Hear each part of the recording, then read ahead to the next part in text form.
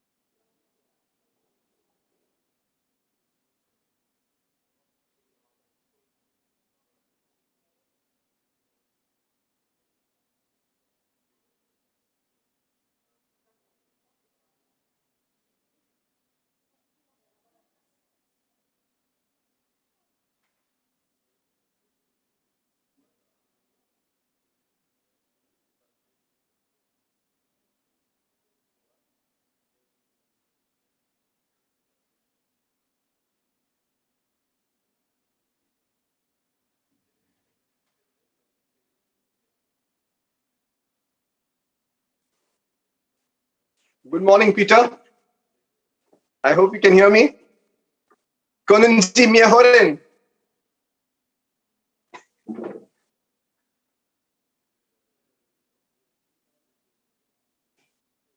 Yes, I can hear you. Everything is fine. Auf dem Deutsch bitte. Dann reden wir Deutsch, umso besser. Geheimsprache für uns.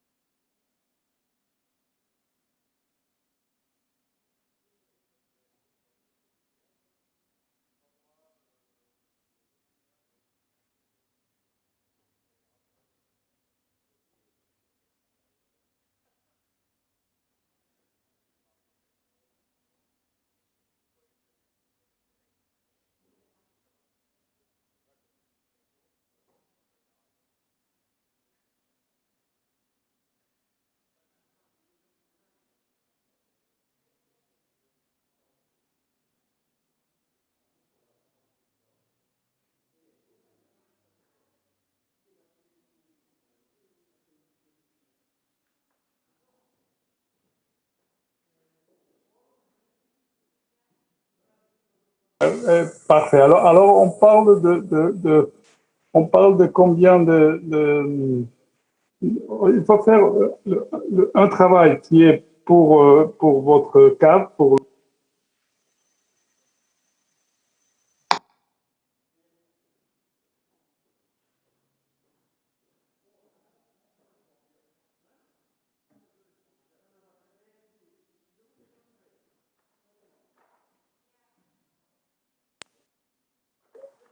Ouais.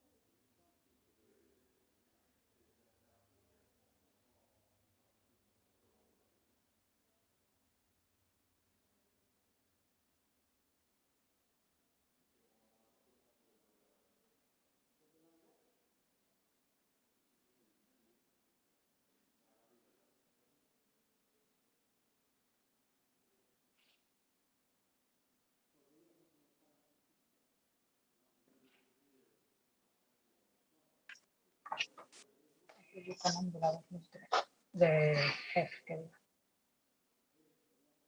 ¿Iconem? Iconem.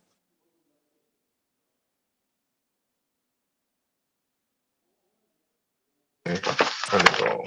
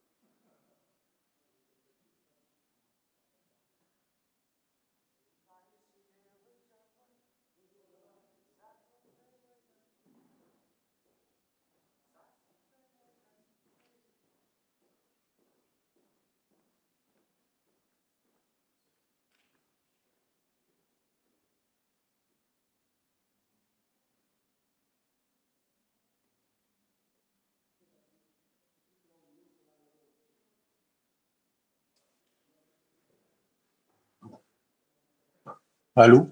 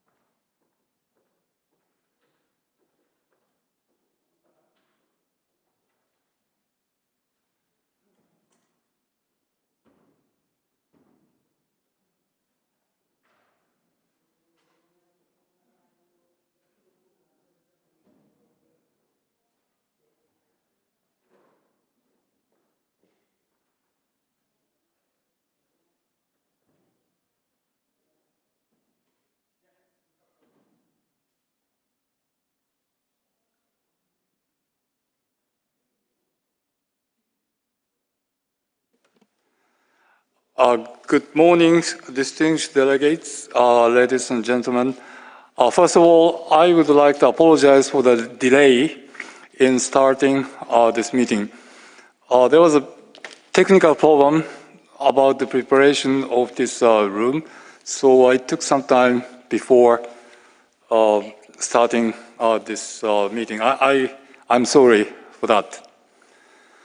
Now, we do have a quorum, and I therefore open the fourth meeting of the 211th Joint Commission of the Executive Board of UNESCO. Distinguished representatives, good morning. Once again, good morning. As per our agenda for today, let us continue our work on item 18 on the draft medium-term strategy C4 and draft program and budget C5. Following the meetings of the drafting group last Saturday, we will continue our work today on the document containing the outcome of the draft group. The Secretariat has provided us with a clean version of the latest draft containing the consensual paragraphs thus far. The documents in English and French have been distributed to you by email earlier this morning. But by the way, one of the reasons why our documents were sent this morning is that we continue receiving amendments up until midnight last night. So I apologize for the lateness of the distribution of this document. Nonetheless, I hope that you will have a look at what is being distributed now. But before discussing the C4 document, as I announced yesterday, allow me to propose we take a moment for very important discussion. I would like to open the floor for interventions on the draft C5, particularly the financial aspects, namely the proposed budget ceiling for the draft program and budget for 2022-2023 C5, and also the corresponding level of assessed contributions of member states as proposed in document in 211 EX/18 Part 2. I will now open the floor for interventions on this matter. One of the reasons why I want to do this is to get a general sense in the room as to those important financial issues. Usually the financial issues are very much debated, but in this particular session, we have not really had discussions on the budgetary aspects. So this discussion is not for decision, but the purpose of this discussion is to see where the delegations stand on those very important issues. And therefore, if you are not ready for discussions on these items at this moment, you can, of course, say that. So, right now, this session is not for decision, but to understand the general sense among the membership on those very important issues. With that, now I would like to open the floor for interventions on this matter. So the delegations wishing to take the floor should indicate by raising your hand virtually. Okay, I will start with Russian Federation and wait for other requests for the floor. And after the second speaker, we will close the list of speakers. The Russian Federation, you have the floor. Thank you, Mr. Chairman. Good morning, everybody. Regarding the draft program and budget, the 41C/5, we wanted to make the following points. This year, we were confronted with a somewhat unusual situation where a zero nominal growth budget has prompted a substantial increase in the assessed contributions member states are to pay. The reason for that situation, well, we understand the reason, we all know what it is. Nonetheless, in these testing economic times, the situation compels us to find other solutions, not just simply increasing member states' contributions. We believe that the Secretariat has not taken sufficient measures so as to mitigate the consequences for member states. It has not looked at other potential savings, nor has it looked at the potential for absorbing some of these increases through the expenditures in the current budget. We see there are two, in fact, options for doing this. The first is not including into the draft budget the ASHI, A-S-H-I, After Service Health, and also there are 32 new professional category posts and 7 national posts. These need to be recalculated at a 50% rate over the first 2 years covered by the budget. We stand convinced that there are probably other cost savings which could be made. We call upon the Secretariat to think long and hard about these issues and would be most grateful if the Secretariat could comment what I just said. Thank you.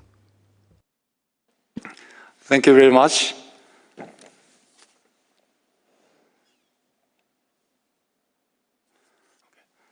Thank you very much. Is there any other delegation wishing to take the floor?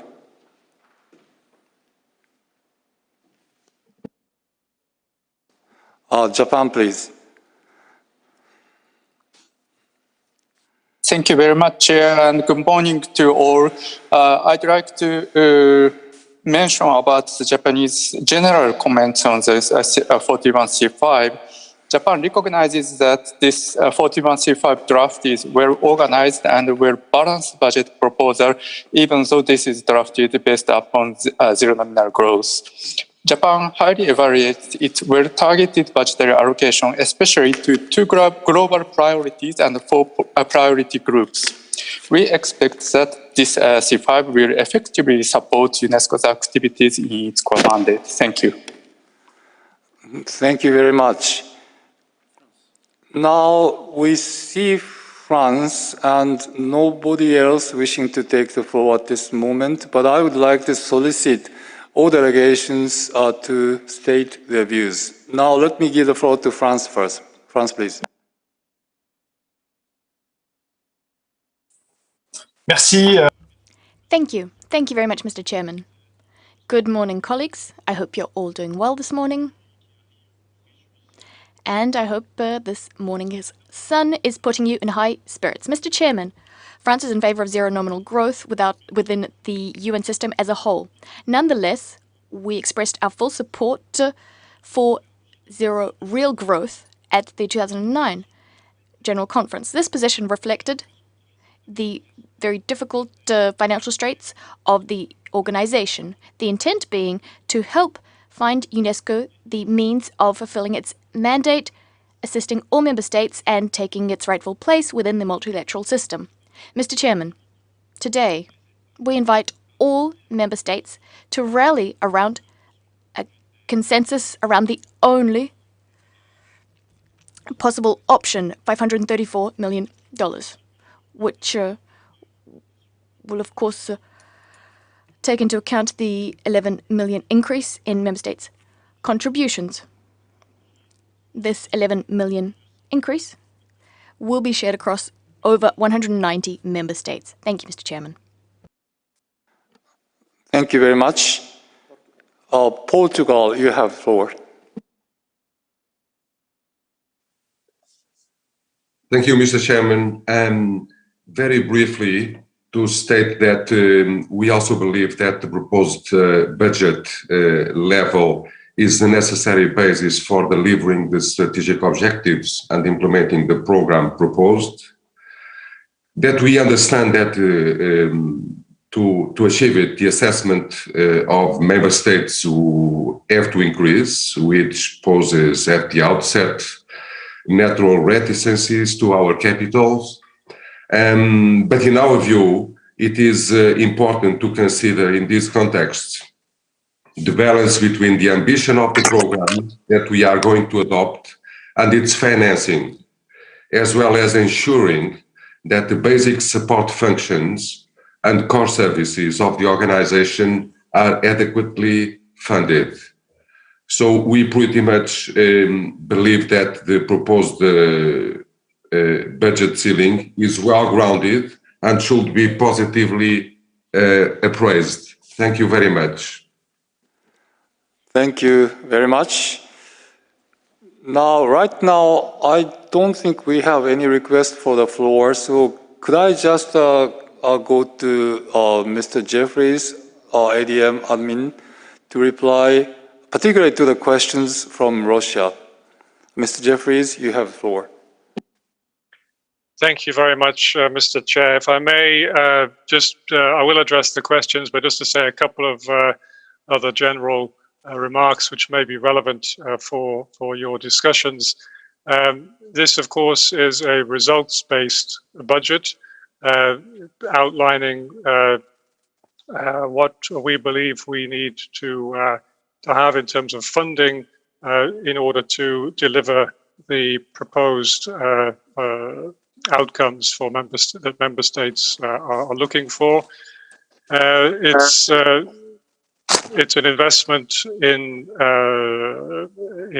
much of what we believe is necessary to tackle the challenges of the post-COVID world, for which, of course, collectively there have been huge financial impacts, and for which collectively governments are spending billions or even trillions in addressing the challenges. And we consider that UNESCO is a part of that overall solution. This is a zero nominal growth budget. It's the same nominal figure as the previous biennium. It is a budget where we have, however, managed to make some adjustments given the integrated budget, given the changes in cost recovery policy and so forth that we've been talking about, which has led us to be able to reduce the regular program funds for corporate services and to slightly increase in some other areas. This has enabled, for example, for us to increase allocations to global priorities and small but significant increases in SIDS and IOC. We acknowledge, of course, that this is an increase in $11 million of the assessed contribution. But this overall is a zero nominal, and by really regularizing the situation now, finally, after several biennia, where the regular program was not fully financed by the biennial assessments on member states, we think this is actually a good step in terms of good financial management and long-term financial sustainability, all recognizing, of course, that this is still a budget which is lower than even 20 years ago in nominal terms. In real terms, hugely lower, but even in nominal terms, it's still lower than 20 years ago. Now, in terms of the specific questions from Russia, I mean, as I said it just a moment ago, I mean, this is a results-based budget. This is what we believe we need to deliver the outcomes that we're outlining here.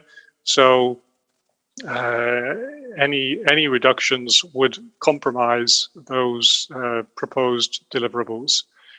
On ASHI, I mean, this is budgeted at 3.9 million within the budget document.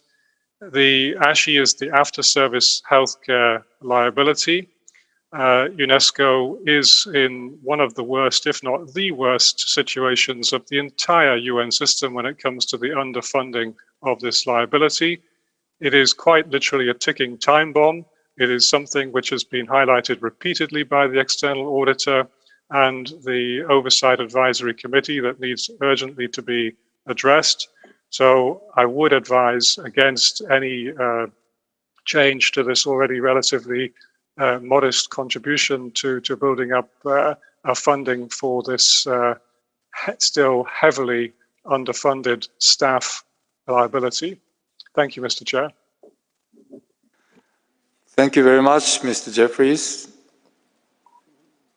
I would now like to solicit views from other delegations on those important topics. Pakistan, please. Thank you. Sorry. Thank you, Mr. Chair. Good morning, colleagues. Thank you, Chair, for giving us the opportunity to express our views on a topic that is of extreme importance to all delegations.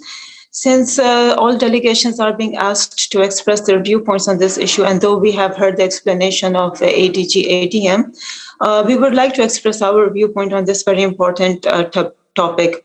Pakistan has certain observations regarding the draft 41C5.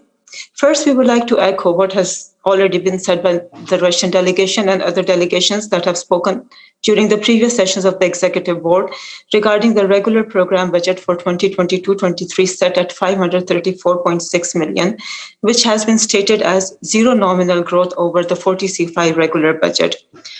The carried forward unspent amount of 11.6 million, Mr. Chair, was a one-time incident that was added to the zero nominal growth figure of 523 million to arrive at the figure of 534.6 million. Furthermore, Mr. Chair, any amounts with this precedence, any amounts currently not spent due to the COVID-19 pandemic or any other reason that might be carried forward to the next budgets might significantly increase the base figure for that budget. Though such adjustments give temporary relief to member states, they can increase the regular program budget thresholds by margins that member states would otherwise not agree to. Here, we would like to repeat what was very aptly said by one of our distinguished delegates during the previous sessions of discussions, that UNESCO should tailor its programs according to its resources and not the other way around. I thank you, Mr. Chair, for your time. Thank you. Thank you very much. Now, Cuba, you have the floor. Sí, buenos días. Muchas gracias, señor. Yes, thank you, Chairperson, and good morning. This is, of course, a discussion that we have had every time we discuss the budget, whether we want to go for zero nominal growth, zero real growth. I think it has been demonstrated over the past biennia that it is important to have sufficient resources to support the program.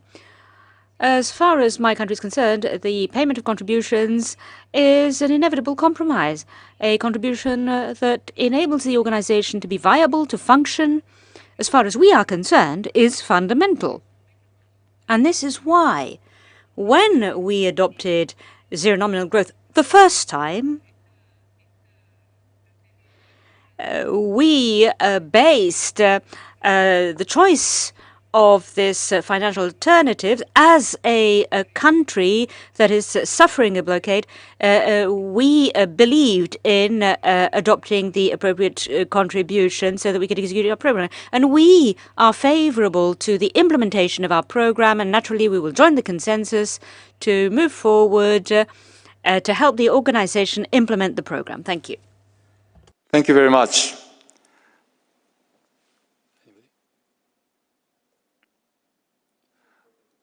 Okay, well, at this moment, there is no further request for the floor. That probably means that people are very cautious in approaching this issue.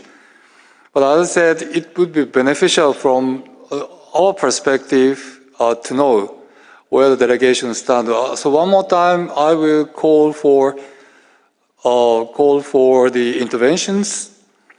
And then if there is no intention, there's no expression of the wishes to take the floors, we will go back to C4. Now, my last call, Brazil, you have the floor. Thank you very much, Mr. President. Good morning to you and the each and every one of our colleagues and Secretariat members. As we have highlighted in our national speech initially made during the session, and also it was also highlighted at the Grulich speech, we believe that C5 is in the right direction. We are ready to work constructively with the Secretariat, with Madam DG, in order to fine-tune C5 and to work in regards to the budget, guaranteeing that the budget is realistic and also enables the organization to face the necessary challenges that we all have ahead of us. So do count on our constructive approach. Of course, this is an issue, the specific issue of the nominal growth is an issue that we will have to decide upon by the next 212 session. But as we highlighted previously, we have a positive perception in regards to C5 and in regards to the Secretariat's proposal, and we are ready to work constructively in this regard. Thank you very much. Thank you very much.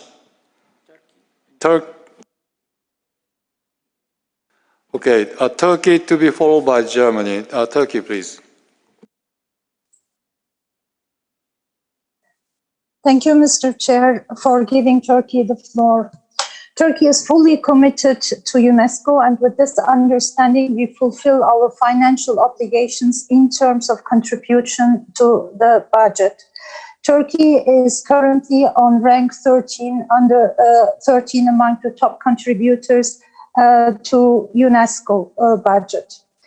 Having said that, we remember the discussions concerning the last budget 2 years ago, and we remember also very well that the Secretariat presented the budget at that time, the 534 million for the budget at that time, as an exception to be approved by the member states.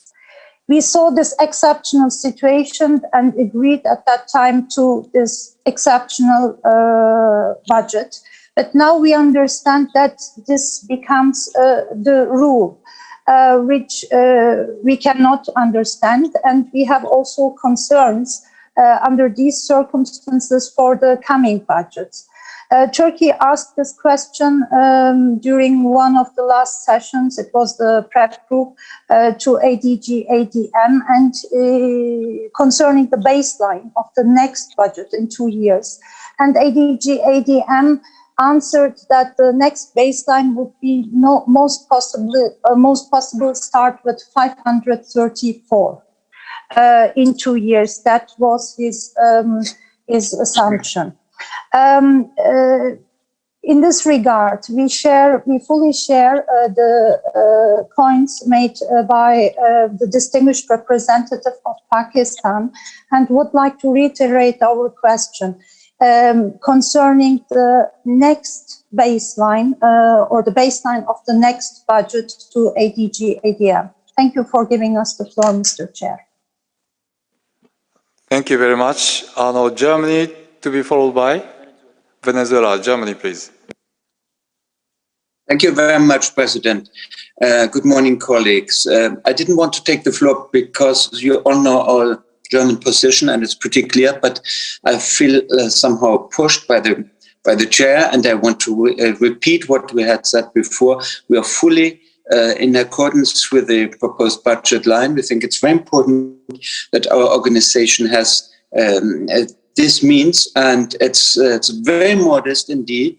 And we need this money because we need the programs, and we have to fully we have to complete with this with the possibilities we have. So full in accordance with the budget line, and we support it. Thank you.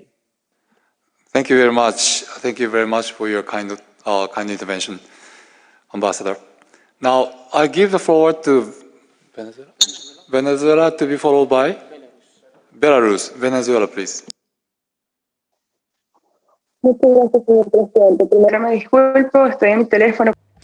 Thank you, Mr. Chairperson. I'm not sure you can see me properly. Venezuela supports the contributions made by Turkey and Pakistan.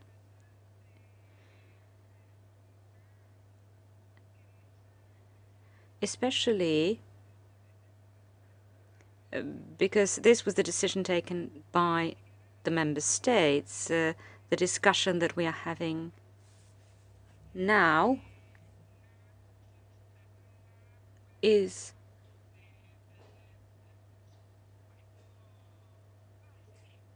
the interpreter apologizes, but the sound is cutting up and it is very difficult to follow the meaning of the speaker. Durante la pasada sesión de la conferencia general. Entonces, esta es una práctica y un precedente Sorry, Venezuela, can I just come in? Because hello, can I just come in? We cannot hear you very clearly. Lo que se desea es preservar que hay que asegurar que las decisiones que se toman.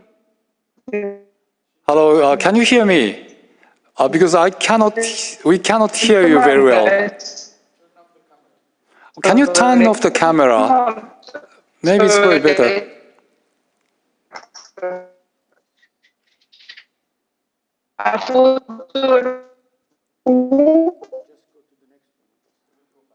Okay, sorry, I think we have completely lost you. So I will go to the next speaker and I will come back to you later. The communication is established again. Okay, Belarus to be followed by? Italy. Belarus, please.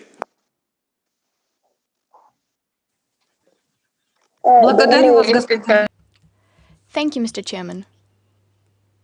We believe that growth in UNESCO's...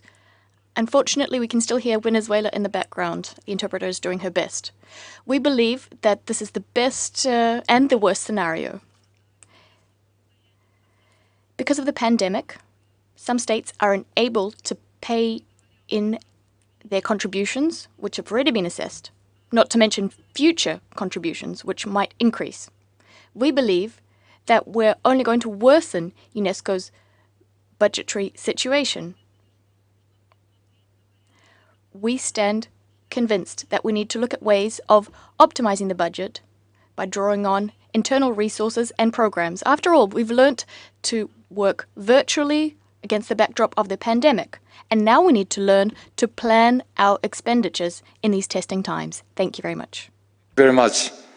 Now I give the floor to Italy to be followed by Albania. Italy, please. Merci.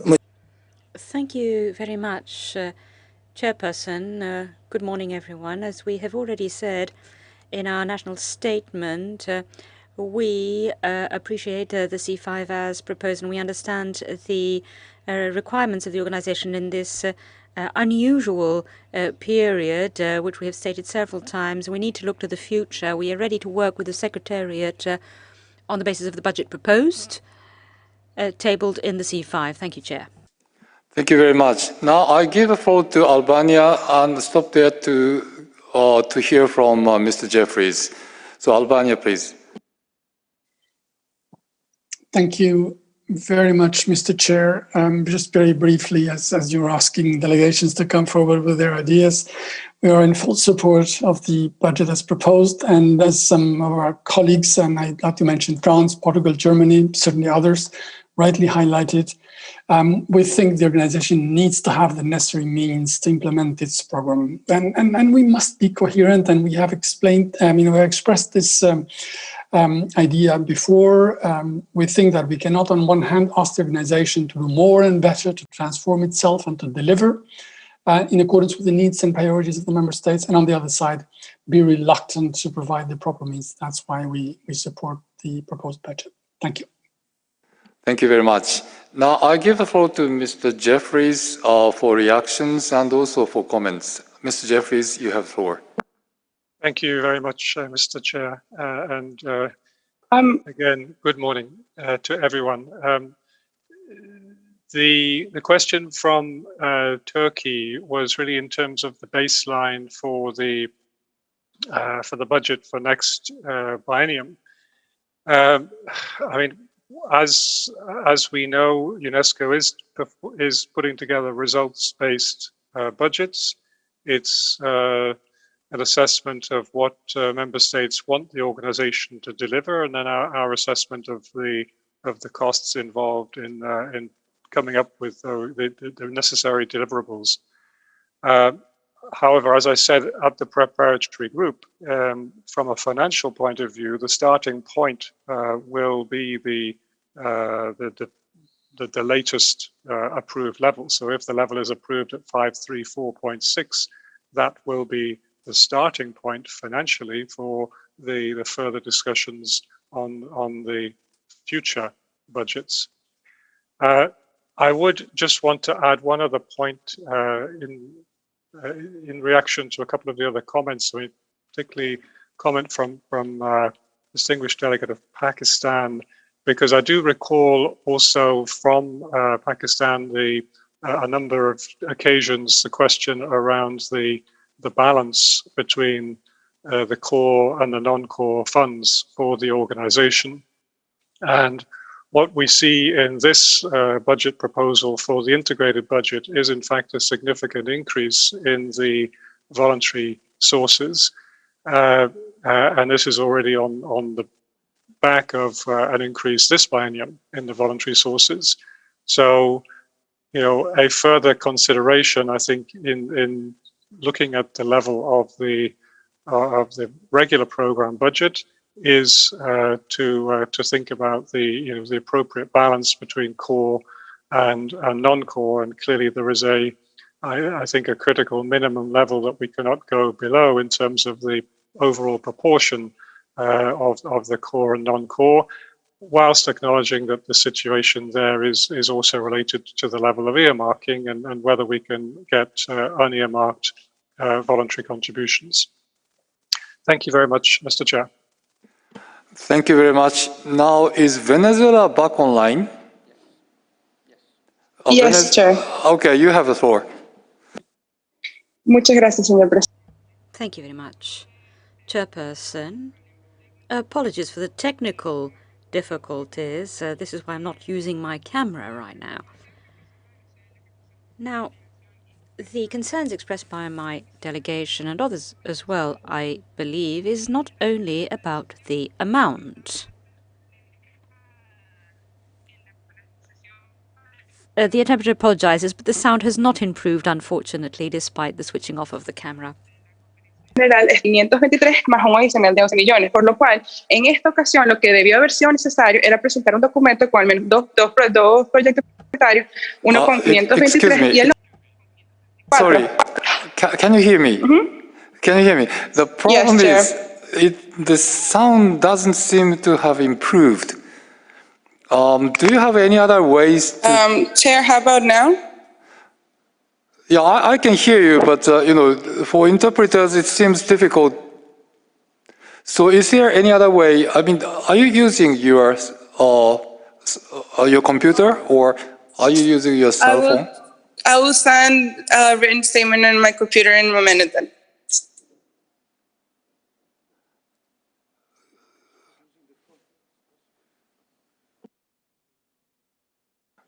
Hello? Are we still in contact?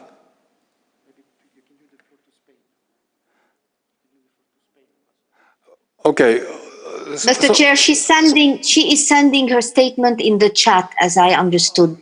Okay, thank you very much. That is a very constructive, constructive way of doing things. Okay, now, Spain, did you say? Okay, I now give the floor to Spain. Gracias, señor presidente. Thank you very much, Mr. Chairperson. As you all know, and we have repeated, we have always requested details and clarity in our budgets, especially what are the programs affected, and to ensure that all of this is transparent and that we know objectively what is the results of what we do. I'm not sure whether that is compatible with what has been said by several colleagues, that is to say, to have a budget that is in capacity of responding to the necessities of the day. So we would support the proposal as it is tabled. And we are here in favor of the 534. We're not talking about duplicating quantities. It's reasonable, it's adjusted, and it is in line with our requests for transparency and clarity and the programs being affected, specifically education. Okay, thank you very much. Now I give the floor to Indonesia to be followed by Republic of Korea. The Indonesia, you have the floor. Thank you, Chair. Good morning, everyone. Indonesia will stand ready to support the budget schemes. We recognize the extensive consultation and evaluations that have been made by UNESCO in drafting the 41/5 document, taking into account the ascertained situation in coming years. However, we would like to hear from Secretariat, if any, the minimum budget requirements to implement the program without having to depend the voluntary contribution. Thank you, Chair. Thank you very much. Now I give the floor to Korea. Korea, please.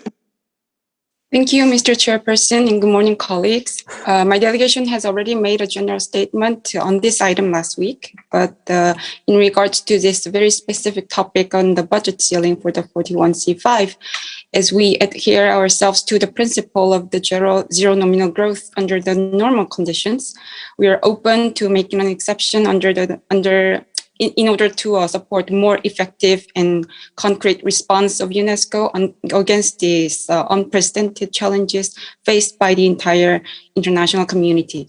We heard from the Secretariat the logic behind this calculation, and we know that what would be the result in the assessed contribution of each one of us. Nothing seems to be unclear. Member states are in general happy with the C5 as presented, and we are indeed looking forward to the stronger presence and visibility of UNESCO in the coming years. In this regard, as was expressed by my ambassador in our intervention last week, the Republic of Korea supports the budget ceiling as proposed. Thank you. Thank you very much. Now I'm trying to reach Venezuela.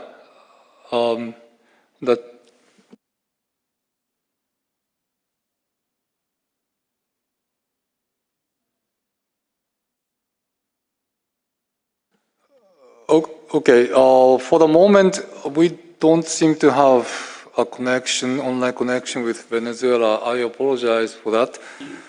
So, Mr. ADG, Mr. Jeffries, do you have anything to say at the end of this conversation? Mr. Jeffries? Thank you very much, Mr. Chair. I mean, very quickly in relation to the question from the distinguished delegate from Indonesia, I mean, what is the minimum requirement? I mean, this is a results-based budget. It's an integrated budget. It comprises both regular program, i.e. assessed contributions, and voluntary contributions. I mean, this is what we believe is required to deliver the results as set out. We have looked very, very carefully. We have worked very hard, a lot of engagement with all sectors, obviously coordinated from the programmatic point of view from BSP. Within that, I guess then the question is, what is the minimum level of the RP component, given that you know, there are differences between RP funds and voluntary funds. I mean, for example, fixed-term staffing, long-term staffing is typically under RP funds because voluntary funds are, by definition, not sustainable and often time-bound, project-oriented. We do believe this is the absolute minimum in terms of the RP component to ensure the right level of fixed-term staffing, to ensure the appropriate level of presence in the field to support the implementation in the field, to support the global priorities, and as I mentioned briefly before, to allow us to have small adjustments, additions for SIDS, IOC, and so on. So we do believe this is the minimum level, but I mean that on the programmatic components, I'm sure BSP could add further if necessary for this discussion. Thank you, Mr. Chair. Thank you very much. There is no request for the floor at this moment, so I would like to close the discussions of this debate. Well, it was useful from my perspective to see where the delegations stand on those very important items. Sorry, can I have a moment?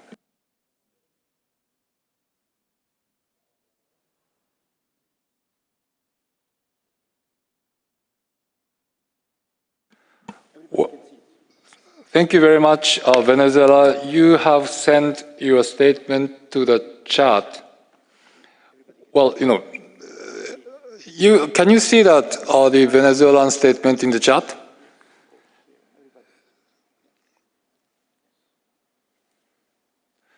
So, with this, I would like to close the discussions on this particular topic. Thank you very much for your cooperation. Things have become more clearer from my perspective. Now, let me go back to C4 now. Following the meetings of drafting group last Saturday, we will continue our work today on the document containing the outcome of the drafting group. You have those, I'm sure that you have those with you by now. And the Secretariat has provided us with a clean version of the latest draft containing the consensual paragraphs so far.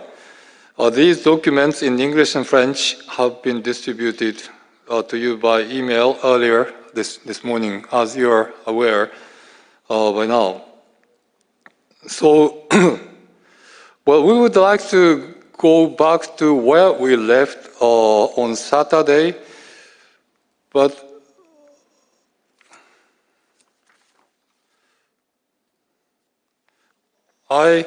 before we resume our work on the draft resolution, the joint meeting of the commissions need to endorse the approved paragraphs by the meeting on the drafting group. I'm sure you all know, during its two meetings on Saturday, 17th of April, during the morning and afternoon, the drafting group established by Decision 22 of the 210th session of the Executive Board began the examination of the amendment proposals submitted by members of the board on the draft C4, which had been consolidated by the Secretariat. Although the draft C4 was discussed in several occasions, including during the precedent session of the Executive Board, many amendments have been submitted on the document 18.1. Therefore, and allow me the indulgence of starting something obvious. The examination of the consolidated draft DR on C4 is taking more time than we expected. At this stage, the drafting group was able to examine and agree only on around 20% of the consolidated draft DR. The preambular DR and also 16 paragraphs amendments of the draft recommendations to the General Council out of 93.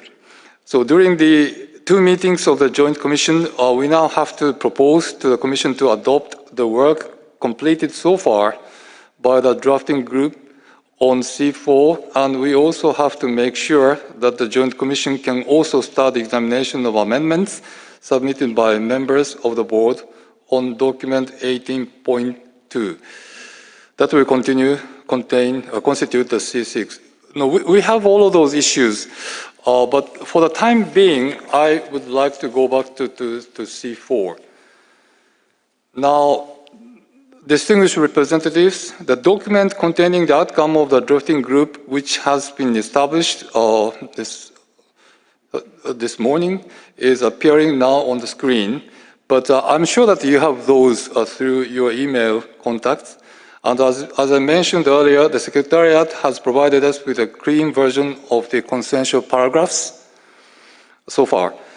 As you can see, the amendments proposed by China and Russia on the UNESCO's functions have been deleted. As I indicated during the drafting group, we should not reopen those things at this stage. That is one point that I want to make. And another point is that we still have one bracket. Well, can you show it? That's a bracket is on the title. It's not really on the paragraph, it's on the title. Yeah, but as you can see, paragraph 14 of the draft resolution, rewrite the title. That part we didn't discuss. So it's in brackets, but other things are all cleaned up. Now, I would like to propose to adopt those already agreed paragraphs as a whole without going to individual paragraphs again, so that we can make a more efficient progress on other paragraphs to follow. The Netherlands, is it about the proposal to approve the already agreed paragraphs, or is it something else?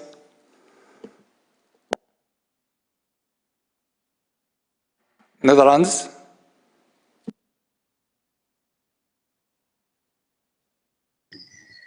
No, Chair, it's on paragraph 14. I had a pragmatic suggestion on to amend the paragraph. Paragraph 14? Yes, with the title. With the title, the one in the bracket. Yes. Okay, before that, I take note of your comment on that, but before that, I would just like to make sure the rest of the green paragraphs can be adopted.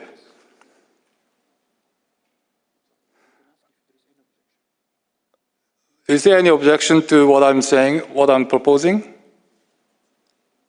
Okay, let me adopt that first. Now, let's go to the title for paragraph 14 of the draft resolution. Yes, the Netherlands, you have the floor. Thank you, Mr. Chair. I was thinking maybe we could just delete everything after action. So key principles guiding UNESCO's action. Thank you. Thank you very much. That may be the way to go. Any views on this so that we can remove the brackets? Yeah, this is from China originally. So can I give the floor to China for comments on this? China, you have floor.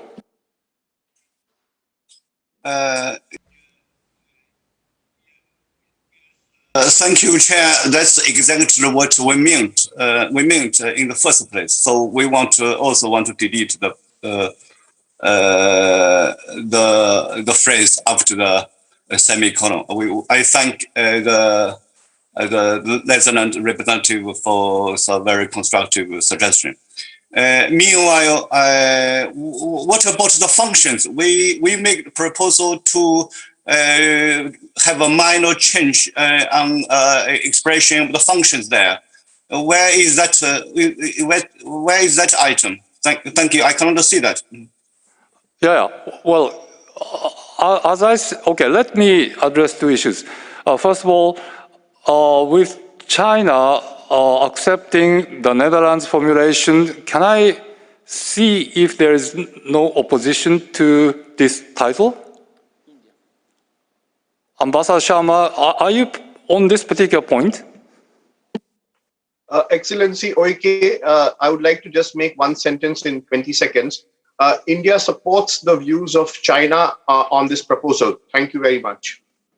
Thank you very much. So let's settle this problem first. I would like to remove the brackets on the title. Key principles guiding UNESCO's actions. Stop.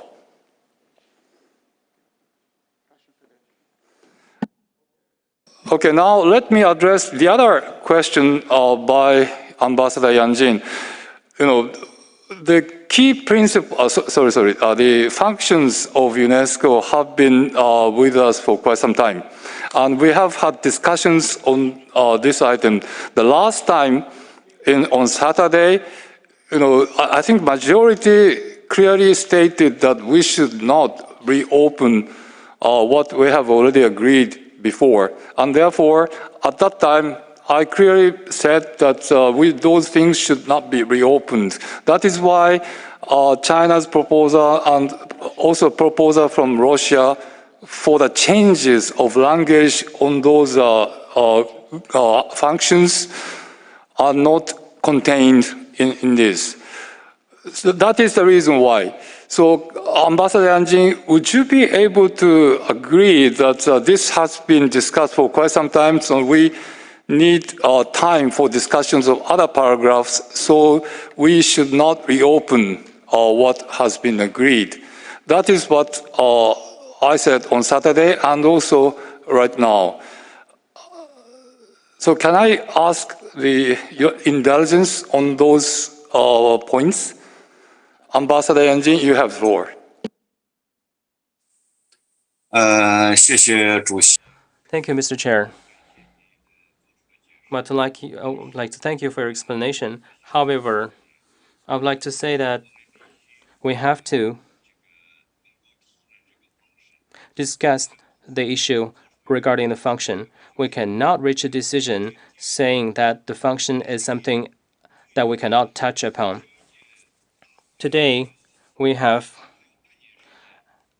less than half a year before the holding of the General Conference. We cannot say that something is there rigid, we cannot change. Our purpose is to improve the organization, is to be responsible for the long-term development of UNESCO. I noted that the chair comes from Japan. One of the important contributions of Japan to the modern society is the complete quality management standard or philosophy. One of the important ideas of this philosophy is to find these problems and solve the problems on time. We cannot wait until the problems getting too important, too serious. We cannot wait to submit this problem to this General Conference. We found this problem and we constructively suggest our comments. So please address it now. I would like to make a metaphor. If we have seen a component of a car which has a problem, and we have to address the component immediately in order to avoid any bigger issues in the future. So I think I shouldn't have talked about the complete quality management philosophy. I think you knew better than me. Thank you. Thank you very much. Well, my car, in fact, happens to be in the garage at this moment. There were minor problems. It's not the problem that I caused, but it happens to be in the garage.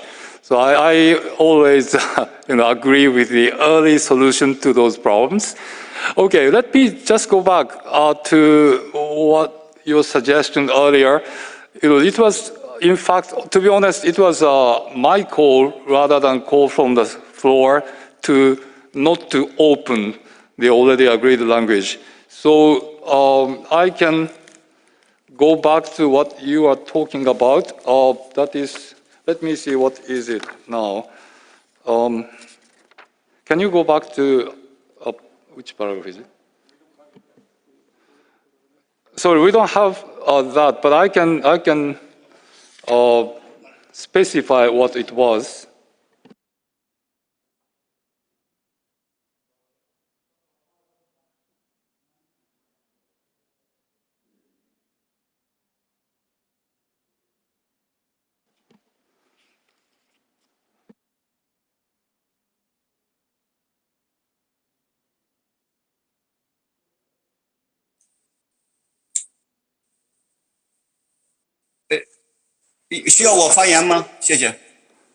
Do you need me to reply, Mr. Chair? Do you need me to take the floor? Go back where it was. It was paragraph 9.4, and your suggestion was to delete financial, which was contained there. That is, can I understand that this was your suggestion, to delete financial?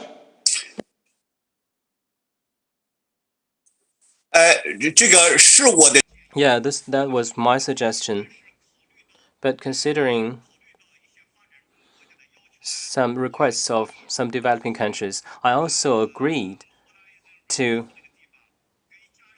add mobilizing financial and human resources. I agreed to add mobilizing financial and human resources.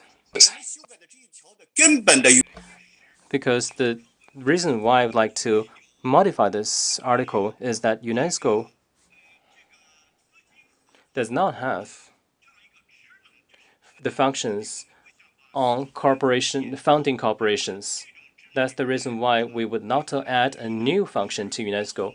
And that's the reason why we agreed to use mobilizing financial and human resources. This is the minor amendment that we proposed. I thank you in advance for your understanding. We'd like to protect the overall function of this organization. Thank you.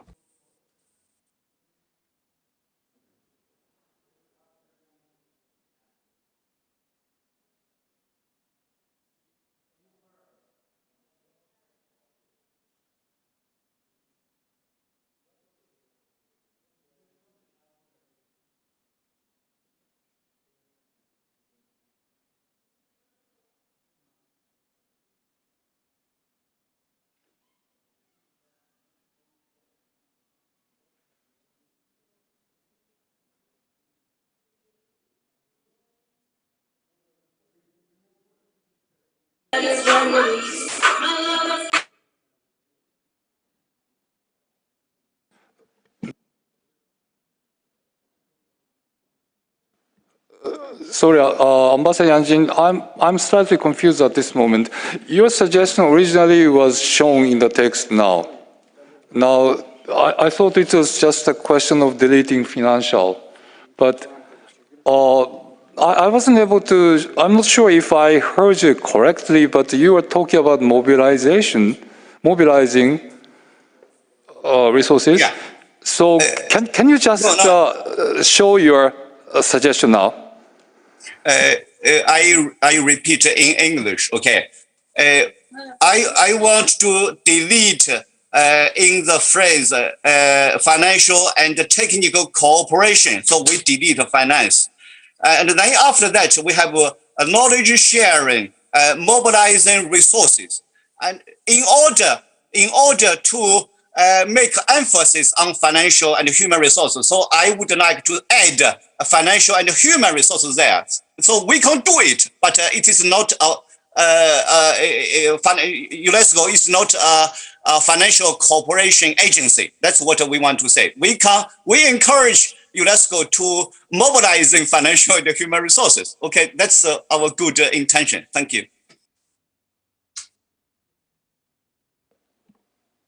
Okay, your intention was not to delete elements of financial, but you want to put financial in a different place, which is immediately after that.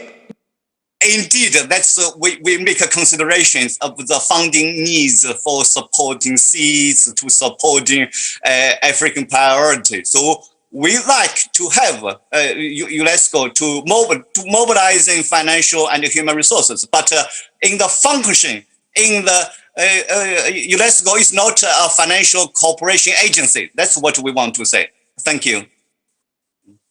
Okay, I understand. Any views? Santa Lucia.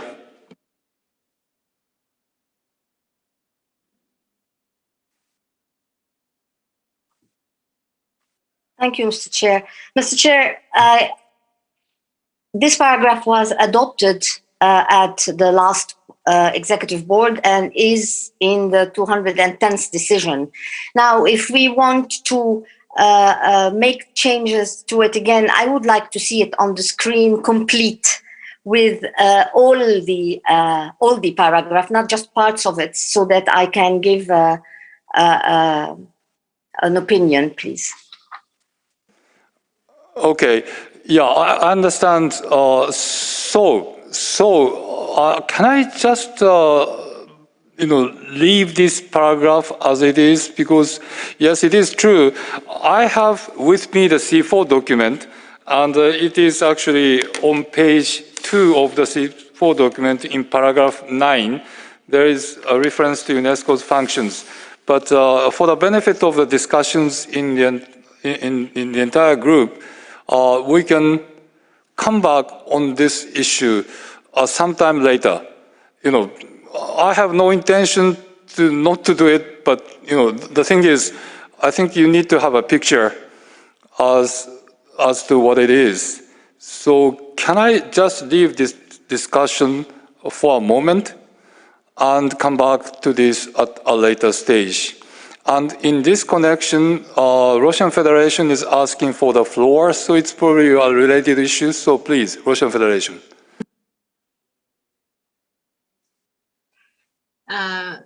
Добрый день. Hello, everybody. Thank you very much, Mr. Chairman. To be perfectly frank, I'm a little bit confused. Mr. Chairman, because the way I see it, we need to agree on our overarching approach. During the group meeting which we had on Saturday, we said that we would not reopen the functions issue because it had already been agreed. Is that the approach we're taking, or are we able to reopen issues? Because I can say that, Mr. Chairman, one of the amendments we wanted to make, it was a drafting amendment, but we did want to make it, so perhaps we should consider it. Then, para 14, I'm not quite sure what we're doing here. Are these modifications to para 10? Is there some other wording there? Could we put that wording up on the screen, just so we're all on the same page? What are we actually talking about here? And if we are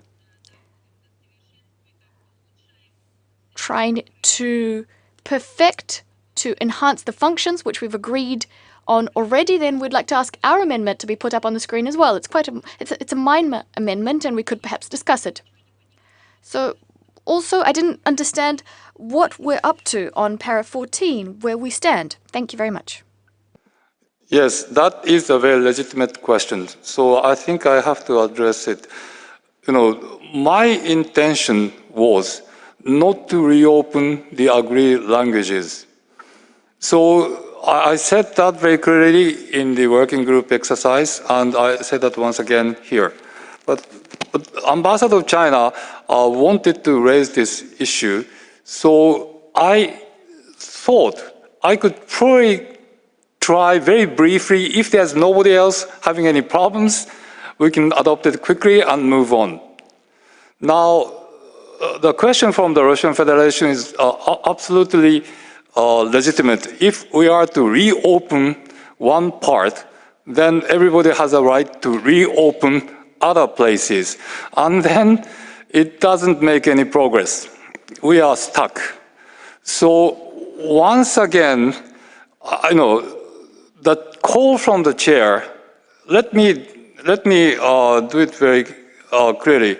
The call from the chair is not to reopen what we have already agreed before. For that reason, I have to ask Ambassador Yang Jin once again whether you really stick to your suggestions. I don't think your suggestions are actually a problem. It can be, yeah, I think it is actually a good suggestion in a way. But in order for us not to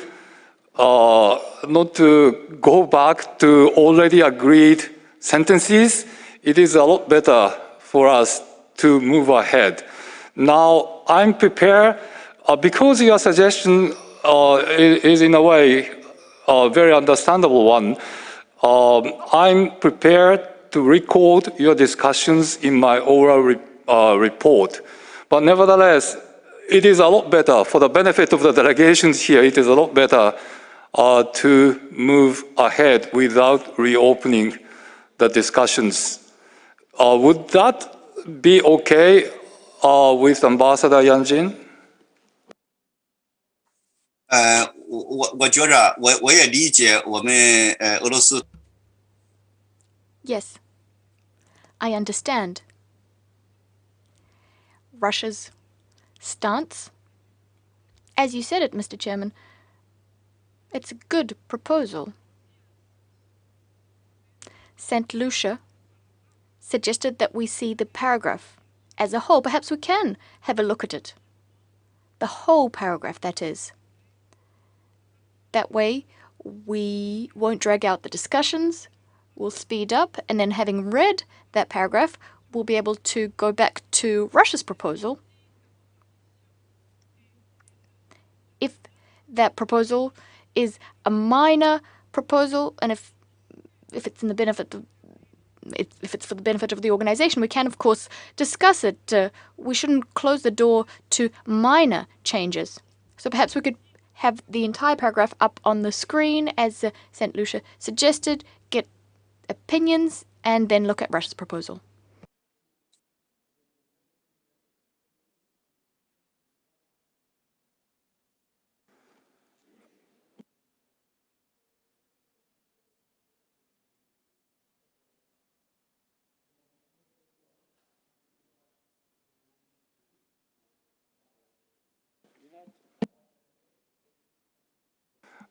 Okay, as chair, I express my proposal, and but chairs are always in your hands.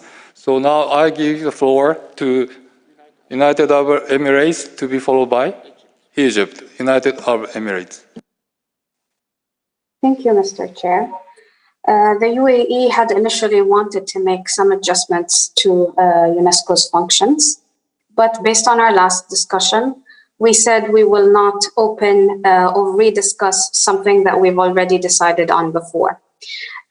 We would like clarity, as stated by other member states, about whether we are going to discuss this again or not. Second, if we are going to discuss it, then let's have a holistic discussion and not just partial discussion, because I'm pretty sure that a lot of us have opinions about UNESCO's functions. So we just need clarity about whether there will be a discussion.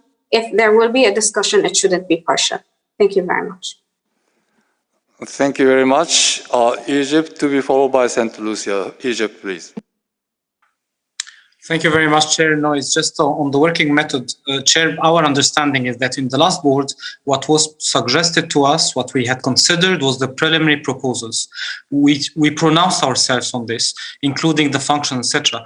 However, now we are asked to pronounce ourselves on something else, on the draft medium-term strategy, even if it's built upon it. So any delegation has the right to ask for an amendment as long as this text has not been adopted. All what we have seen before was within the preliminary proposals. Now it's up to each delegation to see whether it's fitting with it all or not. But I would urge you to please consider the different amendments, because at the end of the day, I guess it will be considered. So and we have a lot of work ahead of us. Thank you again for all your efforts. Thank you very much. St. Lucia. Well, thank you, Mr. Chair. Of course, I'm in the hands of the chair and of the commission. If you want us to unravel all the paragraphs, we will unravel all the paragraphs. I have no problem. I have a lot of time. Now, if we are going to consider the Chinese amendment, we're going to consider everybody's amendments.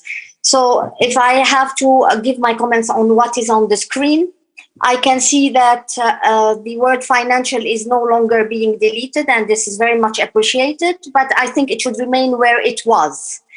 And I have no problem at all about adding, as my dear colleague from China is asking, mobilizing human resources, but the word financial should remain where we had put it in the beginning.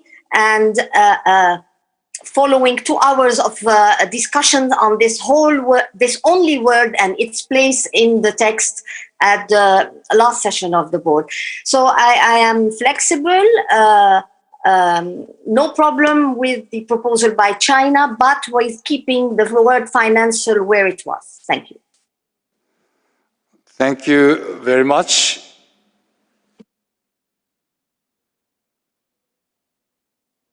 Okay. Okay, Russian Federation. Спасибо большое. Thank you very much, Mr. Chairman. we stand prepared to be flexible. Thank you very much for making things clear. If we are going to discuss new wording about the functions, then for function 4, we also had an amendment we wanted to make. It's a minor amendment. In fact, we wanted universality instead of aligns, but reading the paragraph now as it stands, and also in light of the discussion we've had, we believe it would be worthwhile. It would be worthwhile to put fostering solidarity, because enhanced international and regional cooperation in UNESCO's areas of competence and then fostering solidarity, well, that reflects the UNESCO constitution. As for the word financial, we can also be flexible on this, given the context it's going to be mentioned in either of the versions. Thank you. Thank you very much. So given the mood of the room as I read it, people don't seem to have a problem with discussions on the functions. Nobody said anything against that. In that case, as a chair who is essentially in your hand, I have to say that yes, you can make comments about those things. And in that case, the opportunities have to be given on equal basis. So what I can propose, although this is not really my wishes, what I can propose for now is to discuss the Chinese proposal now, as has already started by some delegations, and then move on to the Russian suggestions. And then, well, the Russians, I saw the Russian suggestions also there. So together, you know, we can have a discussions now. Now, on the points raised by the UAE, I am not really enthusiastic about new proposals coming in because Russians and Chinese proposals were already there. But we haven't heard anything from the UAE at this moment. But if you say that for the sake of fairness, you should have the right to propose something, yes, you can. Yes, you can, because we have to be fair to everybody. So now I would like to propose to have discussions on this paragraph 10, and then, well, let's finish this paragraph first. Okay, it's paragraph 10 now, and I would like to solicit views on this. China, please. I think we are nearly there. It's just very easy, just 2 words, okay? I support the Russian delegation to add the word solidarity. So in that case, and the phrase will be fostering solidarity without alliances and. So fostering solidarity, just change 1 word. Solidarity is in UNESCO's constitution. It's very good. It's a very good word, solidarity. And then intellectual and technical cooperation, because we have financial resources there. So once again, I just want to say, UNESCO does not have the function of financial cooperation. Dear Excellencies and delegates, I spent 3 months in the lobby of Moritz building to fix my credit card issues. Okay, UNESCO does not have the function financial cooperation. Okay, so that's why we want to add mobilizing human and financial resources. If you like, you can put financial resources first, mobilizing financial and human resources. I just want to ask you for your understanding. Thank you. Thank you very much. Santa Lucia.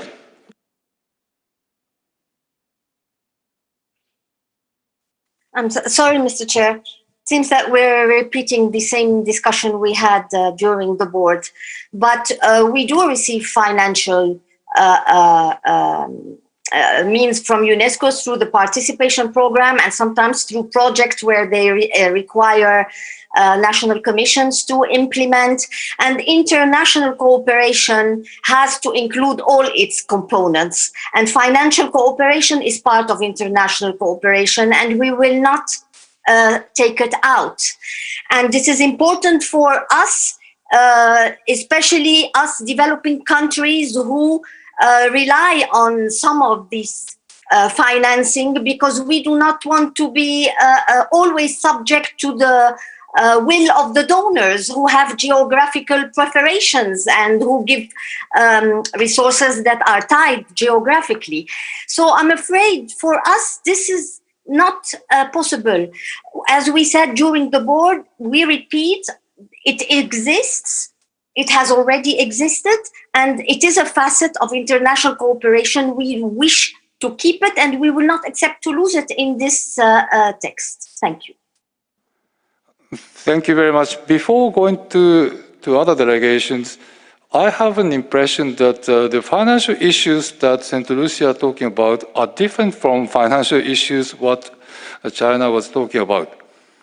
So, well, easy solution to this is to keep financial in both places. That wouldn't harm anybody. Financial and technical cooperation, and also knowledge sharing, mobilizing human and financial, or financial and human resources.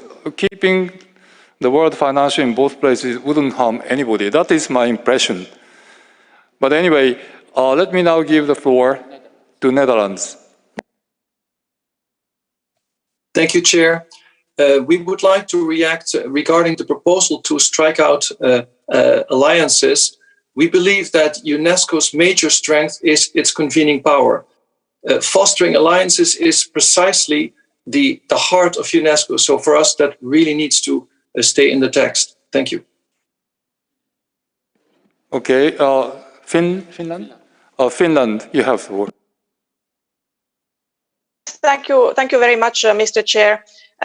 In the same line, what was said by the delegate from the Netherlands, we also think that really it's a convening power of UNESCO. So we very much would like to keep alliance in the text. And also on the procedural matter, our understanding was that we already discussed the function part of this text during the last executive board session. We had a very thorough discussion on this issue, and we also had a decision from the board. So our understanding was that at this stage we don't discuss these parts that were already agreed in the previous executive board session. So we would like to seek a little bit clarification for the methods for this work. Thank you very much, Mr. Chair. Okay, at this moment, I want to say two things. Yes, as Finland said, that was my intention. And I said that in the working group, and I also said that this morning. But clearly, it didn't have a good number of support. And people wanting to have a look at those languages were actually more in number. So that was clear. So I proposed to go back, unfortunately, to this. But at the same time, there aren't many differences here. And my second point is that in international fora, in multilateralism, it's always better to be inclusive. In that sense, my suggestion here would be to have all the necessary words with good justification back in the paragraph. So we can get back the alliance and we can get back the financial in two places rather than in one. And my suggestion is what is shown on the screen now. This is a bit of an inclusive approach, and that should indeed be the spirit of internationalization. And as such, I would like to seek your views on this paragraph as it is and see if we can adopt this. China, you have the floor. thank you very much. As we said in the beginning, we really want to produce a coherent, high-quality document.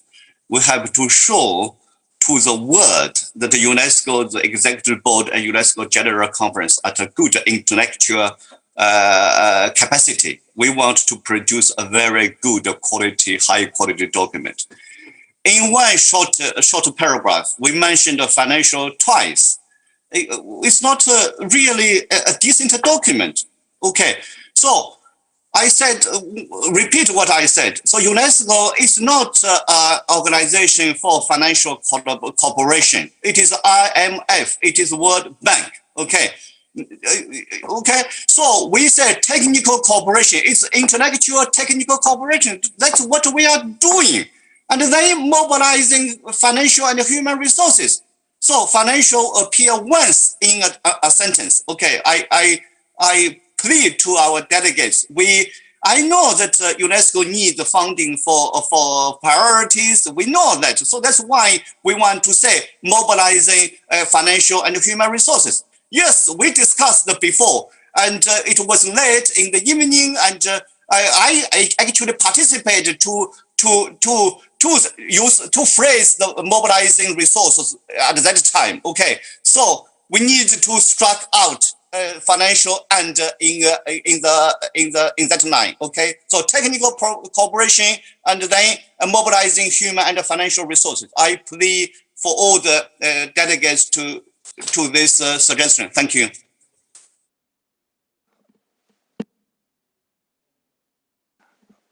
Okay, Granada, you have floor.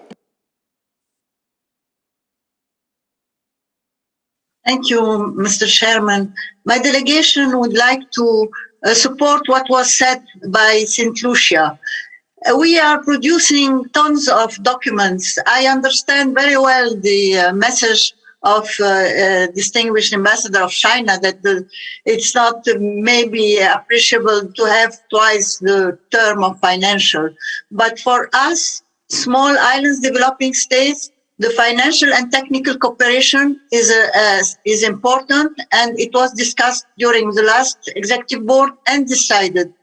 So if they want, if the distinguished delegates wants to improve the paragraph, at least we should not delete what was agreed on. And I support what was said by St. Lucia. Thank you very much. Thank you very much. Now, India to be followed by? Nobody. Okay, India, you have the floor. Excellency, we need to get the English correct. And, you know, if we just have the word cooperation without mentioning financial or technical, cooperation is broad-ended. It covers everything. Will that resolve the issue? Thank you. Thank you very much. So is your suggestion to strike out financial and technical and leave cooperation without any adjective? Yes, let's remove the adjectives. And cooperation becomes, you know, whatever the member state and the UNESCO Secretariat, they feel that it's better for that particular nation. If it's a small island development state and they have some specific needs, that can also be covered by this. And if a larger nation is that can also be covered by this. It becomes, once you remove these adjectives, because the adjectives are a point of contention. Once you remove the adjectives and just have the word cooperation, the point of contention itself is removed, Excellency. Thank you. Thank you very much. Any views? This is an interesting idea. Any views? Santa Lucia. Thank you, Chair. I would like to thank the Indian ambassador for his very constructive proposal. But if we are to remove all adjectives, then we have to remove intellectual, because that is what was basically our main point, is that UNESCO is not just to give, is not here just to give intellectual cooperation, but also financial and technical cooperation. So we will have to remove all the adjectives and replace all of them by simply putting international cooperation. And it is very bizarre because when certain countries ask for things to be stricken out, they are immediately stricken out on the screen, and when others do, they're not. So I am asking that we strike intellectual and put international cooperation, because if we strike all, and if we keep all. Thank you. Okay, thank you very much. Now the text is in the field of, sorry, I can't see. In the field of our competence and fostering alliances and solidarity, international cooperation, knowledge sharing, mobilizing human and financial resources, and operational partnerships. Would that meet the expectations of the room, in the room, Netherlands? Thank you, Chair. We feel that we have opened a Pandora's box. This is a very important paragraph. This tells what UNESCO can do in terms of fostering international cooperation. We are really with St. Lucia, who just said, if we keep all.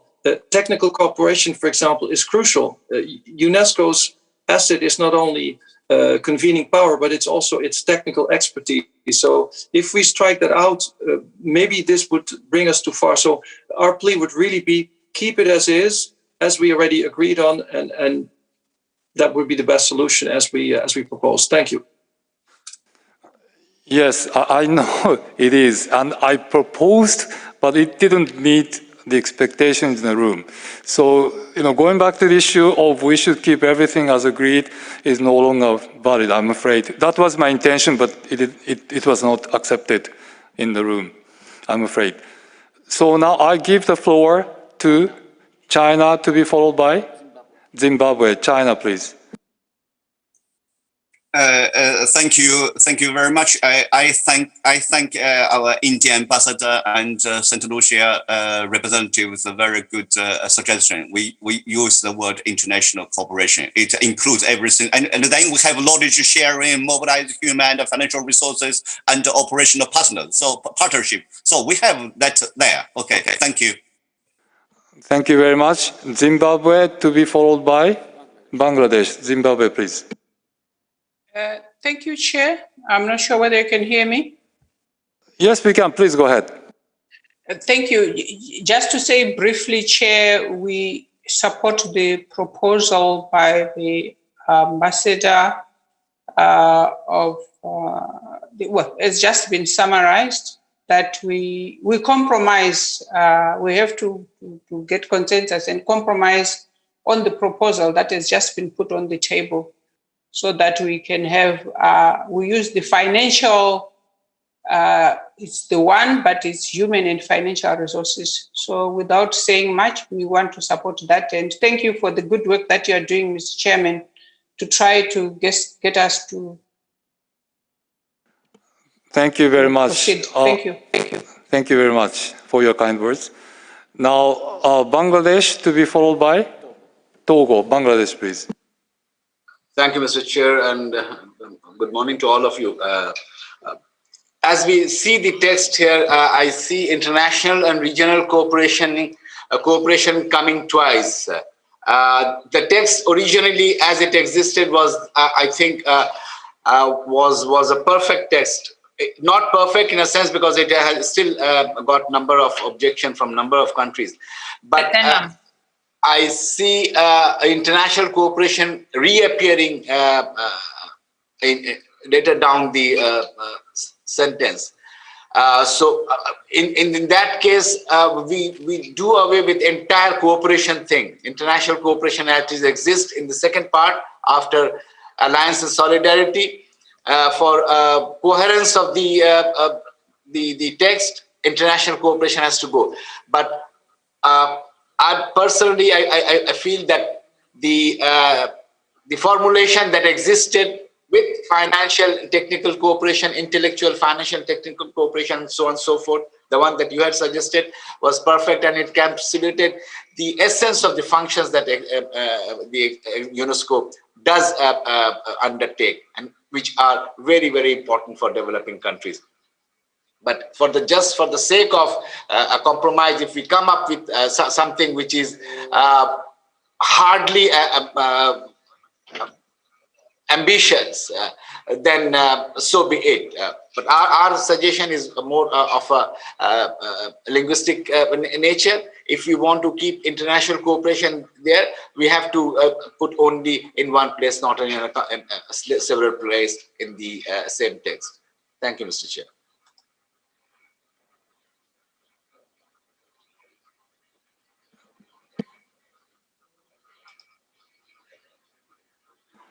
Okay, thank you very much. Now, Togo to be followed by Cuba.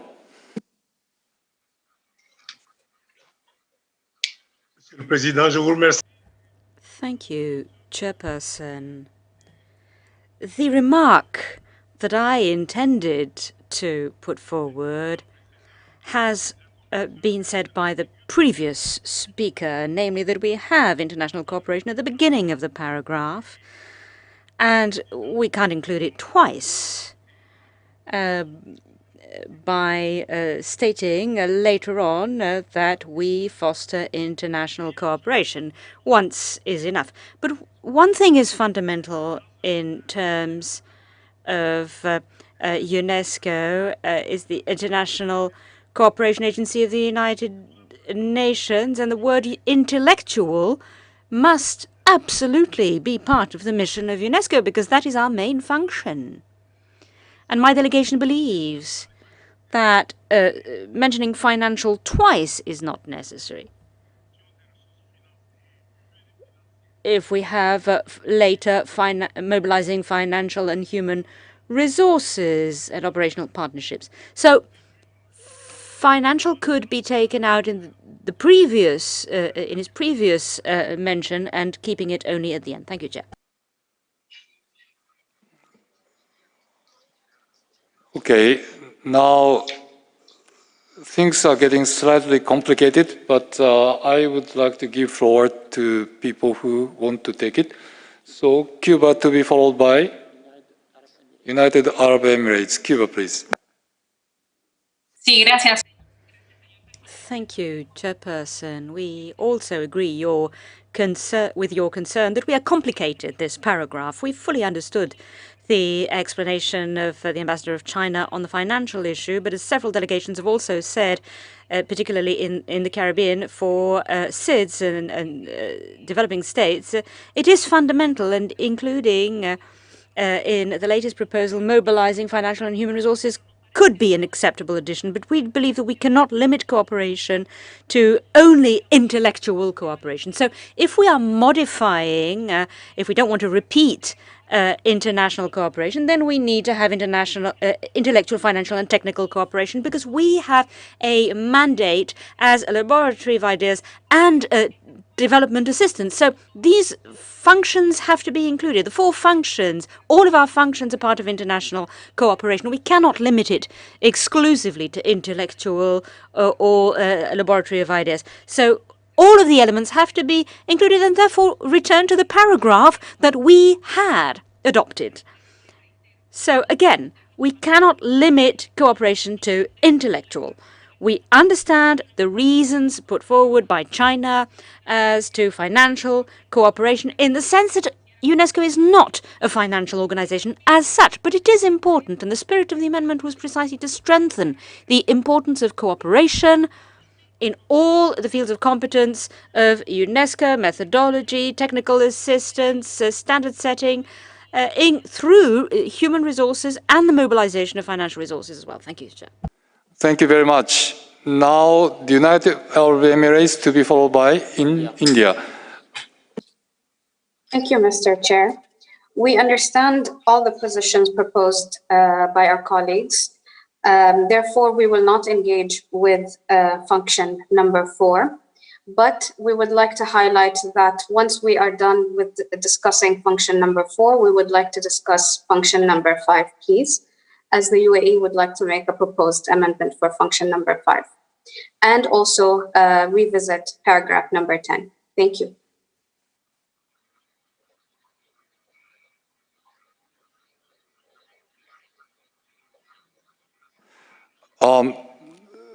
Just on that, let me say two things.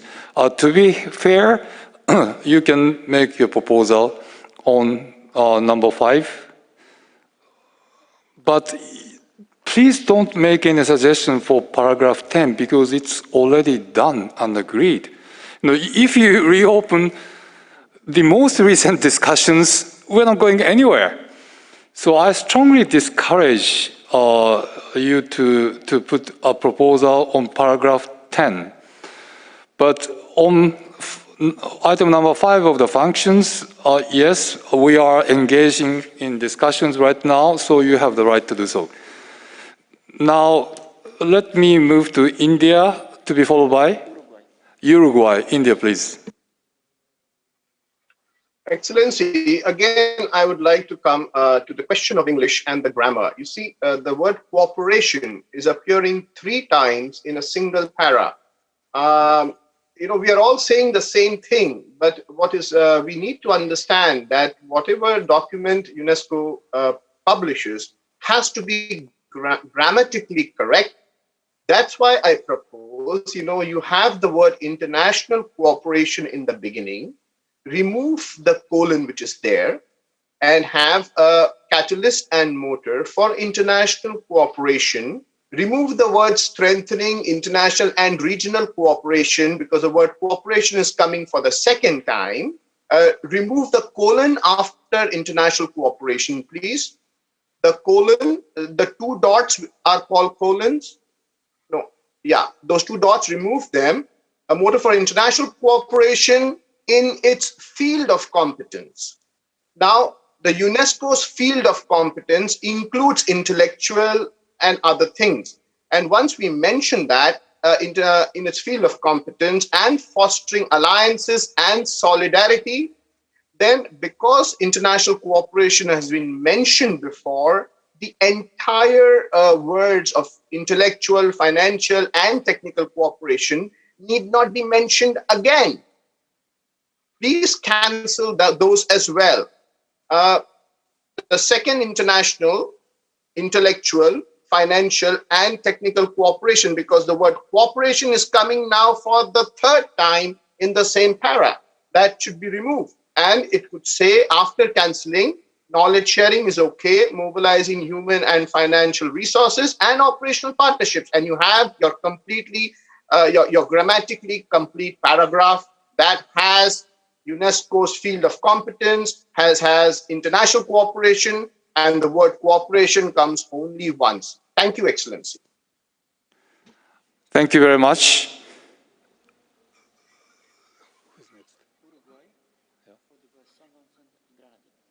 Okay, I'll give the floor to Uruguay, to be followed by St. Vincent and Grenadine.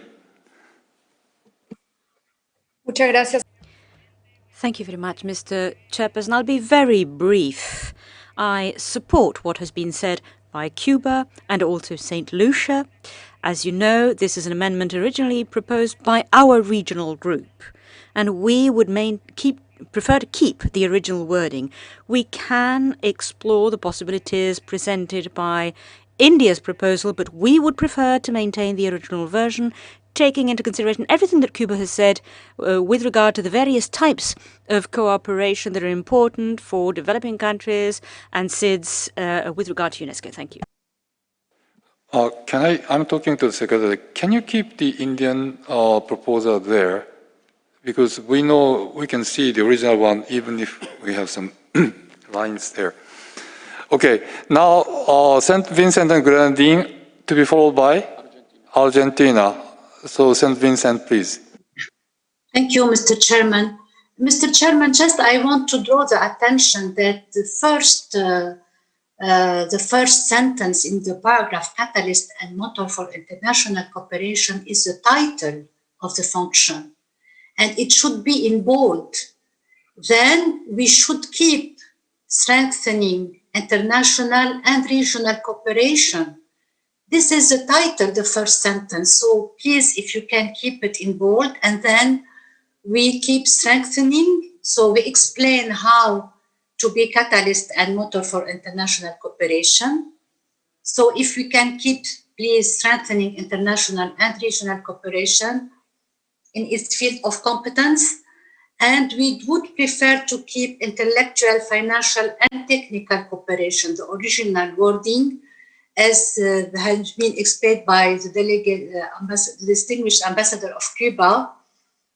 And if you want to remove all this, I just want to remind that intellectual is already embedded in the first function of the organization as laboratory of ideas. Thank you. Thank you. Now Argentina to be followed by France. Argentina, please. Gracias. Thank you very much, Mr. Chairperson. We are concerned at the evolution of this discussion, and we believe that we might not be able to complete our text. You are in a complicated solution, and we'd like to thank you very much for all your efforts. But sometimes we need to put questions like children do. What do we want with this paragraph? Why are we struggling so much over a semicolon, a verb, an adjective, if what we're trying to say is that we need help? In this paragraph, as initially proposed, and which we strongly support, there are two parts. When we talk of international cooperation, we're talking about strengthening it. UNESCO has an obligation to achieve results. We need to obtain something to strengthen existing cooperation, or to do its utmost to ensure that it exists. The second part is an obligation of means, to please request help. To help with what? Especially financial resources, because with financial resources you can have all of the intellectual and technical cooperation that you wish, but without the means you have nothing. So those who are fearing that they're going to be asked for too much, they can very well say, no, I will not cooperate. And UNESCO will have done its job, which is to promote alliances and cooperation. So this is why we want to come back to the original paragraph, or at least to leave it as suggested in the latest contribution by St. Lucia. That is truly the spirit of this paragraph, which is to say, we need help. Those who have the means and will not give them can say, we're not interested, we will not cooperate, and UNESCO will have done its job, which is to ask for it. Thank you. Thank you very much. Now, I will give the floor to other delegations, but let me just summarize, or let me just say one thing. As St. Vincent and Grenadine pointed out, catalyst and motor for international cooperation is a subtitle. So I think it has to be there as it is. And even if you have international cooperation there, we can have another international cooperation at a later stage, because the sentences, the first international cooperation is a part of the subtitle. Now, after listening to all the interventions, I think we have two choices here. One is to say simply international cooperation. I mean, I'm talking about the third last sentence from the bottom. Or we recover everything, intellectual, financial, and technical cooperation. I think we have two options there. Now, with that, I now give that to France to be followed by Brazil. France, please. Thank you very much, Mr. Chairman. Good afternoon, everyone. Mr. Chairman, in the chat box at the very outset, we expressed our support for your approach. We managed to come to an agreement on something at the 210th Executive Board session. We did that. We believe it's in nobody's interests spending so much time discussing something we've already come to an agreement on. This agreement is the fruit of consensus, of compromise, which you've called on us to establish. So there's no point asking for various opinions. We all agreed. We agreed to this at the 210th session of the Executive board, the original wording reflects the medium-term strategy, the 37C4, which runs up to this year. Thus, we support your proposal, and it's a view that has been supported by a number of member states, many member states in fact, to put the original version up on the screen. The French delegation would therefore be very grateful, Mr. Chairman, if we could revert back to the original version, which has already been agreed upon. Thank you. Yes, well, let me repeat what I said. Yes, that was my intention. Yes, there was some support, but discussions started with amendments and discussions, and nobody actually supported me very strongly. So I had to engage in discussions. The chair is not here to decide on something. We are essentially in your hands. We cannot make our decision on our own. So we always try to read the atmosphere in the room. So, yes, I would have wanted that way, but things didn't go as, in accordance with my expectations. Now we are here for discussions. Once discussions are started, we cannot stop it. Yeah, that's a reality, I have to say. Yeah, but I'm totally, I'm totally with you on the point you made. Thank you very much. Now we have Brazil. Brazil to be followed by Germany. Brazil, you have the floor. Thank you very much, Mr. Chair. We were among the very first supporting your proposal, Mr. President, for not reopening issues that we had already agreed upon before, being it last Saturday on the drafting group, being it most importantly the 210th session. So this is the main reason why we strongly supported your proposal not to reopen. That's been our position from the very beginning. We would kindly invite all delegations that if we could go back to the original language of the paragraph as we had agreed upon before. This is a very dear issue, a very important issue, not only for our region, for GRULIC. It is initially a GRULIC proposal, but it's a very important issue for all developing countries. And I would say even for developed countries, taking into account the fact that we are focusing on international cooperation, North, South, South, South, trilateral cooperation, or cooperation in all formats. So we would strongly support the position of the chair initially presented, and would like to invite us all to go back to the original language.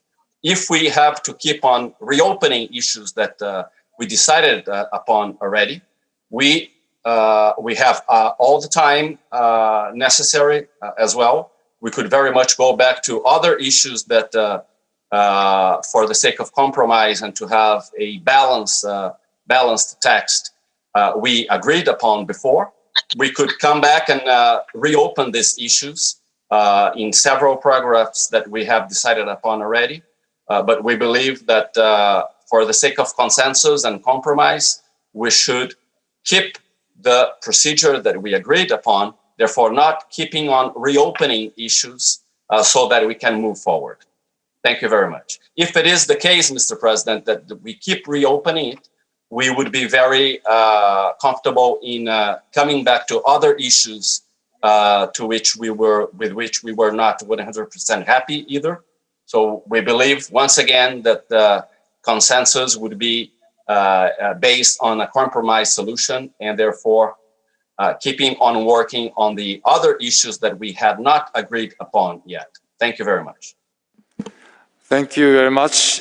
Germany to be followed by Italy, please. Germany. Thank you, Chair. Dear Ambassador Euke, really, I cannot but admire your patience with us. So long time we discuss about this point which is important for all of us, I see. When I started this discussion this morning, I really thought we had finished by the discussion on Saturday and we could go on today. This would be my wish that we can come back to the original wording from Saturday. If not, I think the idea of our distinguished Indian ambassador was really worth to be considered because it's good English and it's everything in it, it's conclusive and it's short, which is an advantage as well. Thank you. Thank you very much. I keep Italy to be followed by Spain. Please don't ask for the floor after the delegations asking for the floor at this moment. Our last speaker in that sense is, who's that?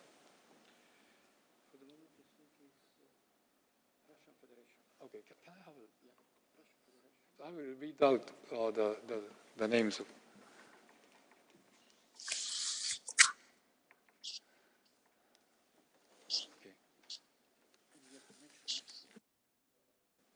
For now, I have Italy, Spain, Finland, France, and the Russian Federation in my list. And don't ask for the floor anymore after these 5 delegations. And let's see what we should be doing at that time. Thank you. So can I now give the floor to Italy, please? Thank you very much, Mr. Chairman. Let me first congratulate you since I take the floor for the first time today. I will be very brief. I support the positions already expressed by Germany and France, among the others, and the proposals you have already expressed this morning. I think we have to stick to the language we have already agreed on this text and on this paragraph, which is the result of a difficult balance and of a difficult compromise we have worked so hard upon. Thank you very much. Thank you very much. I don't have the list with me. No. Spain to be followed by? Finland.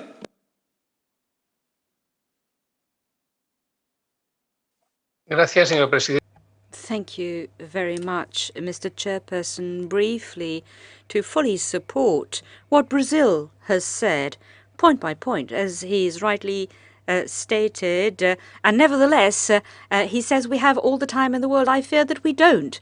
And several, France, Germany, Italy, have stated likewise. We had a text on which we had all agreed, fundamentally, and I think that we should keep it. That is the right solution. And perhaps dedicate time to other issues, because we're opening discussion on issues which had been the subject of consensus, and others will open other issues. So naturally, you may do as you wish, Chairperson, you have our full confidence. But let us go back to the original consensus that was satisfactory, or at least acceptable to the majority, and we would avoid this type of discussion and waste of time, because we have much to discuss. Okay, thank you very much. Now, Finland to be followed by France. Finland, please. Thank you very much, Mr. Chair, and thank you for the way you are conducting this meeting in a very patient manner. I just wanted to reiterate our support for your initial approach, as was expressed also by Brazil and many others, not to reopen the discussion on the parts that were discussed already in the previous executive board session. We already had a very long discussion on these parts, and we arrived in a very balanced solution on these parts. So we are in favor of not reopening the discussion on these parts that were already discussed in the previous executive board session. Thank you. Thank you, Mr. Chair. Thank you very much. France to be followed by Russian Federation. And that is for now. Let's discuss what happens. France, yeah, Merci, you Monsieur le have the floor. Président. Thank you, Mr. Chairman. I do apologize for taking the floor again. I wanted to once again congratulate you on just how patient you're being. We also wish to reiterate our support for your approach, the approach you've taken from the outset. We wish to have the original text up on the screen, as asked by a number of delegations, with your agreement, of course. We also wanted to insist that, well, we've just spent 2 hours, and I think we can say that we've all agreed that once we've agreed something, it's agreed. Thank you, Mr. Chairman. Thank you very much. Now the Russian Federation, and let's stop there. Russian Federation. Спасибо большое. Thank you very much, Mr. Chairman. As you may recall, from the very beginning, we've been asking what the procedure is going to be. Mr. Chairman, we think that the text that's up on the screen, where we see the word financial used twice, we believe that it is agreeable to the various delegations, or at least in the chat, we did see a number of delegations saying that this is acceptable to them. Perhaps this is not what we were all after at the very start. Perhaps those who drafted this paragraph, this is not what they were after. But I think, Mr. Chairman, perhaps we could ask the room whether delegations are prepared to agree to what is up on the screen so that we can close this issue. Thank you. Okay, thank you very much. Now, before we go there, I have to mention one thing. The observer, the United Kingdom, is asking for the floor now. But as you know, in accordance with the practice here, they can take the floor only after the decision is taken.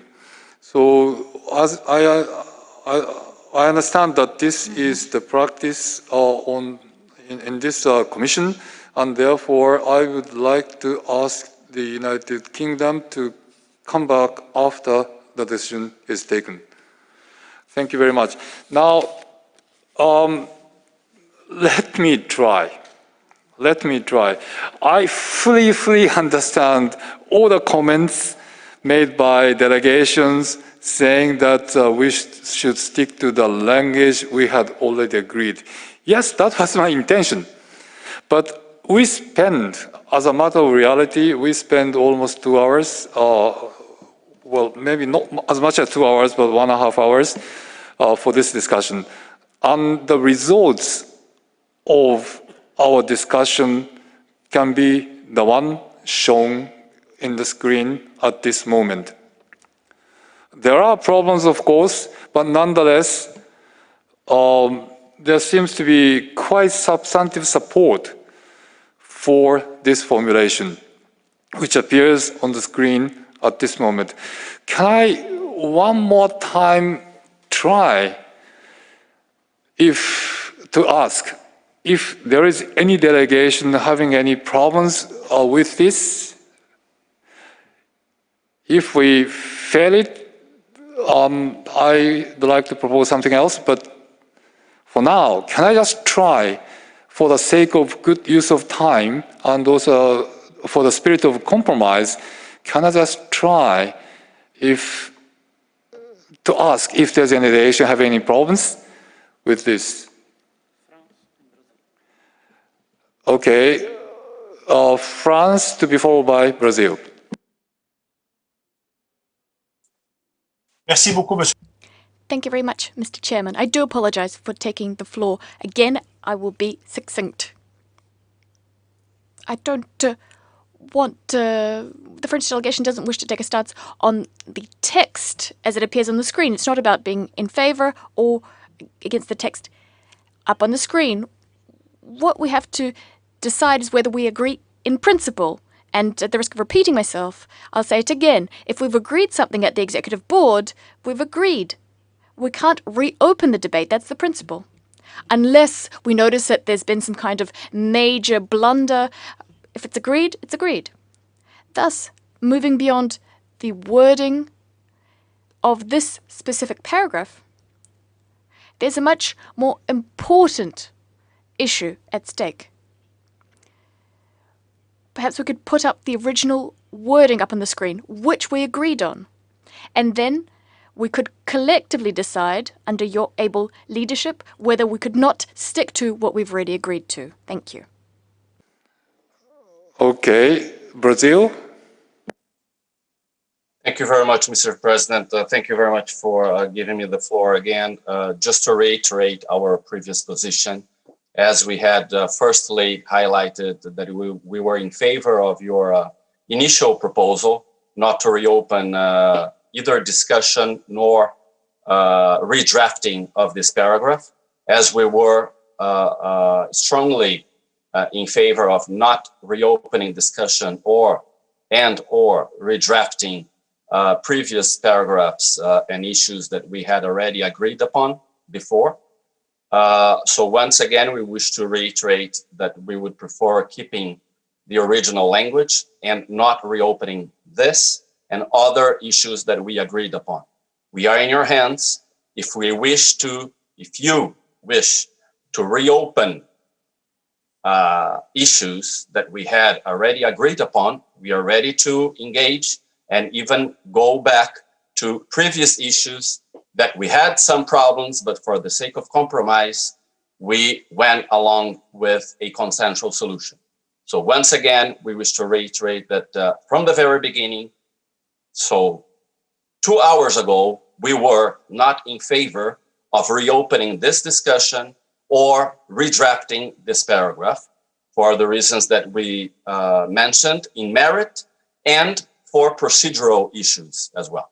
So we wish to simply reiterate our position. Again, we are in your hands. Thank you very much.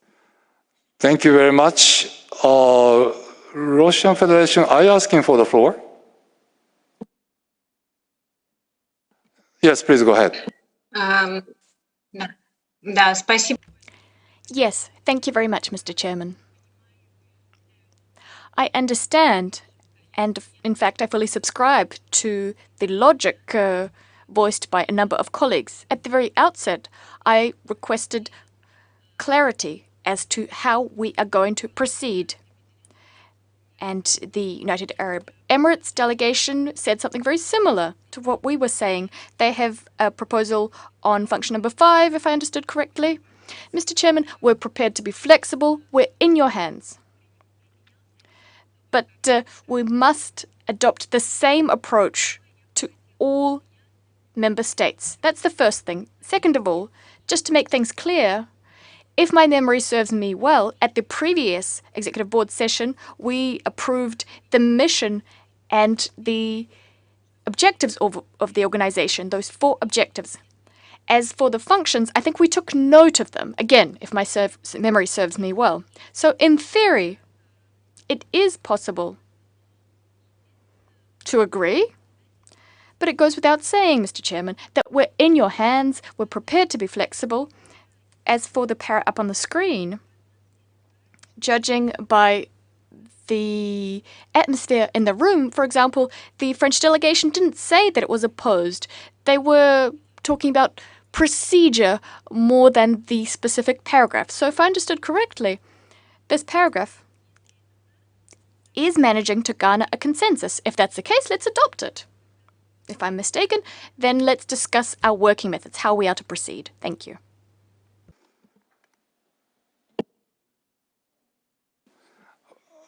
Okay, thank you very much. Now I'll give the floor to China and stop there to decide what to do. China, Ambassador Yan Jin, please. 谢谢主席先生的这个。Thank you very much, Mr. Chairman, for being so patient. This is a matter of principle. We all took part in the previous session of the Executive Board. We adopted UNESCO's mission. We took note. We took note of the mission. At this session, we therefore cannot reopen up issues we've already decided. of course, our starting point is this very laudable intention to ensure that all UNESCO documents are high caliber and reflect the work that we do.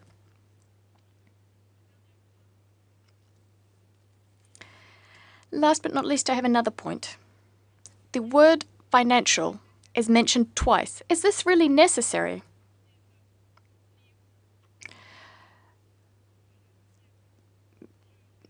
People will in future be reading these texts. For instance, primary school students might read these texts and they might laugh at us. They might say that our English is rather poor. That's the last thing I have to say on this. Ambassador Eunjin, can I clarify one thing? This is of great importance. Are you opposed to the language shown on the screen because financial is repeated twice? Because your reaction is very important to determine what to do. Thank you. 我完全是为了支持您的工作。Yes, I do want to support the work that you're doing. If you deem the repetition of the word financial, if you deem that to be necessary, and if that reflects the intellectual caliber of our organization, then I can agree to that. But I'm not comfortable with the word financial being repeated. We believe this undermines the organization's intellectual caliber. But in the spirit of consensus, I'm happy to support the use of this word twice. Thank you. Thank you very much. You know, I have been doing negotiations for decades, so sometimes I tend to lose sight of the basic principles to reach consensus. I have to agree on that. Now, I think we have spent a good amount of time, so I think we have only two options in front of us. It is relatively clear. You know, I tried to see if there is a consensus on this language, and if we can solve this issue, then we can probably move ahead, because this is not really a desirable text, and the formulation proposed by the Indian ambassador could have been better, but to capture the consensus of what is shown on the screen may be the way to agree on. I wanted to try that, and we hear at least two delegations opposing to that, saying that they cannot agree nothing but the previously agreed text.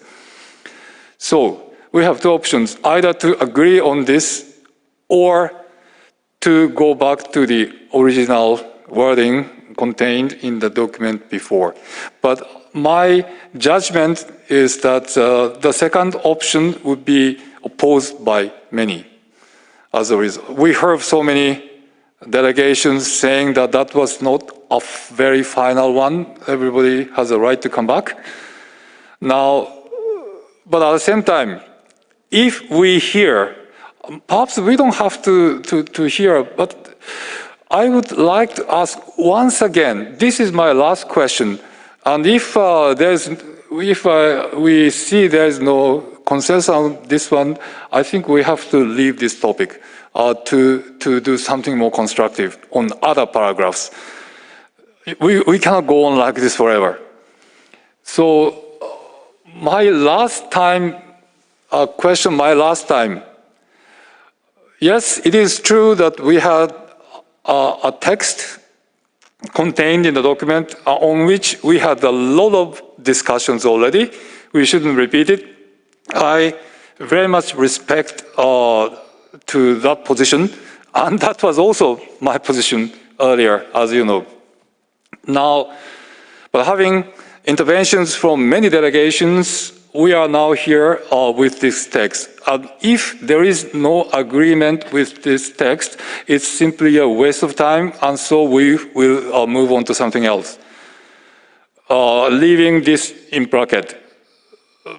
But let me see. Maybe if you can use, well, we cannot have a vote here, under this environment. But nonetheless, can you raise your hand if you are opposed to, the procedural points aside? I'm really appealing to all of you. If you cannot go along with what is shown, can you raise a hand? And if I see, some delegation raising hand on that, I will give up any hope of this on this paragraph. So once again,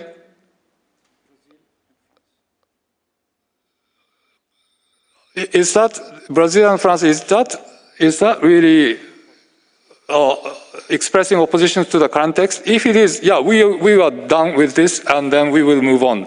If that is your wishes, don't take the floor. Brazil. Thank you very much, Mr. Chair. Sorry for asking for the floor again. It's just that, well, we had raised the hand before your request. We keep our hand raised in response to your request.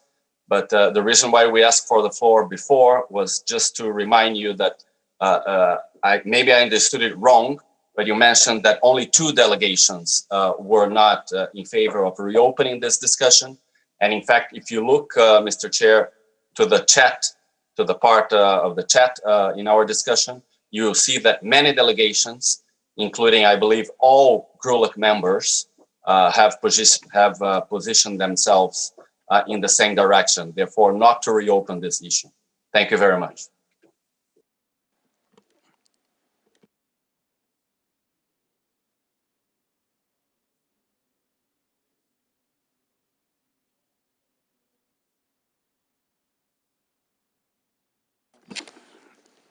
Okay, thank you very much. France, please.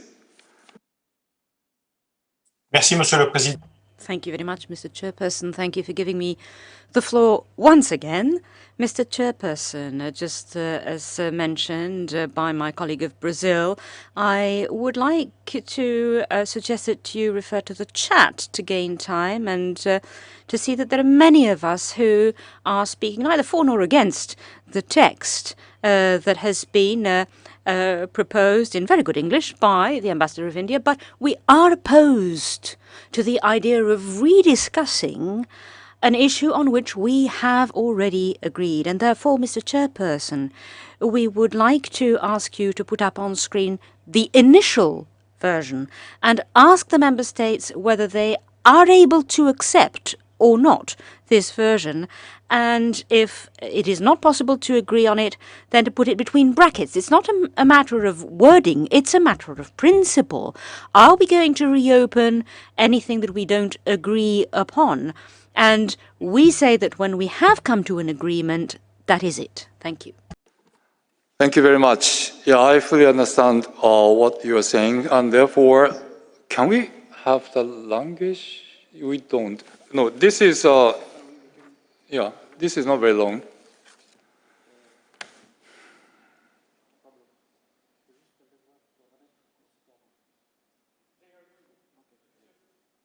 The original one.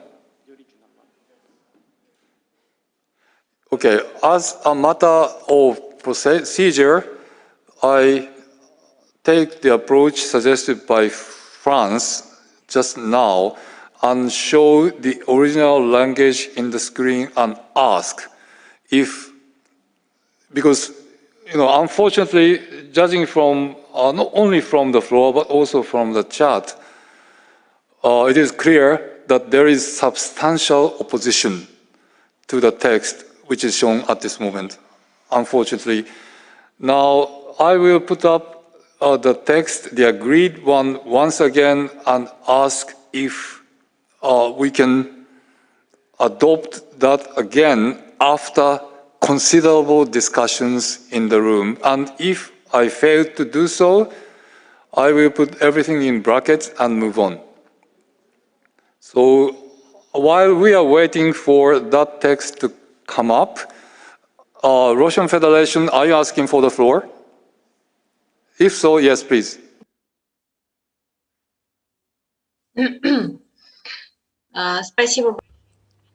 Thank you very much, Mr. Chairman. the discussion we're having is the same discussion we had 2 hours ago. I asked a question about our working methods. I asked whether we're going back to that version or not. But I also said that we're prepared to be flexible and that if we're not going back and reopening the functions, if we're not doing that, then no other delegation can do that either. There needs to be one approach for everybody. If we've agreed to that, then that's agreed. Very well. And if we adopt that approach, we shouldn't even have Para 9 on the screen. Why would it be up on the screen again if we've already decided on it? It shouldn't be up there then. As far as I understood, Mr. Chairman, 2 hours ago, everybody in this virtual room, it would seem, agreed to consider amendments. If that's the case, why have we just wasted 2 hours of our time? It's really a shame that we've lost this time and gone back to square one, back to the same square we were on 2 hours ago. So if we're not reopening these issues, then that text should not be up on the screen in principle. That's it. Thank you. Yeah, I fully understand the frustration. Yes, but it is partly the lack of consistency on my part. I have to agree. But as I said, a chair cannot dictate what we should be doing. So it is, we are in the hands of the member states. Some member states wanted to discuss it, and some member states don't want to discuss it. And then in the hope that we can reach something, I started this debate. But I think as you observed, I think we are back in square one. That is true. I'm very sorry for that, but nonetheless, that is what it is. You know, I cannot think of any better way that I could have taken to reach where we are here. I apologize for that, but nonetheless, I don't think there have been any other ways to do it unless I pretend to be a dictator in the room. So I certainly am not. So we are in your hands in any case. In order to complete the process which is going on now, there was a suggestion from France to show the original language on the screen and ask if delegation cannot take it. And if the delegation, it is clear the delegation cannot take it for one reason or another, then, yeah, we are back in square one, but nonetheless, I think we have to move on to something else. Do we have the original language? Is it coming?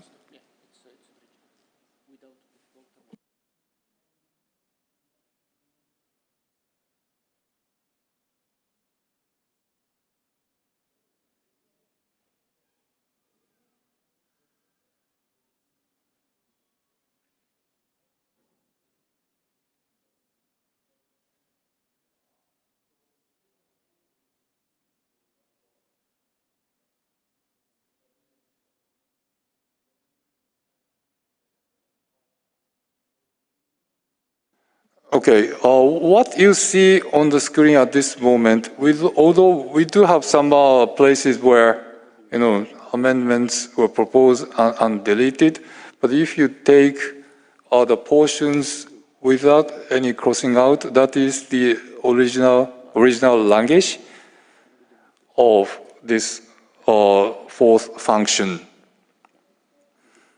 So I apologize for whatever is my fault, but for the sake of procedure, I think there was a proposal for France to see whether the original formulation is really unacceptable to the delegations, because I tried to see if the delegations can live with the text proposed earlier. So for the sake of fairness, I will ask if there are delegations who have strong views against this text, the original text. Now, can you raise hand? Because to avoid complicated discussions, this is not the voting. This is not the voting. But can you raise hands if you cannot go along with this original formulation. And if I see hands, I'm not going to count the number. I'm not going to count the number because I'm going after the consensus. If we see hands up to show the opposition to the original text, I think we have to move on. Now, I see, sorry, I need some glasses.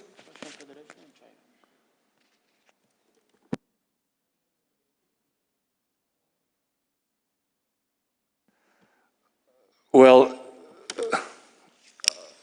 I will repeat one more time what I said.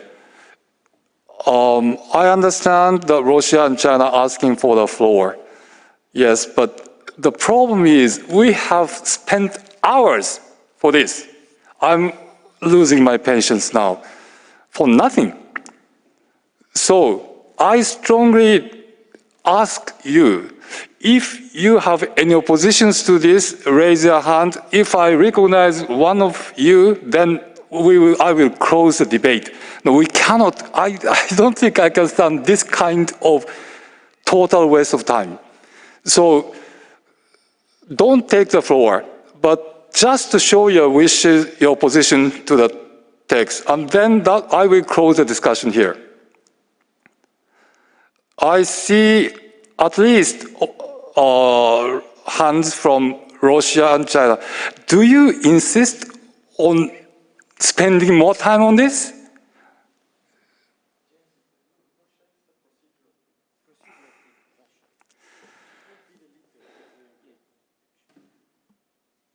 Sorry?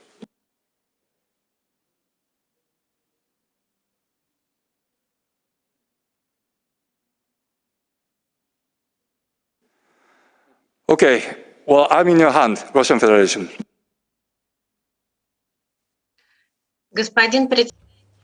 Mr. Chairman, I am completely discombobulated.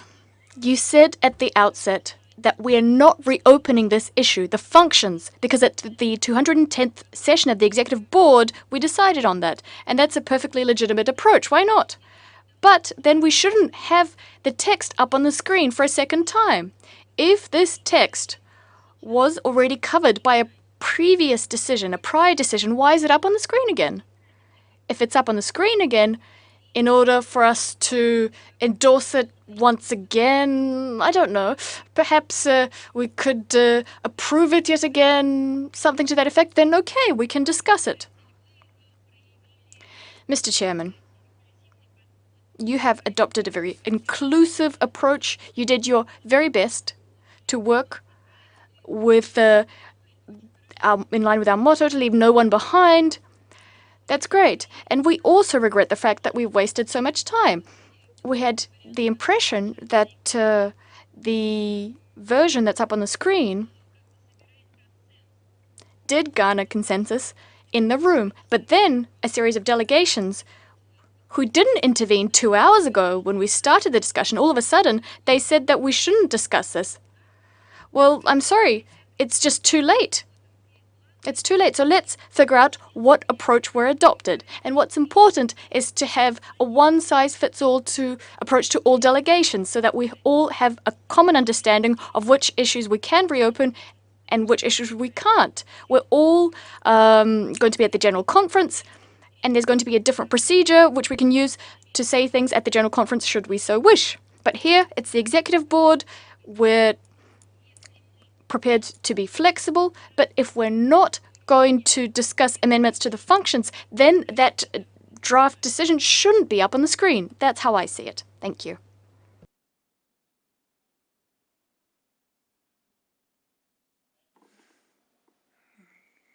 But that,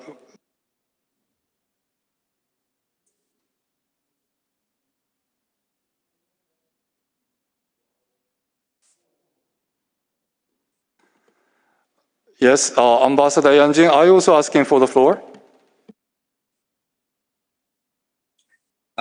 谢谢主席，谢谢主席。我在 Thank you. Yes. Now, let me go back to what I was saying we put forward a proposal of goodwill to improve the quality of our document. UNESCO works on the basis of procedures and consensus. But there is no rule that states that we cannot rediscuss what has been decided in the past. Such a rule does not exist. What we have decided is the mission statement. We did not take a decision on the functions. So let us avoid a misunderstanding on that point. I know that we're running out of time. We do not want to waste time. This is the last thing we wanted. But let me go back to your proposal, which is to show the issues on which we agreed between brackets so that we can rediscuss it. But there is no rule that prevents us from rediscussing a prior discussion. Thank you for your proposal. Thank you. Thank you very much. It is clear that we're not going anywhere, and therefore I close this debate. Now I will move to paragraph 18. On this one, we will come back, but in the meantime, I will put original language in brackets and then move on. No more discussions, please. Okay, we are in paragraph 18. That's where we left on Saturday. But here again, as you probably remember, many delegations wanted to take the floor on Saturday to state their views. This looks like another difficult issue. And, well, we have to come back, but we are in the middle of the first reading, in a way. So I propose to also skip this issue and move to the next paragraph, because it's obvious that we cannot come to an agreement on this one. We had quite a number of delegations taking part in the debate we had on Saturday. So I want to skip this, and again, I want to put everything in brackets on paragraph 18 in the C4 document, 16 in our decision, in bracket, and move on to paragraph 19 in the C4 document. Unless you have any specific points that you want to say. I hope not, but sorry, I recognize one delegation, but I cannot see it. Okay, Brazil, you have the floor. Thank you very much, Mr. President. Taking into account the procedure that we are following now, we wish to go back to paragraph 17 with the previous, I don't know what to call anymore, if it's an agreement or maybe we should call the agreement of last Saturday, and we may come back to the agreement of April the 20th, since I don't know anymore when we have an agreement or when we do not have an agreement anymore. But taking into account the procedure that you just undertook in regards to the previous paragraph on international cooperation, which is such an important issue for our region, we wish to go back then to paragraph 17 and bring back the language that was previously in excuse me, I have to intervene. No, that's not what I said. What I said is different. We were talking about the decisions in the last executive board. There was a suggestion that there was an agreement on this language in the last executive board, but on Saturday it was contested. So I'm not talking about the agreed paragraphs on Saturday. You have to stop certain things. No, on Saturday, there was a contestation about the language, about the language agreed before. So we were talking about this for a long time. And in the end, I had to give up my hope that we can reach somewhere. But this is about the language in the previous session of the board, not our agreement on Saturday. So please don't reopen the paragraphs that we agreed on Saturday. Thank you. Well, if you could please clarify, Mr. President, because we were of the opinion that we had not reopened the agreement on Saturday in regards to the paragraph on international cooperation in the functions. This issue was not on the table. So that's the main reason why from the very beginning, we were not in favor of reopening this issue. But again, if the idea is to keep that paragraph in brackets, we, for the sake of, and 100% agreeing with our distinguished colleague from the Russian Federation, we should have an across-the-board procedure, and we would go back to paragraph 17, and we would have to, we would ask for reopening the discussion in this paragraph as well. Thank you. So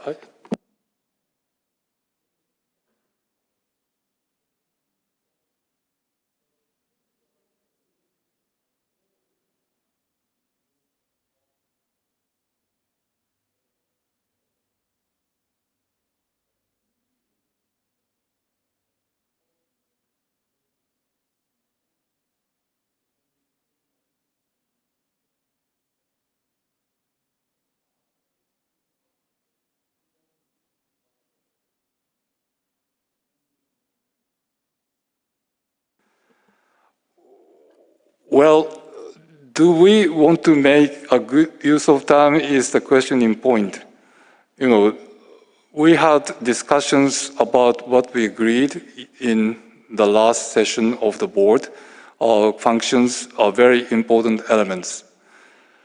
But I did not expect that what we agreed on Saturday and what we adopted earlier this morning can be reopened again. No, that was not the point. The point was about the functions of UNESCO, which was adopted last time. On Saturday, there were a number of discussions. We tried to avoid that, but nonetheless, it was clear that we did have contestations on those things. So we have to make a clear distinction between those two things. And if you want to reopen everything, then it's going to be another gigantic waste. You can blame me for whatever mistakes that I make, but let's make the best use of time. Reopening 17, what's the value? I don't know, but we know as a fact that paragraph 18 has a lot of different arguments, but on 17, we were able to agree. So, if you say this is a question of principle, our work is not going anywhere. I don't think we are in good mood. We could suspend our discussions at this stage because it may not be leading anywhere. But let me ask once again, I would like to propose to move to paragraph 19 with bracket on the part that was discussed earlier this morning without anything else. And if we cannot do it, I will suspend the meeting. Brazil, you have the floor. Thank you very much, Mr. President. Again, we are in your hands. We are firmly of the opinion that what we agreed on Saturday was not to reopen functions. That's what we agreed on Saturday. Same way that we agreed on Saturday on several issues, including paragraph 17.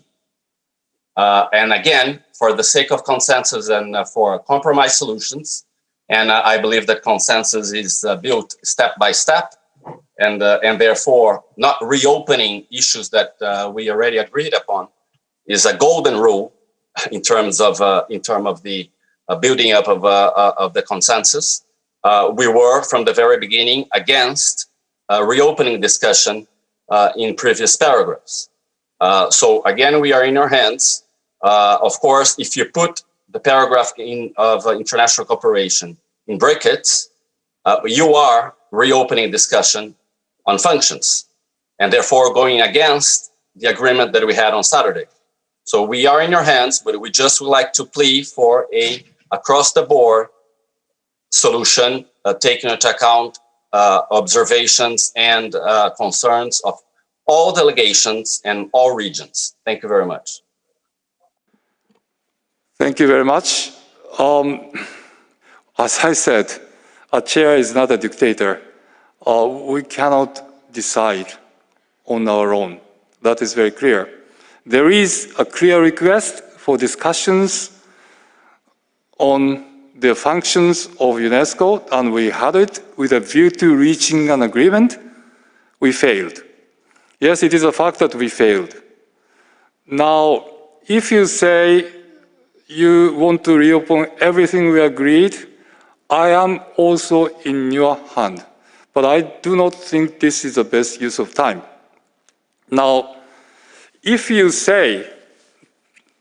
ask me to say, okay, no negotiations on the agreed text, period, I'm not going to listen to anybody who has different views, is that what you want me to say? Is it what the chairs should do? I doubt it. I honestly doubt it. But I'd like to hear the wisdom of the Russian delegation. Please, you have the floor.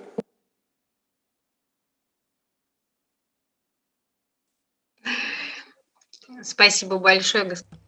Thank you very much, Mr. Chairman. Now, I do not claim to have any wisdom to impart. I just wanted to clarify what the distinguished representative of Brazil said. Did I understand correctly that the main issue you have with this is that it's in brackets, that this issue is in brackets? At the outset, I said that it shouldn't be up on the screen in the first place if we're not discussing it. It shouldn't be up there in principle. Do you understand? So we're prepared to be flexible and to get rid of it, keeping in mind that depending on how our discussions play out, we might have an opportunity to agree to it later. On the other hand, if someone wants to revert and make changes to the work we did back on Saturday, then we're going to lose even more time than we've already lost if we re-examine all of the issues. That's not the best way forward. Did I understand the distinguished representative of Brazil correctly? That if we take that paragraph about missions, which is in brackets, if we take that off the screen, then you're prepared to pick our work up where we left off on Saturday. It's just, I don't understand what's happening. If that's what you're asking for, that's a fairly legitimate request. We take down that paragraph and pick up where we left off on Saturday. For instance, for us, we'd be okay with that. Thank you. Brazil, please.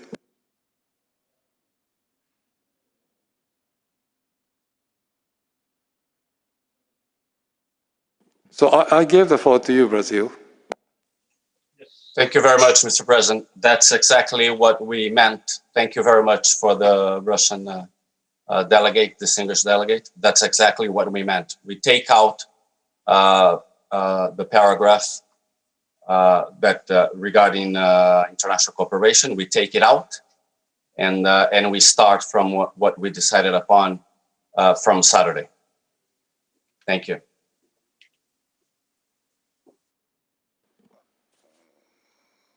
Okay, we have only 3 minutes left, so I will, thank you for your suggestion, so I will, no, you have to go back.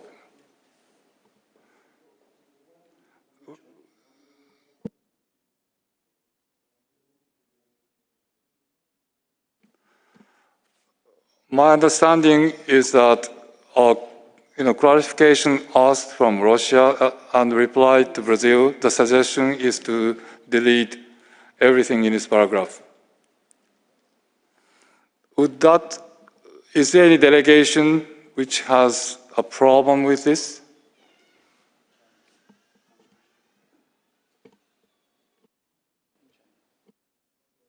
Well, I give the floor to Santa Lucia and China, but we are getting close to 1 o'clock, and after this I have to close. In any case, Santa Lucia to be followed by China. Thank you, Mr. Chair. I have no problem with that, with the understanding, of course, that what has been proposed to us by the Secretariat in the draft C4 we have is what will go to the General Conference. Like, we're not changing the decision taken during the 210th session. So deleting it from here does not mean that the decision taken is changed. Thank you. Thank you. Ambassador Yanjin.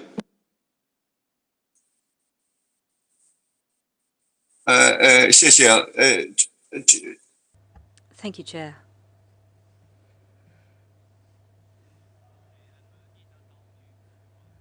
This is a little unexpected. We have moved forward by putting it in brackets and getting back to it later. I believe the delegate of Brazil was perhaps not very precise in his contribution. It is true that we got somewhere on Saturday. We discussed the mission statement, but the functions were not discussed yet, and there is no rule to prevent us from rediscussing what was discussed previously. And I'll repeat again, on Saturday we did not say that this is an issue that will not be discussed, and that's what I wanted to make clear. The interpreters would like to remind you that in agreement with the Secretariat we need to finish at 1. Back at 2:30. Thank you.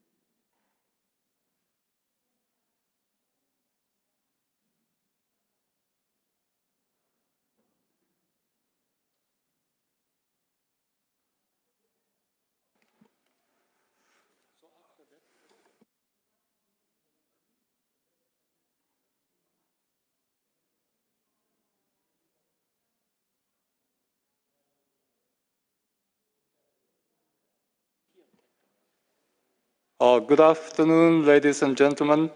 I just would like to come to a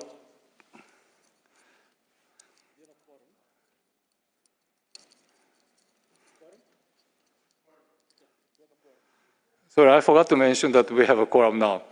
So I would like to conclude the proceedings this morning, and then I will immediately give the floor to my co-chair, Ambassador Hector Constant Rosales, who is already with me here on the podium. So let's go back to where we left. I'm sorry that I had to suspend the meeting because we reached 1 o'clock. So let me propose this to you.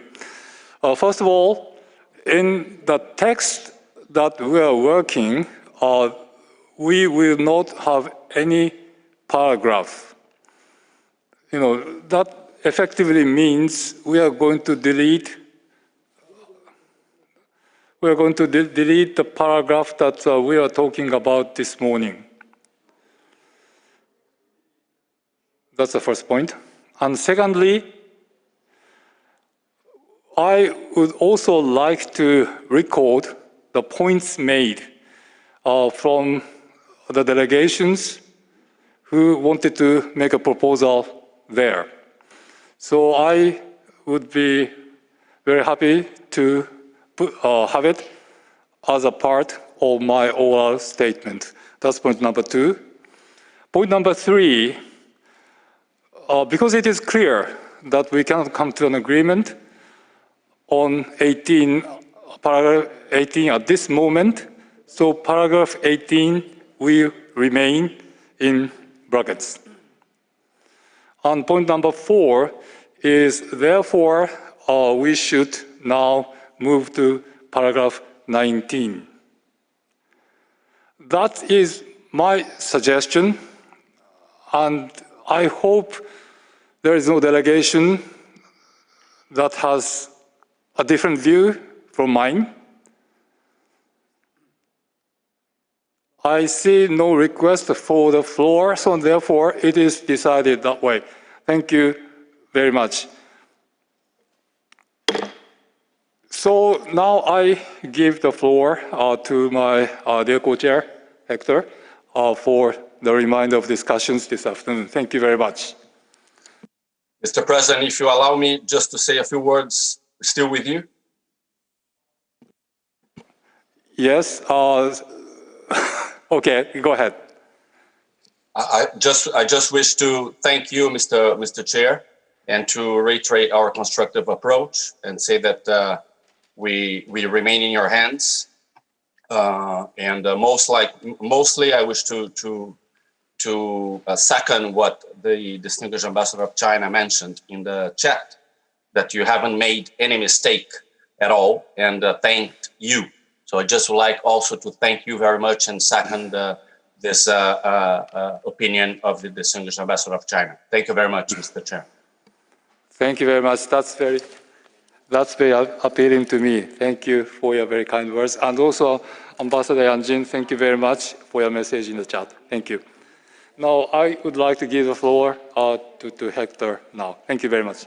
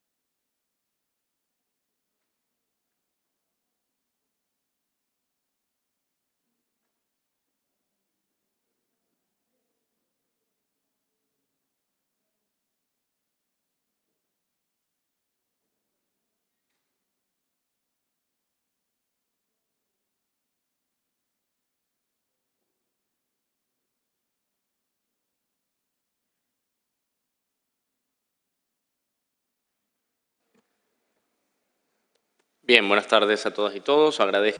Good afternoon. I'm grateful to Ambassador Oiki, who chaired the session this morning on agenda item 18. We're going to continue with our debate thereon, working on the next paragraph before us, which is paragraph 19.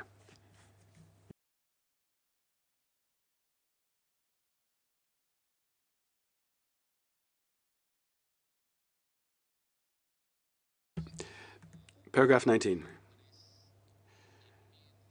to which 3 amendments have been proposed. Let's take a look at them now. It's my understanding that there are 2 countries that have asked for the floor. I'm not sure whether both countries would like to speak to make general comments or to state their views on any of the 3 proposed amendments that we have before us. In any event, I would kindly request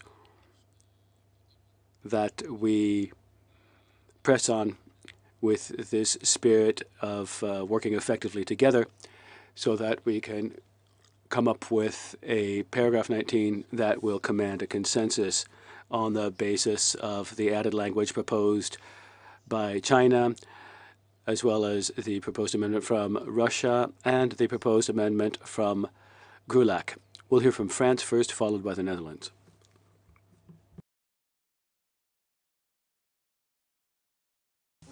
Good afternoon, everyone. Welcome back to the chair, Mr. Chairman. We wish you every success at this negotiating session. Mr. Chairman, we must go on record in stating our surprise at seeing how quickly we've gone through paragraph 18, and apparently we've decided forthwith that it be dropped. We think that it should be analyzed first in its entirety so that we can make sure that we are moving forward in an orderly and consistent fashion as we try to finalize this decision. Now, Mr. Chairman, we believe that we can reach a consensus very quickly if we were all to refer very quickly to UNESCO's constitution, and in particular, Article 1. I'm not going to read it out because everybody is familiar with this article. But if we refer to Article 1 of UNESCO's Constitution, it becomes quite clear that without duplicating the efforts of other organizations, we are all working together in an approach that is based on human rights. Therefore, we believe it's essential to analyze paragraph 18 from the very outset. Thank you. The chair, thank you very much. Before I express my own views on that proposal from France, I would like to hear the views of 2 additional delegations who've asked for the floor. First, the Netherlands, followed by Hungary. I'm not sure if these 2 delegations want to speak on paragraph 18. In any event, I would not wish to open a debate on paragraph 18 at this stage. So, if I may, I would kindly request of the member states, and I'll write down your names. I have the Netherlands, Hungary, Italy, and Finland.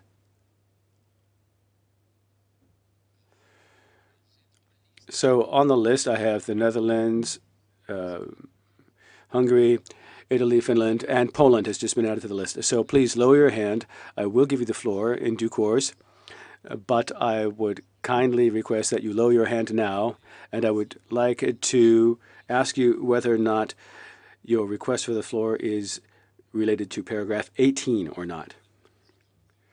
It's my understanding that Poland, and now I see Germany as well, these 2 delegations want to speak to paragraph 18, whereas the other countries do not wish to speak to paragraph 18.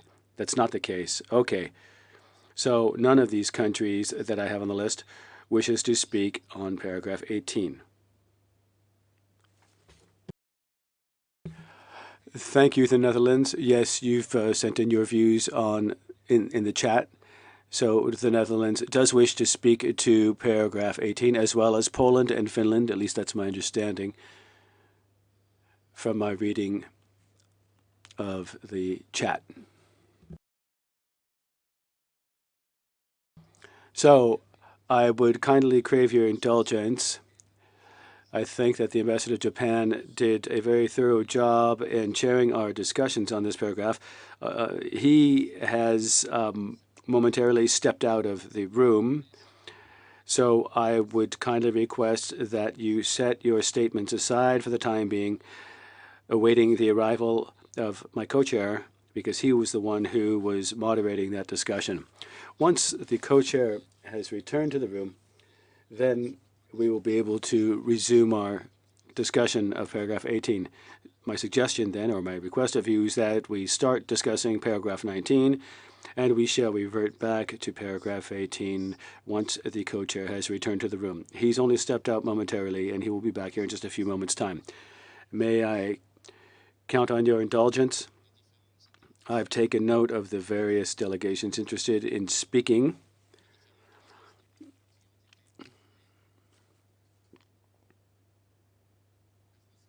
France, you're not in agreement with this procedure? Thank you for giving me the floor again, Mr. Chairman. I would invite you to take a closer look at the chat, because many delegations are putting their comments in there in order to save time, and I'm grateful to them for doing so. No, Mr. Chairman, as I said just a few months ago, we do not think that it's advisable to look at the second half of paragraph 18 and move on to the next paragraph without having had a discussion at the beginning of paragraph 18. Now, if this means that we have to suspend the session and waste more time while we await the arrival of the co-chair, we nonetheless would advocate that we proceed in an orderly fashion. The chair, well, since you've submitted that the co-chair has returned to the room, just give me a moment so that we can once again make the arrangements for him to chair this.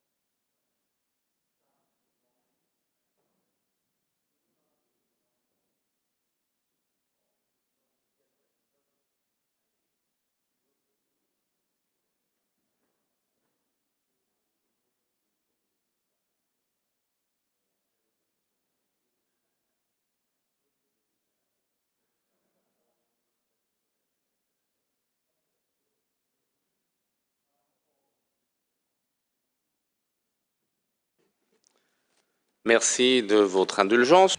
Thank you for your indulgence.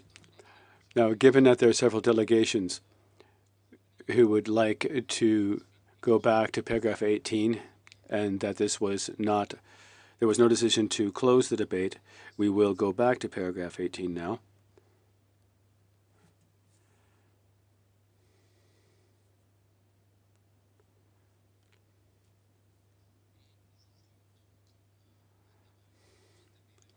So we'll reopen the discussion on this. I'll draw up a speakers list on paragraph 18 in keeping with our customary practice. Ambassador Oike, who's the co-chair here, he will be sitting up here alongside me in the event that we require his invaluable input. So paragraph 18, we've received 2 amendments. You've already discussed this. One amendment from China and another from the Russian Federation. I'm turning to the states who've asked for the floor and who said that they wanted to resume discussion of paragraph 18. I would kindly invite them to state their position on this so that we can press on with our negotiations. For the time being, I have no request for the floor.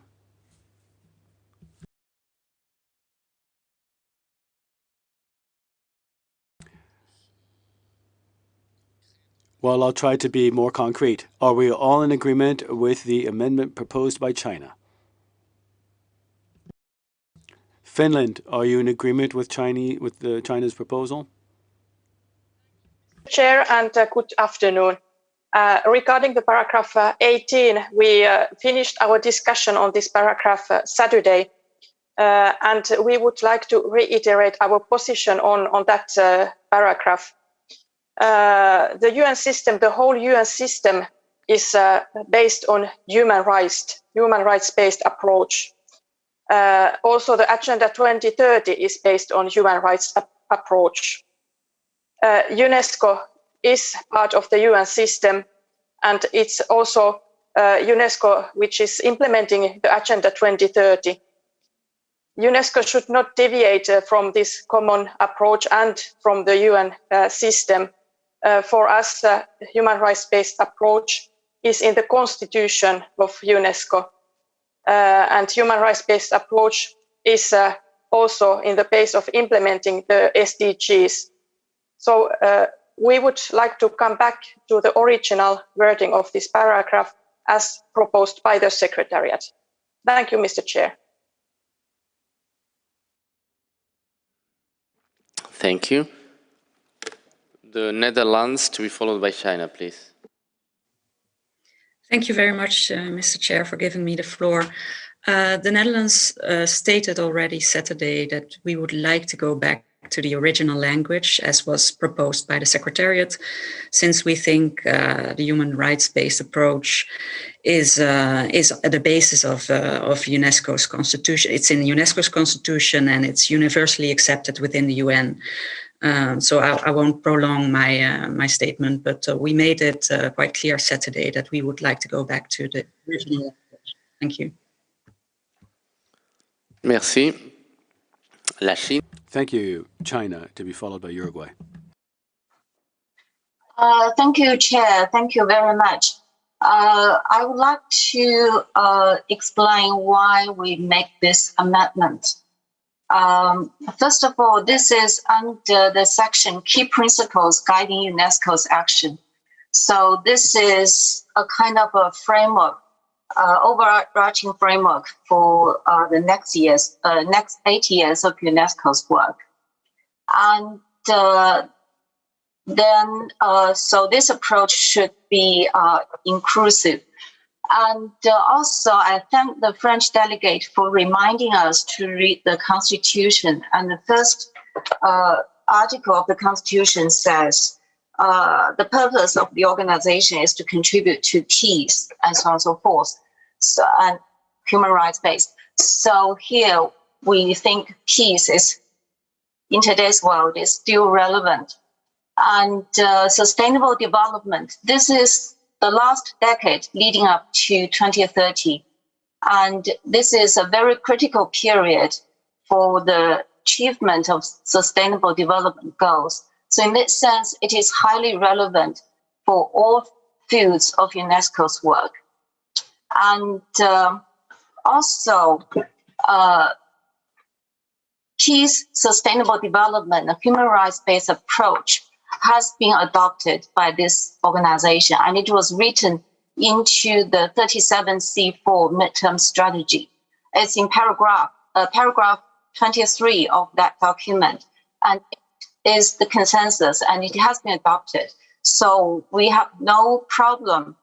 There should be no problem with using this approach for UNESCO's work in the next 8 years. Thank you. Thank you. I have this list of speakers that I will read right now, please lower your hand. I guess that we have to close initially the list and try to move forward to one or another possibility.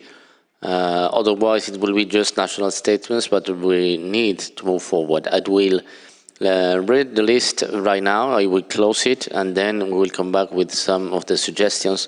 If we need more time, we will have more time. But please, if you want to take the floor, take it now. So I close the list, and then we can draft a little bit of the article. I have Uruguay, Germany, Poland, Italy, France, Switzerland, Argentina, Brazil, Bulgaria, Egypt, Cuba, and Russia. I have Ethiopia and St. Lucia as well. Can you lower your hand, please?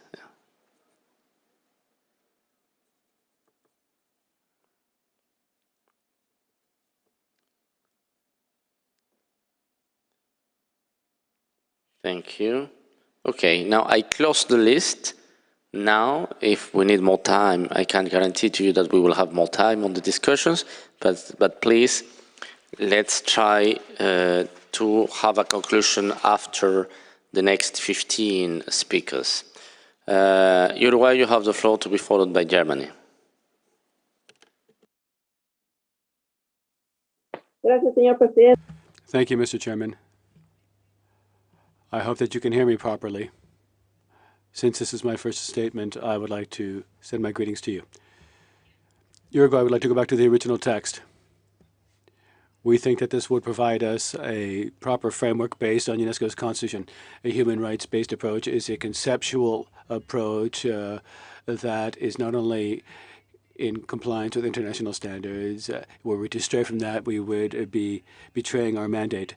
We would like to go back to the original drafting. It's a more robust test, and it's certainly unequivocal. Thank you. Gracias. Thank you, Uruguay. Me gustaría... I would like to ask the member states, when you take the floor, and since we have several proposals on the screen, could you please state your views on these various proposals so that we can do our best in moving forward? There are proposals for additional language to be included. There are proposals to strike language. So in order to give us all a clear reading of the sentiment in the room and try to move towards a consensus more quickly, it would be useful for us to hear your views on these various proposals. So Germany has the floor, to be followed by Poland. Thank you, Chair. Thank you, Ambassador Hector. We are firmly against this amendment because we think it waters down what is important for us. Who am I not to be for peace and for sustainable development? Of course, everybody is in favor of it. But here we're speaking about human rights, and we should not to mix up things.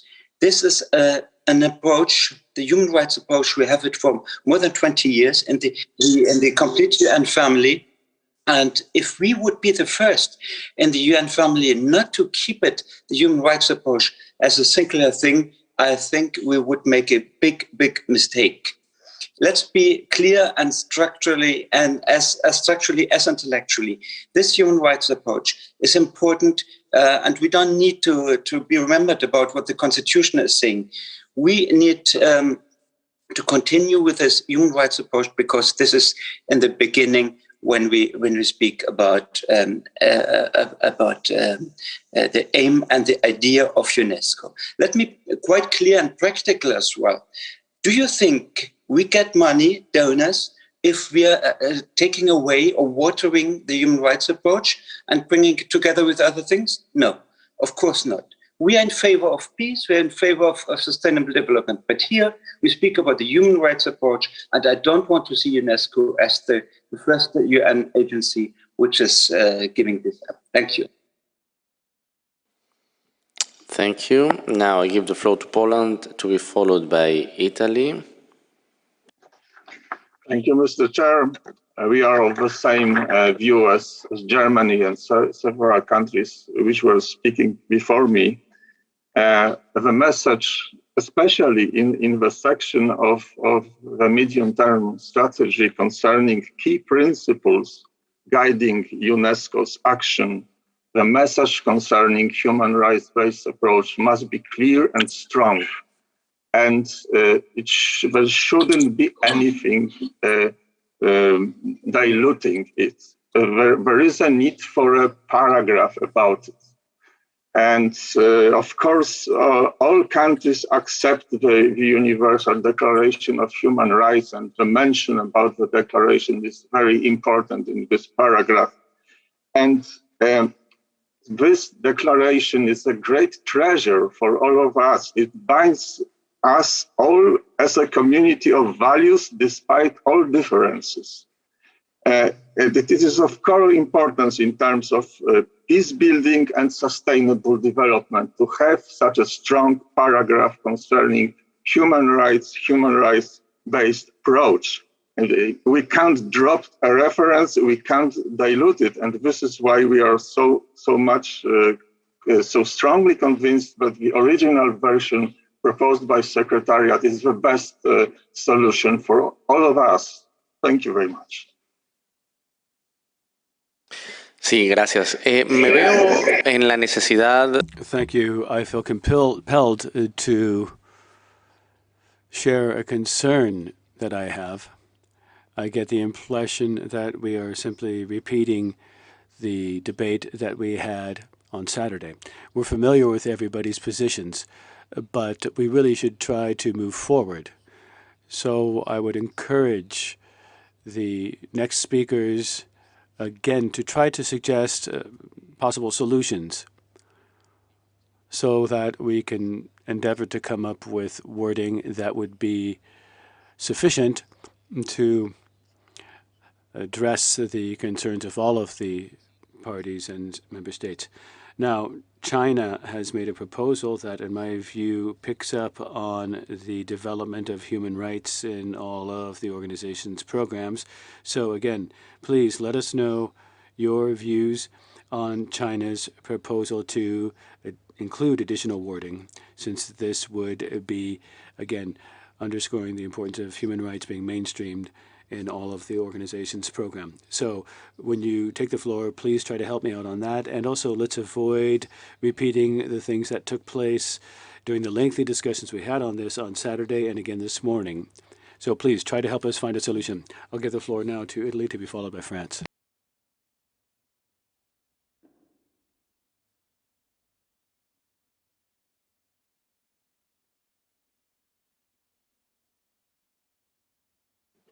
L'Italie, vous voulez plus parler? Italy, are you no longer asking for the floor? Phone was not working.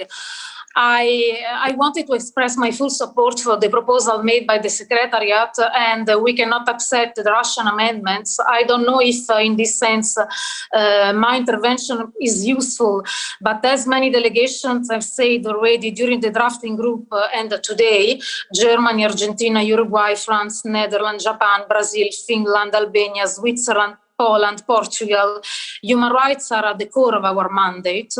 They are among the principles enshrined in the UNESCO Constitution.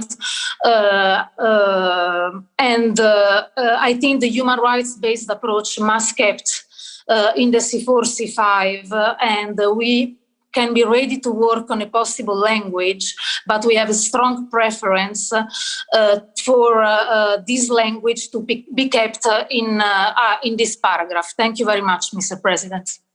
Merci beaucoup. Thank you, Madam. France, you have the floor, to be followed by Switzerland.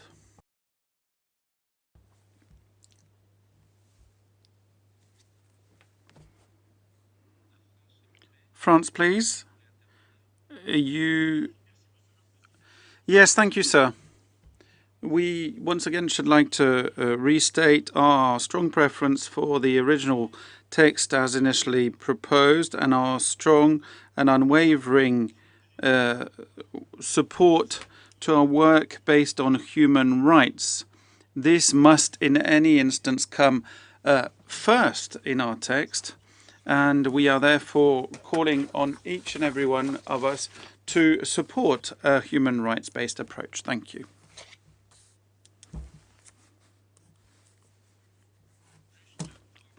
Thank you, France. But before I give the floor to Switzerland, can I just add the following? There does seem to be a new attempt by China to make an addition that might be acceptable, seeing as we have a peace, sustainable development and human rights-based approach to all its programs. Now, before we go on with the list of speakers, could this addition suggested by China enable us to go forward and avoid the words in red and struck out in the next paragraph, and at the same time consider that they have properly been included at the beginning of the phrase? So let me read it again. In addressing the new education, scientific, cultural, social and digital divides, UNESCO will contribute to SDGs by application of a peace, sustainable development and human rights-based approach to all its programs. Can I consider that there might be consensus on this paragraph as suggested by China? I see no objection. Sorry, St. Lucia, you disagree with the proposal? No, I don't. I do. France isn't in agreement either. Right, so there are two countries which disagree with the proposal. So, before we move on, let me ask Russia. Could Russia agree to suggesting drafting that would be in line with the feelings expressed by the various countries that have spoken for the moment? Would Russia like to take the floor? Thank you, Mr. Chairman. Briefly, let me explain once again our amendment. Dear colleagues, from what I hear, you are saying that human rights is indeed a key role in the mandate of UNESCO. We fully agree. We support human rights, and it is indeed a key role in UNESCO's mandate. What we were trying to do was to try and broaden. I mean, we said it will strengthen. And I think there may be some confusion in the public between human rights as a principle on the one hand, and on the other, the application of a human rights approach. And indeed, in Geneva, the Human Rights Council does recognize the fact that there's no agreed understanding of what this means. So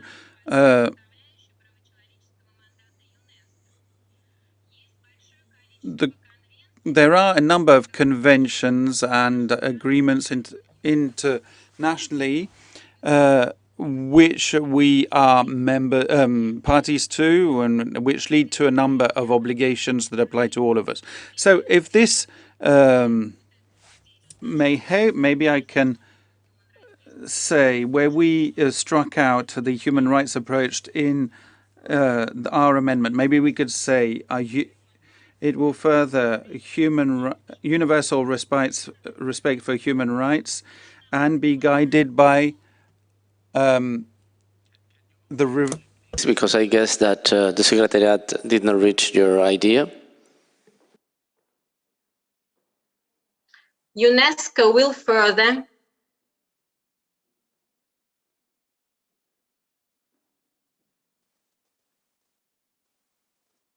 will further universal respect for human rights and fundamental freedoms in its field of competence. Сотрите, да, там. Следующее. Все убирайте. Следующее. Then you can remove the next paragraph. No, then that we keep that, sorry, and remove, yes. Keep it and remove the next one. And then you add, and be guided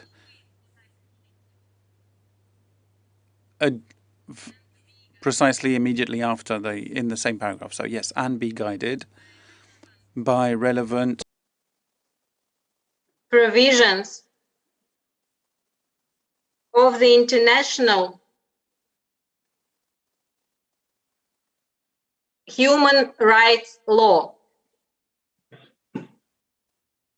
Потому что потом Afterwards, we have a list of the various pieces of international legislation, how they set, and there's a mention of the Universal Declaration of Human Rights, which is indeed the cornerstone of the entire international human rights system. Thank you very much, Mr. Chairman, for giving me the floor. And I would also like maybe to add a tiny little something about the Chinese proposal.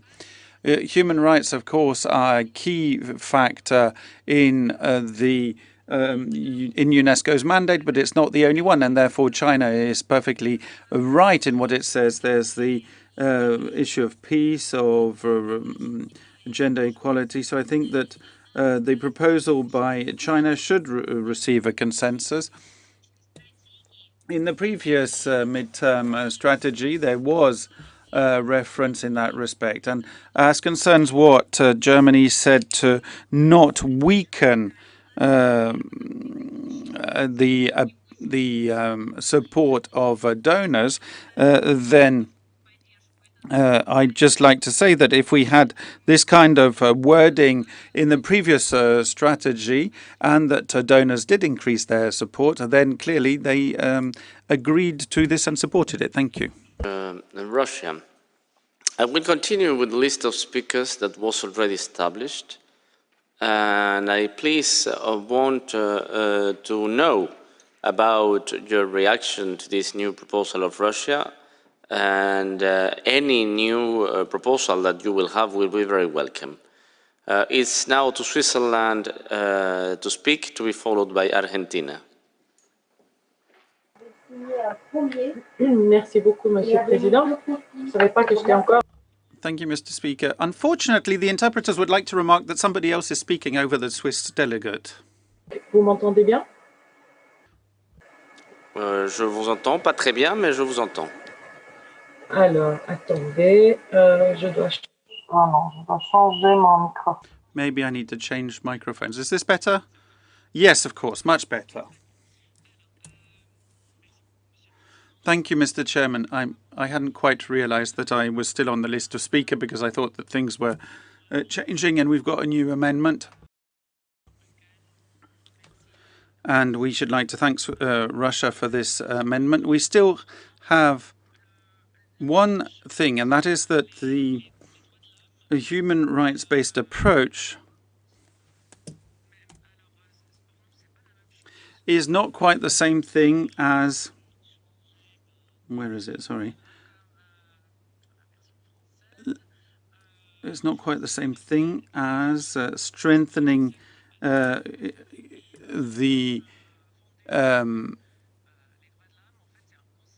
implementation of human rights. I mean, human rights is, as many people have said, is a concept that has been developed over many years.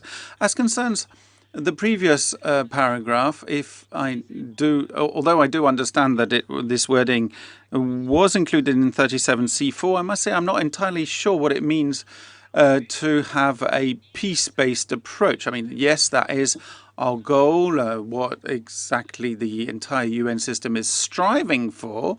We are trying to bring about a better world at peace, indeed, but I'm not sure what peace-based approach is or means.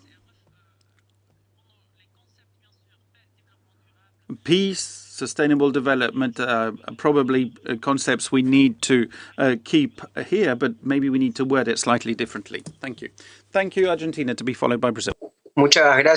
Thank you very much, Mr. Chairman. We are grateful, in the first place, to the delegation of China and also to the delegation of the Russian Federation for their proposals. And we appreciate this latest proposal from the Russian delegation, which makes reference to relevant standards of international law in the field of human rights. Now, I might stray a bit from what you were saying. I would just like to briefly reiterate our position that we expressed on Saturday. We would like to go back to the original text, which makes an express reference to a human rights-based approach, which we believe is fundamental. On Saturday, we took to heart the comments made by Mr. Lesseau, to wit, a human rights-based approach is a concept that has been used, if I'm not mistaken, for more than 30 years in our medium-term strategies. And I think it's important for us to keep it on board this time. Now, when it comes to China's contribution, we see this as constituting a shift in our objective, whereas we would be contributing to the SDGs rather than a reference to the development of human rights and fundamental freedoms. And this is why it would be difficult for us to lend our support to that proposal for the time being. Thank you, sir. Thank you. Brazil, please, to be followed by Bulgaria. Thank you. Thank you very much, Mr. President. Since it's the first time I'm taking the floor, I just wish to wish you a good afternoon and good afternoon to us all. We wish to reiterate, as we highlighted in our meeting of the drafting group last Saturday, we wish to restate our preference to the maintenance of the initial language of the paragraph. We believe that actually, if you allow me to make a more generic remark in regards to the text, the whole text itself, we believe that we have a balance in this text. We, of course, are always welcome to reiterating references and reinforcing references to the SDGs and the 2030 agenda.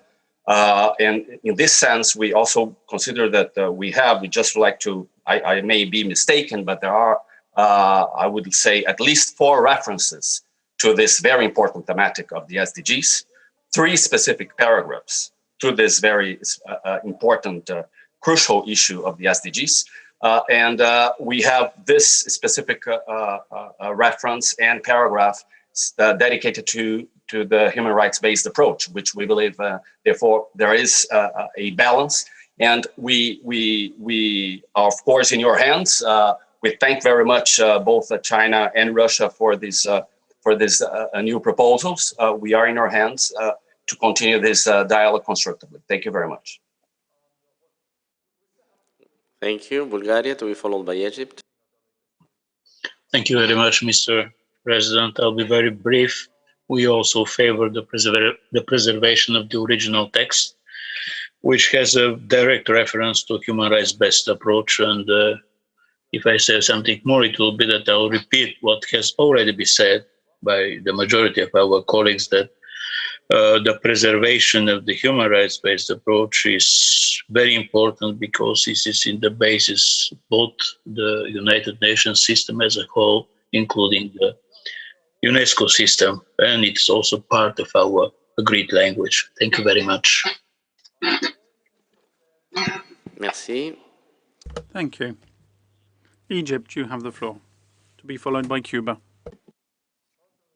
Thank you, Chair. And we are fine with having the human rights-based approach or with the amendment presented by China. We understand both of you, so for us, both are acceptable.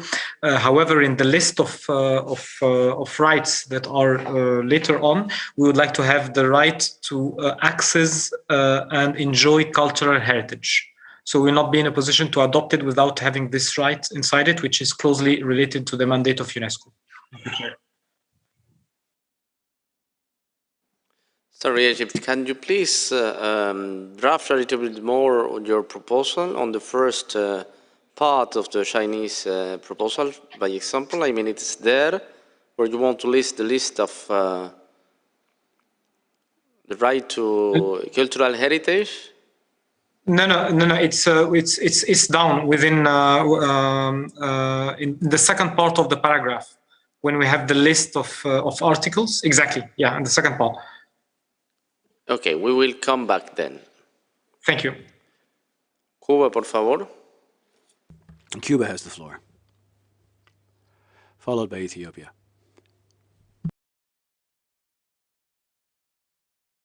Can you hear me? Did you give me the floor, sir? Yes, I did. Yes, I'm having a hard time hearing what's going on, sir. I apologize. Thank you, Mr. Chairman. My delegation believes that the both amendments would be acceptable, both the one of China as well as that of Russia.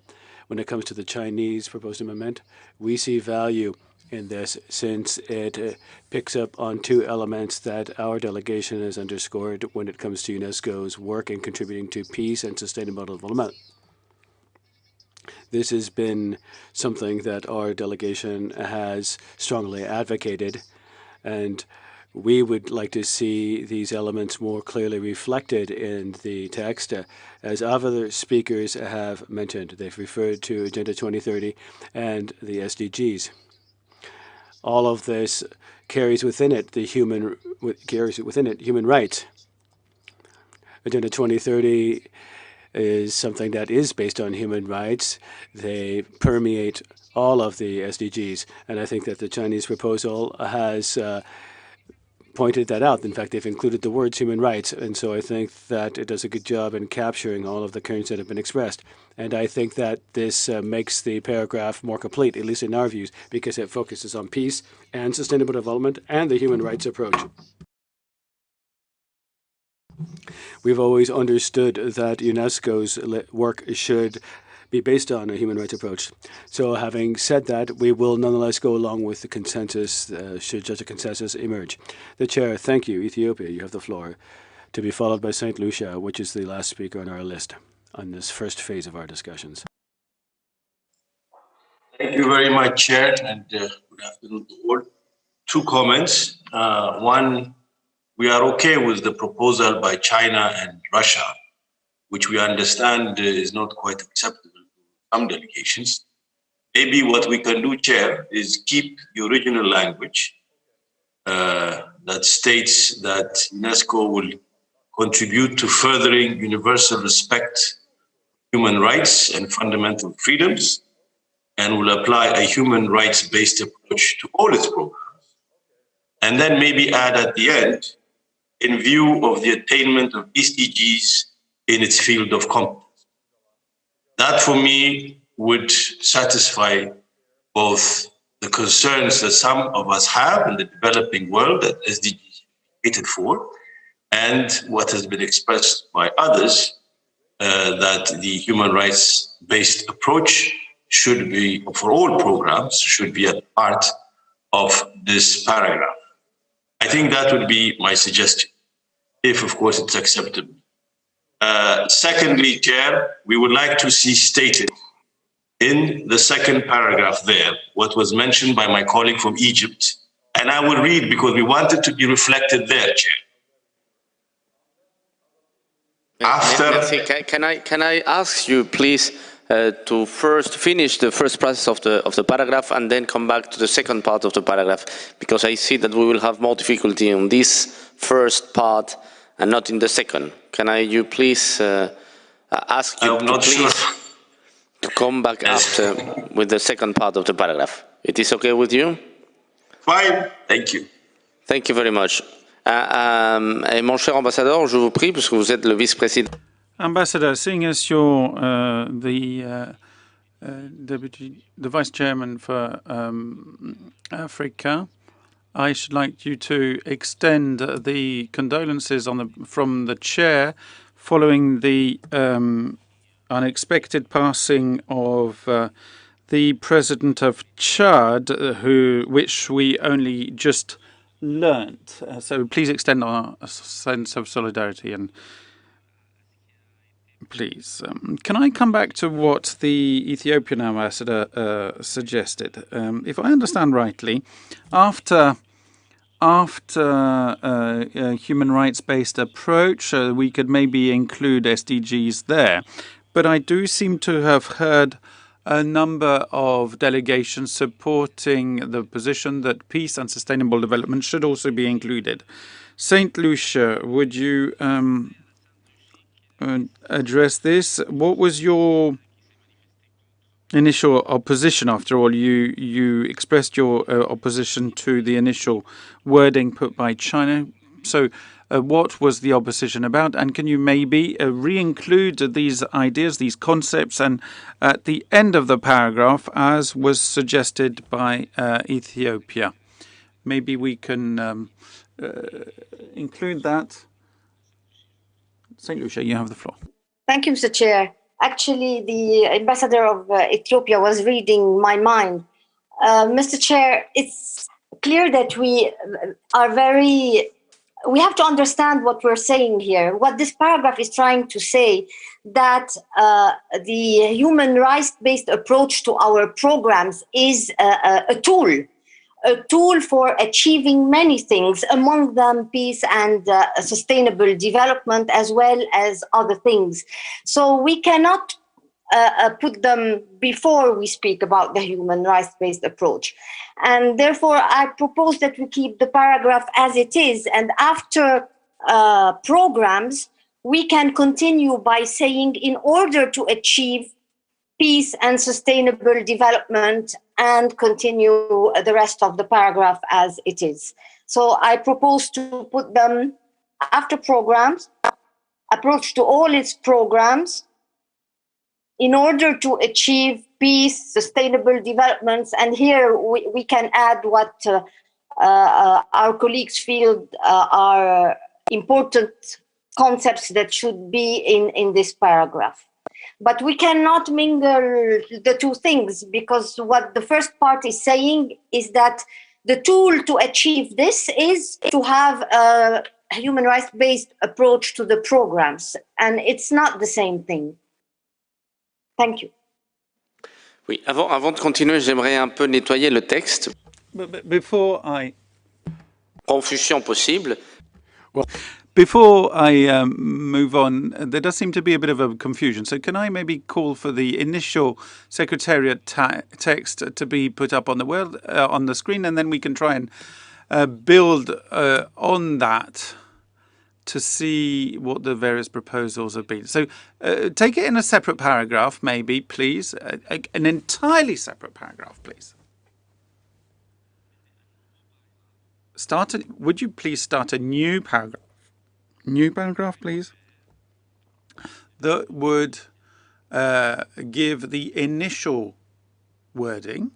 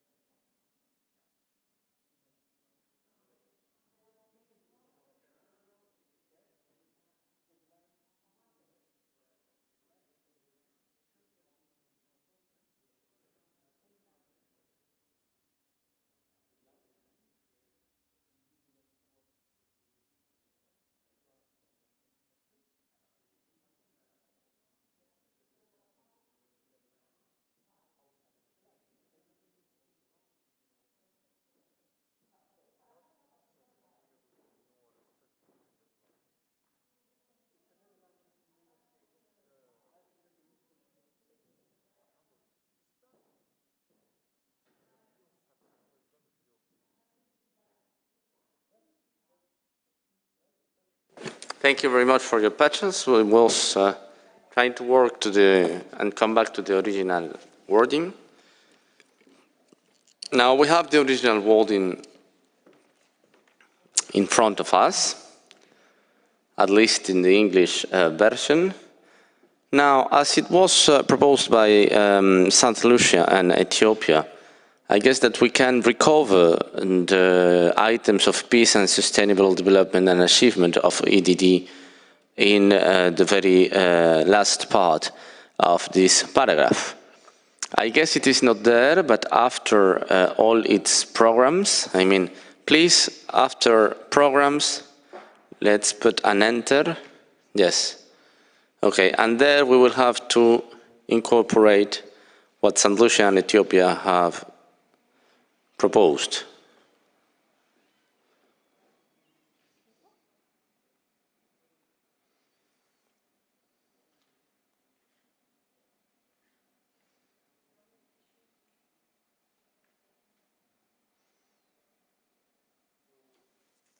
La version française suivra.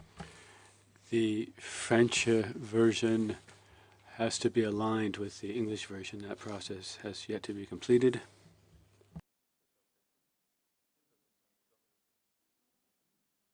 Now, let's put, because it was part of the first amendment of Russia, where we say we contribute to fostering universal respect for justice, rule of law, human rights,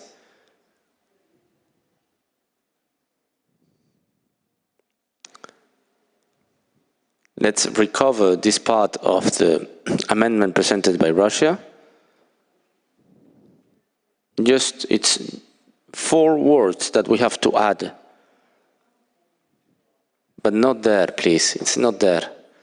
It's just at the beginning of the paragraph 18, addressing the new educational contribute to fostering universal respect for justice, rule of law, thank you, human rights and fundamental freedom in its field of competence, and will apply a human rights-based approach to all its programs in order to achieve peace, sustainable development. I guess that the only thing that we have to add is the ODD.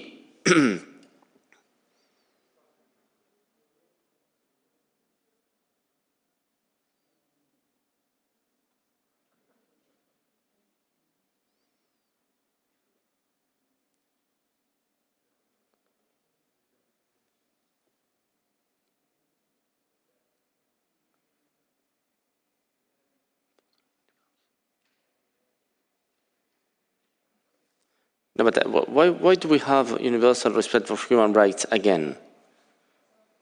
I mean, we have human rights at the beginning, after that we have human rights-based approach. We don't have to incorporate again the respect for human rights because it was already, yes, thank you. The same for fundamental freedoms, that it is already 2 lines before that. And ADGs, okay.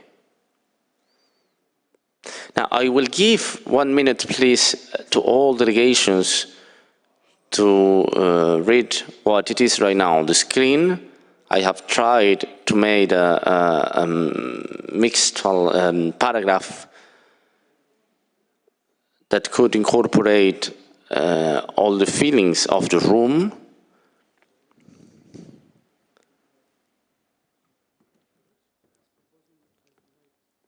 And after that, I would like to ask the room if we can join a consensus with this wording.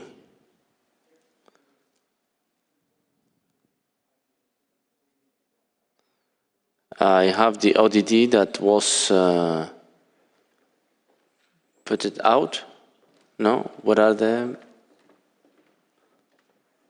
Ah, sorry, that was, okay, it was the word, sorry. Now, can I understand that China and France cannot join the consensus on this new wording?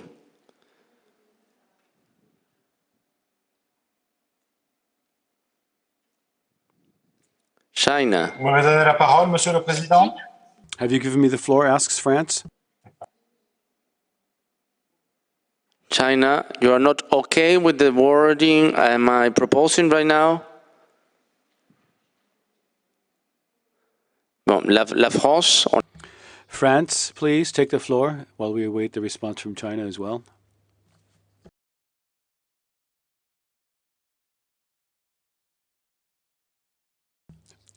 France, can you hear me?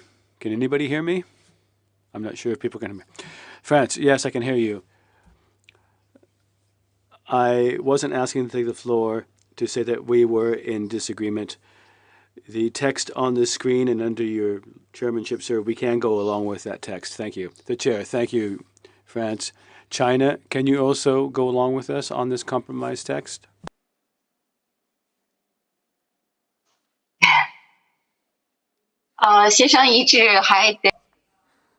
It's a consensus, but not yet. Thank you, Mr. Chairman. I'd like to explain. For us, the paragraph is under a theme saying key principles guiding UNESCO's action. It's a general guiding principle. So when we do amendments, it should be a global, comprehensive consideration. Peace and sustainable development and human rights have to be involved. I am reading carefully the new paragraph proposed by the chair. Apparently, human rights should be our objective. We have to maintain human rights, whereas development achievement is a way, a tool to maintain human rights. Whereas now, it's like the opposite. So, if we want to defend human rights, that is the final, utmost objective. Whereas now, human rights have been attenuated, diluted. I don't know what you think. Thank you. Merci. En tout cas, dans la version. Thank you. In any event, in the French version needs to be aligned with the English version. I can see that Brazil and the Russian Federation have asked for the floor. I will give them the floor. And if you are in disagreement, please try to come up with a constructive proposal. So Brazil followed by the Russian Federation. Go ahead. Thank you very much, Mr. Chair. No disagreement whatsoever. It's mainly to thank both St. Lucia and Ethiopia for the proposal. We could go along with it.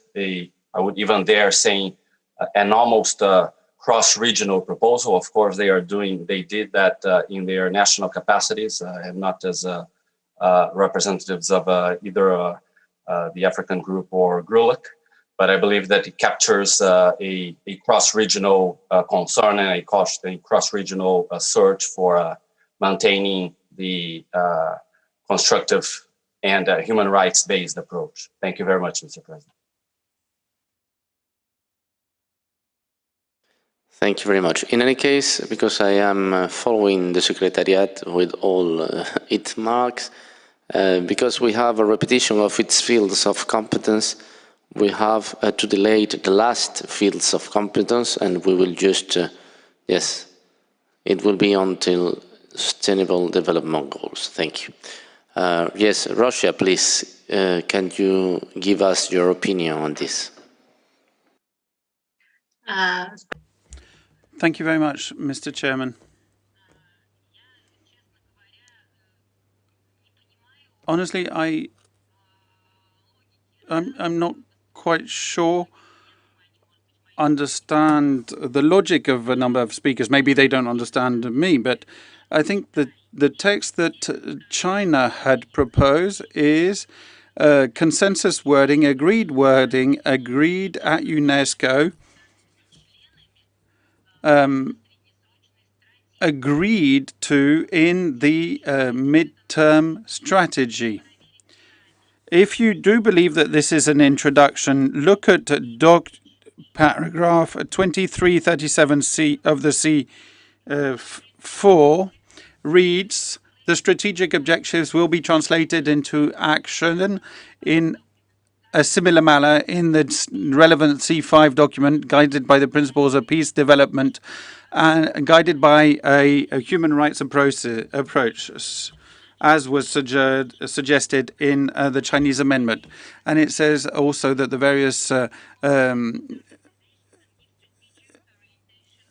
references to the strategic orientations overall. So what I'm saying is that the proposal by China is something that we, all of us, agreed to 8 years ago, on the basis of which all the donors, even those who expressed concerns that this might actually destroy or disturb their actions, actually agreed to support UNESCO. So it is agreed wording. I don't quite understand what the problem is. If it was included in the previous strategy, why is it no longer acceptable to repeat it this time round? Thank you. Merci. Thank you. Again, I would like to try to see where we stand and try to get some convergence. I would like to hear in particular from St. Lucia, because she's provided us with an explanation and a proposal that echoes what other member states have mentioned in their statements as well. So if we have an approach based on human rights as well as on peace and sustainable development, I'm asking the Secretary to take this down. We could put it in a different color. This would be the proposal from the chair, so that you can see that this is my proposal. A human rights-based approach, we leave that, no problem. There's no reason to change the color there. An approach based on human rights as well as on peace and sustainable development, comma, to all its programs in order to achieve the Sustainable Development Goals.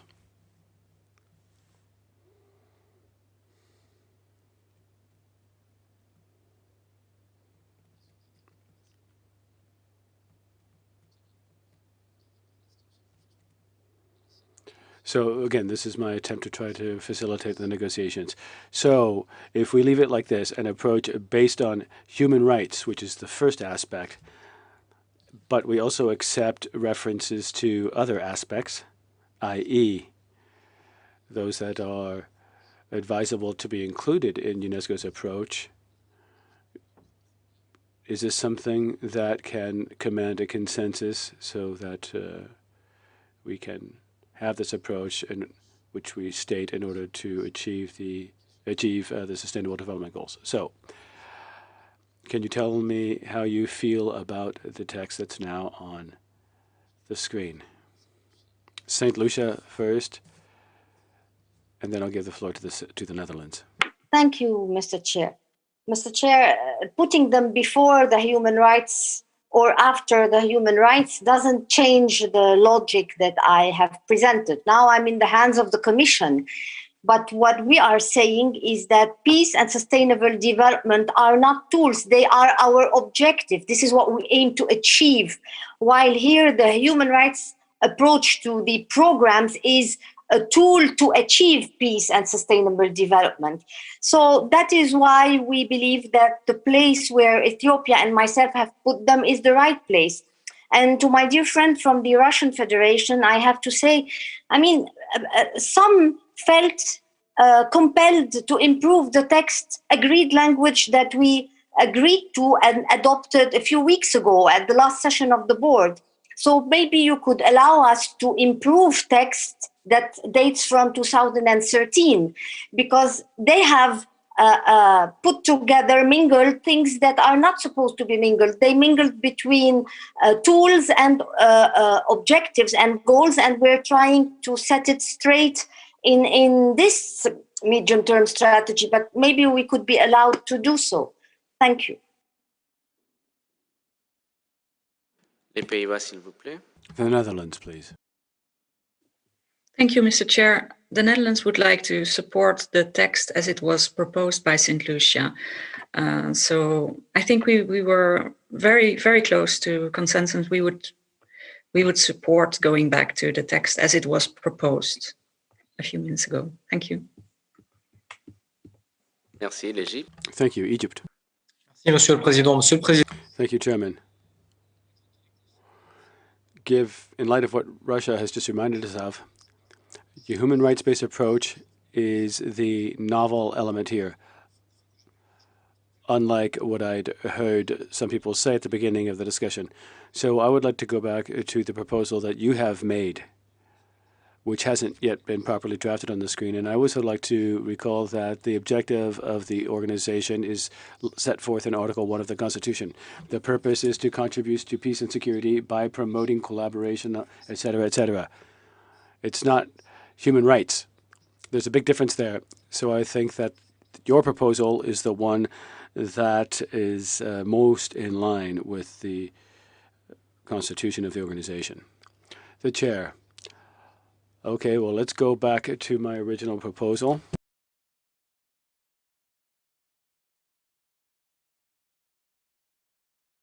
So shall apply an approach based on human rights in all of its programs in order to achieve peace and the Sustainable Development Goals. And this is a proposal, nonetheless, that was already rejected by some states who've spoken. Merci. Thank you. I would now like to give the floor to France, to be followed by Poland. Please be concrete in your contributions to help us expedite this negotiation.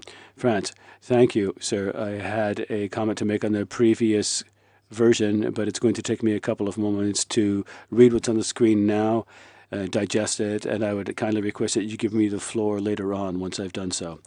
The Chair, thank you. Let me just reassure you that the one that you can see on the screen is the one that you'd already expressed support for. Poland, to be followed by Finland. Thank you, Mr. Chair. I would also like to support the proposal which is now on the screen and thank St. Lucia and Ethiopia for very constructive cooperation. And I think it reflects very well our discussion and different views and combines them in a very able manner. I don't know if we can find out anything better. So, of course, human rights and fundamental freedoms appear here in the context of goals, not only as instruments or tools, but at the same time we have human rights-based approach as a means of activity. I think it's a very well balanced compromise proposal. Thank you.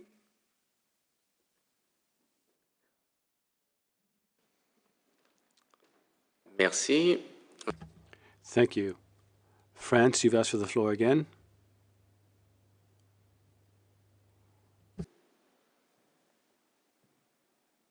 Bon, la Chine, alors. Okay, well then China. China, please. Mr. Chair. 谢谢主席。谢谢主席，刚才为了 Thank you, Mr. Chairman. Thank you for your efforts to build a consensus here, but I can't see this text on the screen right now. I think that this is a positive attempt.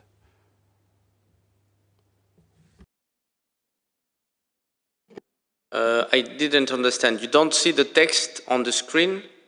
Because I have the text in front of me. 我看不到提议的案文。现在屏幕 I didn't see the screen that you had suggested. And what I see on the screen actually is not what you had proposed, says the delegate of China. Yes, I guess it is. It is the first proposal that I made. After that, we put another proposition and we had to come back to this one. But at this time, at this stage, This is the proposal that we are presenting as an engagement proposal.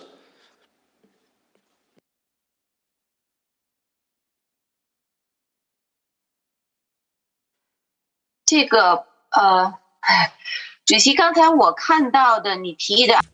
Mr. Chairman, the text that I thought that you had proposed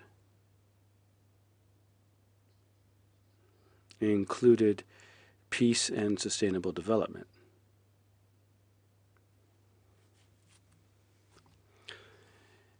Human rights come first, but on the screen, it is not what you had proposed, I think. Could you please clarify this point? It is. As you may know, I presented this proposal. After that, I go to another proposal, but some member states asked to come back to this proposal. That's why we are right now on this stage.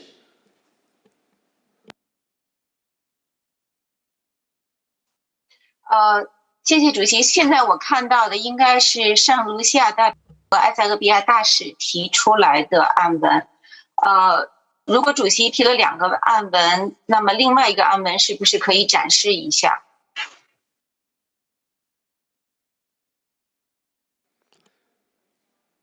No, in fact, that was the first proposal I made under the basis of the comments presented by St. Lucia and Ethiopia. After that, I did another proposal trying to construct and build a new proposal under the basis of what China and Russia have said. But after that, other states just asked to come back to this first proposal. Now, of course, we can come back to the other one, but I really encourage you to be the more positive as we can, all the members of the board, and so we can move forward. In any case, if we don't have consensus and it is not possible to have it, I will propose it to continue with the discussions and to put this first part of the paragraph into brackets, and so we can move forward. We have been more than an hour discussing this issue. It is a very important issue indeed, but I guess that we may need more time for informal discussions between member states to reach a consensus. I will therefore open a last list of speakers on this item. Please, if you want to intervene, I ask you to raise your hand right now. And after that, I will close the debate, and if no consensus is possible, I will stop the discussion on this first part of the paragraph, and we will continue. I see that we have, until now, 4 members. I will let the France intervene, and after that, I will close the list of speakers. La France, qui sera suivie de... France to be followed by Finland. France. Thank you very much. I wanted to make 2 comments, sir. First of all, to thank the drafters of this final version up on the screen, and thank you personally, sir, for indeed it is satisfactory and does reflect the discussion that we held. Secondly, sir, of course it's not a compromise. We are not reaching a compromise on any kind of issue just as vital as human rights or gender issues. This is a consensus, sir, and thank you so very much, sir, for bringing us to a position of consensus that should be accepted. Thank you. Thank you. Finland to be followed by Russia. Thank you, Mr. Chair. As many others before me, I wish to express our support for the proposal presented by Ethiopia and St. Lucia, and thank for this very constructive approach. Thank you, Mr. Chair. Now I have on my list Russia, Egypt, Switzerland, Argentina, and Italy. I have no more states asking for the floor. I close the list on this point. Italy will be the last speakers, and then we will go to the second part of the paragraph, and if the time allows it, we could come back. I see that China is also asking for the floor, then China will be the last speakers on this list. Russia, please, you have the floor to be followed by Egypt.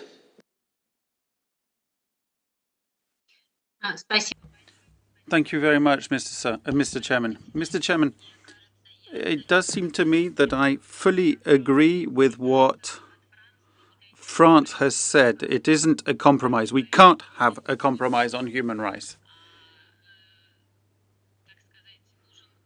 We have to have consensus, indeed.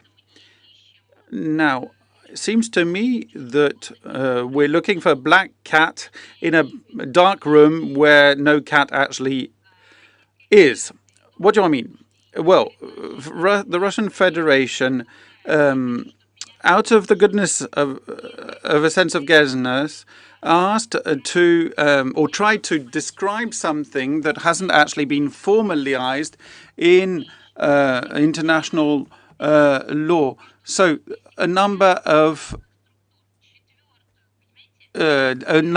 contributions have been made here, there, and in elsewhere. So international or human rights law is not just a theoretical approach; it's a part of international law. So our amendment was trying to strengthen the actions of UNESCO in this field. For instance, we feel there is still something to be done. For instance, access to education in your mother tongue, which UNESCO is maybe not quite doing enough about. But we're trying to strengthen this. Now, I can see the room is not ready to do so. So if we're not ready to do that, why are we arguing if there is a wording that has been agreed by all of us at the General Conference 8 years ago in the 37C5 strategy? C4, sorry, a proposal that is exactly what China had put in its amendment and relates to the mandate of UNESCO, which is exactly something that secured a consensus. And as France and others have said, we're meant to be looking for a consensus. And sometimes there can be too much of a good thing. So let's use what we already have. Thank you. Merci. L'Égypte qui sera suivie de la Suisse. Thank you. Egypt to be followed by Switzerland. Merci, Monsieur le Président. Monsieur le Président, dans ma dernière intervention. Thank you, sir. Last time I spoke, I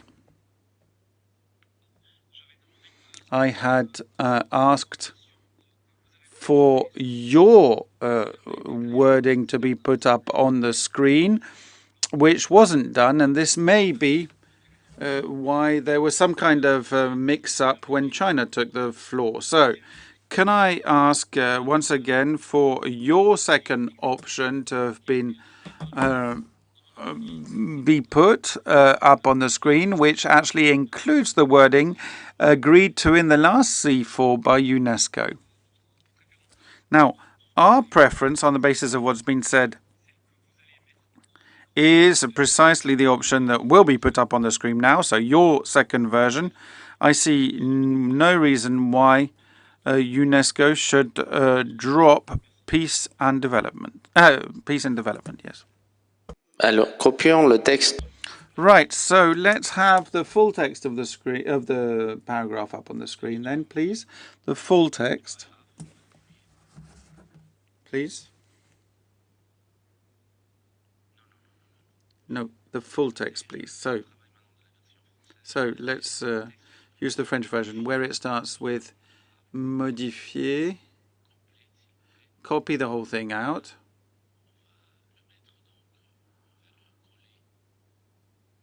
Paste it there, yes. I'm not sure what's happening. I'm not sure I understand. Go back up, up, up. There we go. So where it says amend paragraph 18. There we go. So put it here. Please paste. No, maybe I'll do it in Spanish. Un poquito mejor. Por favor, pónganlo como estaba ahorita. No, pónganlo como estaba, por favor, hasta. Okay, so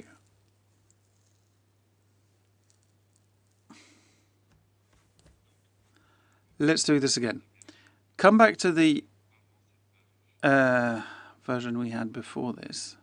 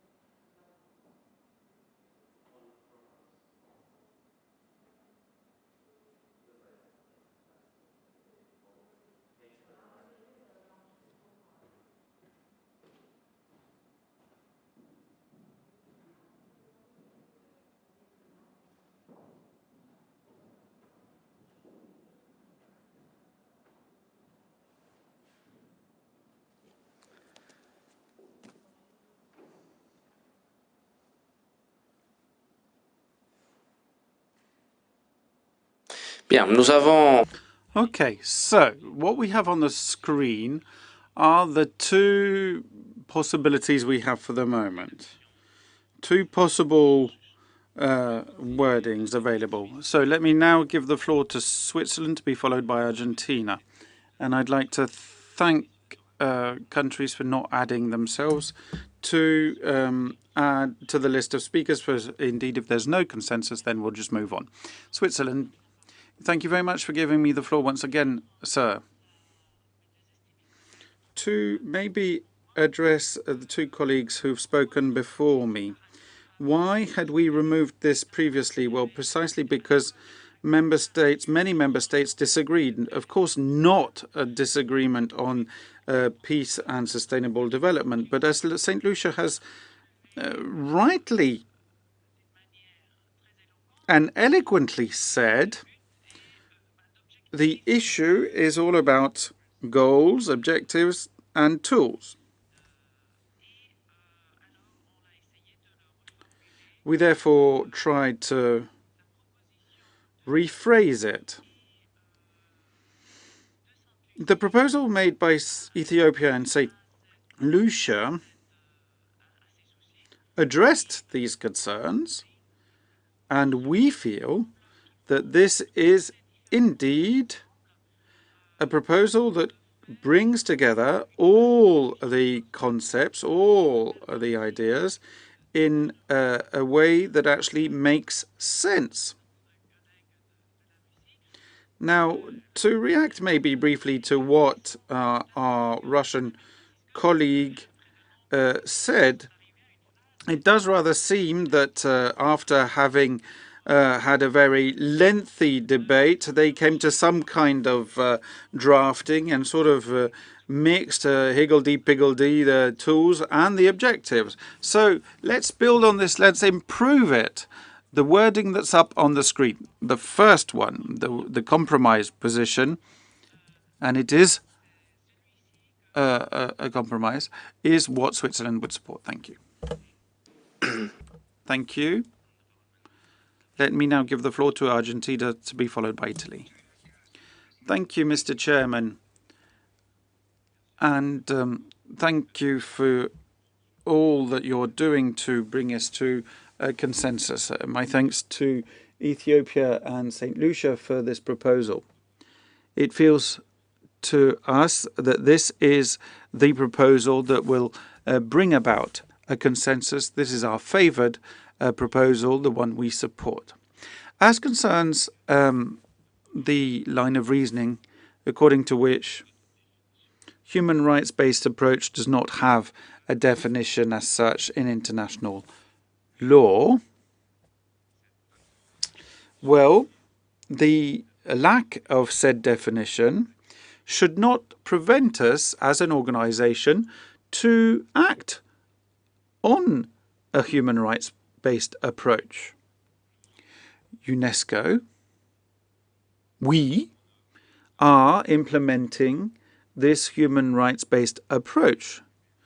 As the representative of BSB has been said on Saturday, this has been done for the last 20, 30 years in a consistent matter, which clearly shows that we do have such an approach because it is a consistent practice in the organization. So we are used to relying on this approach, and setting it aside at this point of view, in our view, would be setting a dangerous precedent, seeing as we are talking about human rights here.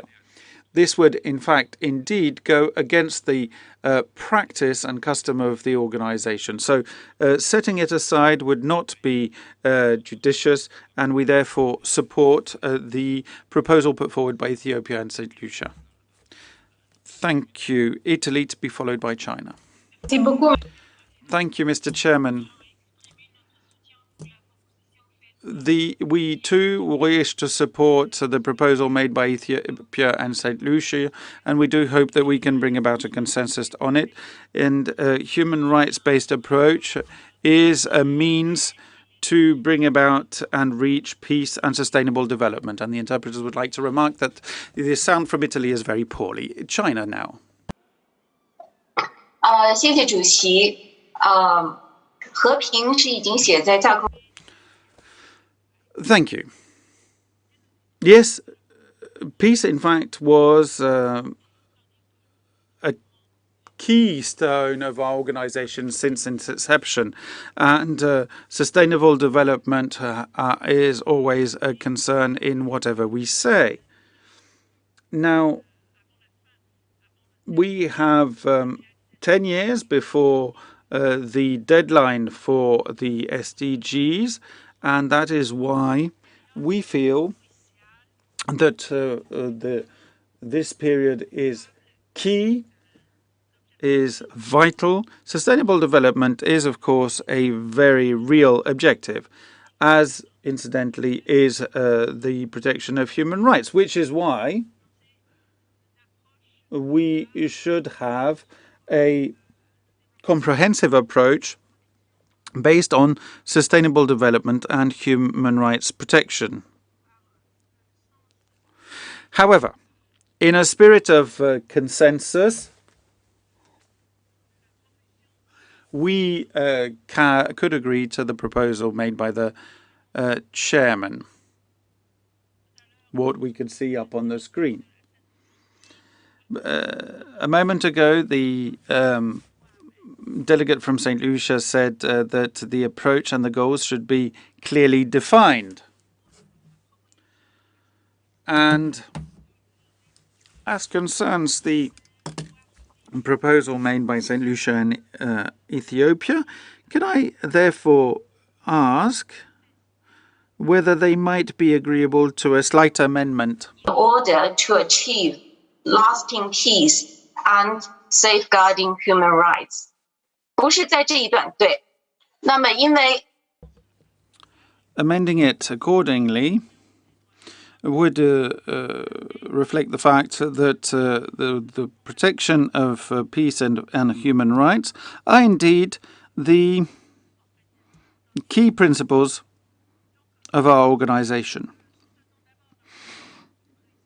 So let me say once again that we fully support the efforts made by the President, so the text in blue, and if we could ever so slightly amend the Ethiopian and St. Lucian text, we would request for the floor once again. Thank you. 对不起，主席，我们对上一段圣卢和埃塞俄比亚的这个修。My apologies, Mr. Chairman, but to all its programs in order to achieve lasting peace and safeguarding human rights. 就是不是 Thank you. That's not the paragraph I was thinking about, but the other one. Making a new proposal for not the President one, but the St. Lucia and Ethiopia one, please. Yeah. So in this one, if we can identify the ultimate aim, objective of the organization is safeguarding lasting peace and human rights. So the means is to through sustainable development. So we would like to say to apply a sustainable development approach in order to, in all its programs, in order to achieve lasting peace and safeguarding human rights. Thank you.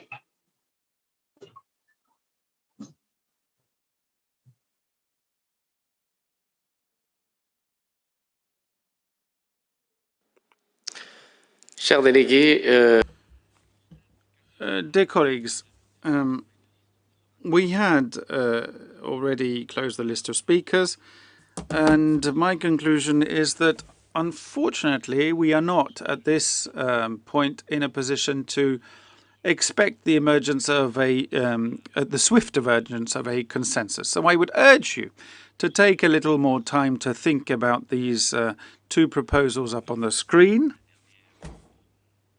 with or without the most recent addition by China, and hope that we can come back to this and close the discussion on this first part of the paragraph. So can I now suggest we move on to the second half of the paragraph and come back to this first part later on if, well, if the minds and the align. Otherwise, we'll just move on to paragraph 19. As you can see, we have expended more than an hour and a half on this very important paragraph. We still have 20 or so pages to run through in, well, a fairly limited amount of time. So can I suggest we move on to the second half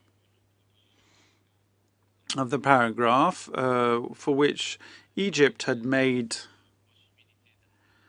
an amendment. There was also an amendment suggested by Russia. Let me first of all give the floor to Egypt to introduce its draft amendment. I do hope we'll be able to wrap up the discussion on the second half of the paragraph swiftly enough and come back to the first half, wrap it up, and then move on to paragraph 19.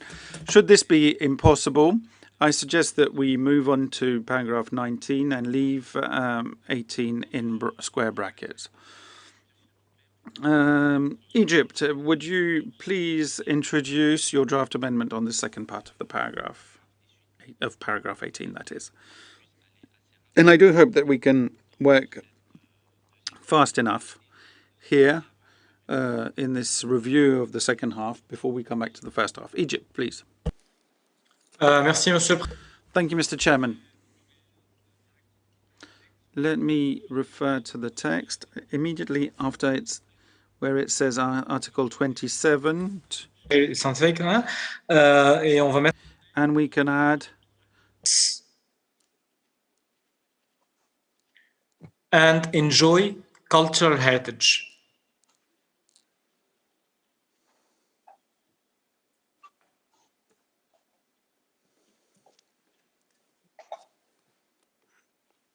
Voilà, merci beaucoup.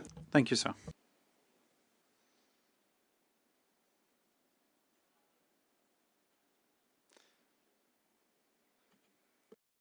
Oui, s'il vous plaît, on va mettre cette. Je vois qu'il y a deux paragraphes.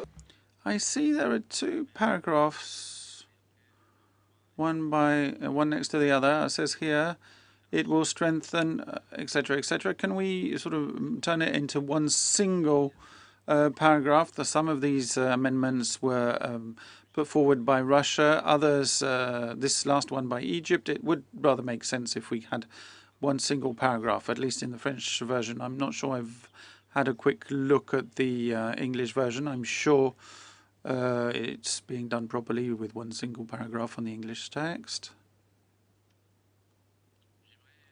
So, thank you. Any comments on this second part of the paragraph? That is, adding the obligations for which the organization has a specific duty, the addition of the right to access, and also the addition of the duties that everyone has to the community, so Article 29. Ethiopia. Merci beaucoup. Thank you, sir. Briefly, can I say that we, of course, support the introduction or addition of duties, for indeed rights necessarily go with obligations. And as an African country, we strongly support the Egyptian proposal, something that is very much in part of UNESCO's remit, the right to access and enjoy cultural heritage. That is very important indeed for us African countries. Thank you. Thank you, Ambassador. Right, so can I ask whether the second half of the paragraph can be met with consensus? Finland. Is Finland going against consensus for the paragraph? Thank you, Mr. Chair. Regarding the second part of the paragraph, I think that the question is regarding the articles where UNESCO has a special mission or mandate. So I don't think that this Article 29 it's in this special mission of UNESCO.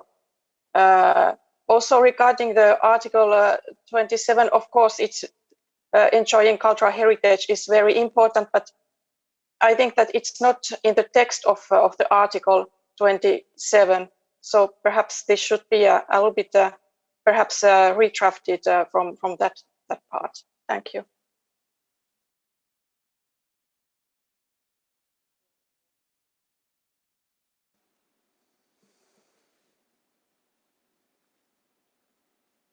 Well, thank you. Well, I guess that the wording does not establish that it is part of the Article 27, as it is right now on the screen. But, well, maybe I am understanding it in a wrong way. L'Égypte voulait réintervenir. Egypt, did you want to take the floor to clarify this? Yes, thank you, sir.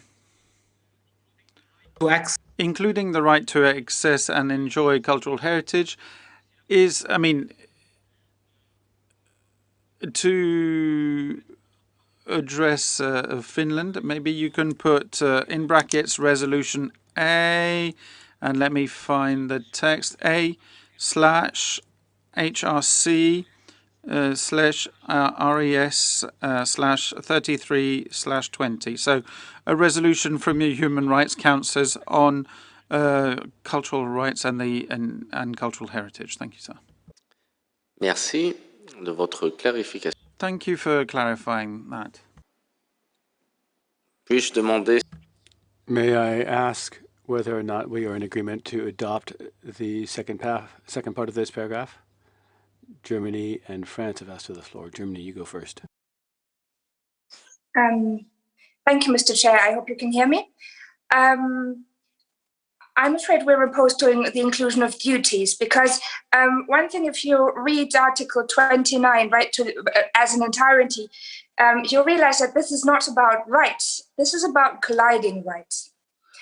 So this is not a human right, and this is not a specific duty. All it does is explain what to do in a technical way of the term in German law is practical concordance, as it would be translated then into national law, of organizing maybe colliding rights in a way that are conducive to a peaceful society. That is all very nice, but there are no whatever undefined duties. This is just a structural rule of what to do when two people want something and these two things don't perfectly go along.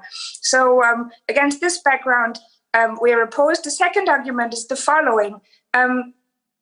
If individuals have duties, these are defined under very specific national law, and these are defined in relation to the state they are from.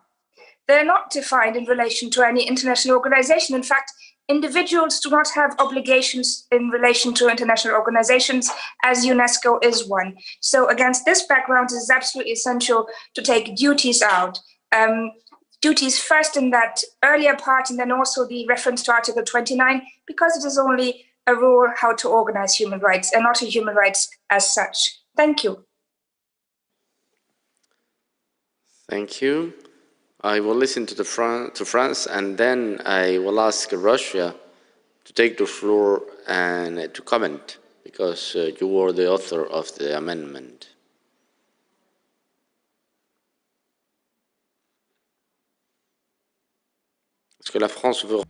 France, do you wish to speak again?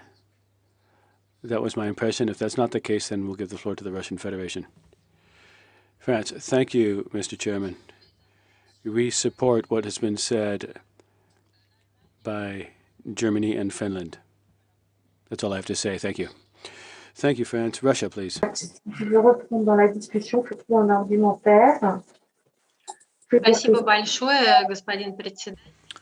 Thank you, Mr. Chairman. For the sake of consensus, we are ready. At the first mention of freedoms and of duties to remove the word duties and leave it just with freedoms there. But we would rather like to preserve a mention of Article 29, so duties to the community. We do feel that it is part of the Universal Declaration of Human Rights, like everything else. I can read it out and say, it says, everyone has duties to the community in which the free and development of personality is possible. Why do we consider that in the broader context of UNESCO we should make a mention of this? Well, the UN systems, human rights bodies have clearly said that they can only be realized by and only be realized and implemented by taking into account others, for instance, the obligations of parents and obligations to parents too. So this sense of solidarity also. One of the topics that is important to our work is, for instance, the opposition to hate speech, for instance. So that is clearly a mention or a reference to responsible behavior vis-à-vis the community. So we would rather like to preserve this because it does exist in the documents, and all the countries who have spoken before me have actually signed this document, and these do apply to them as it does to us. So this issue of also social cohesion is something that is included in many missions of UNESCO, so it makes sense here. Thank you. Thank you. If I understood well, please let's delete the duties in the at the beginning of the phrase, please. At the top, no, the top of the paragraph, please. Let's delete the duties. Yes, and we will come back to the original wording. Thank you. J'aimerais en tout cas commencer à. I would like to perhaps make a different proposal before Ethiopia takes the floor again, if they still are interested in taking the floor after I make my proposal. When it comes to the incorporation of the right to access and enjoy cultural heritage, is there any opposition to that? Just on that proposed addition, the right to access and to enjoy cultural heritage. Switzerland is the only country that is against our including this in the text.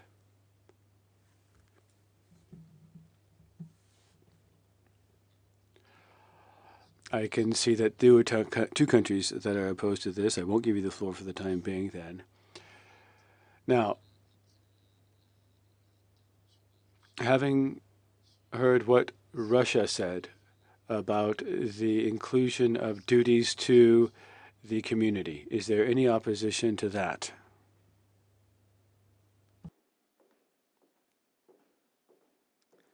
Donc je comprends qu'il y a encore. It's my understanding that there are two member states that are against that inclusion. Dear friends, I understand that we are not in a position to achieve a consensus either on paragraph, or either on the beginning or the end of paragraph 18.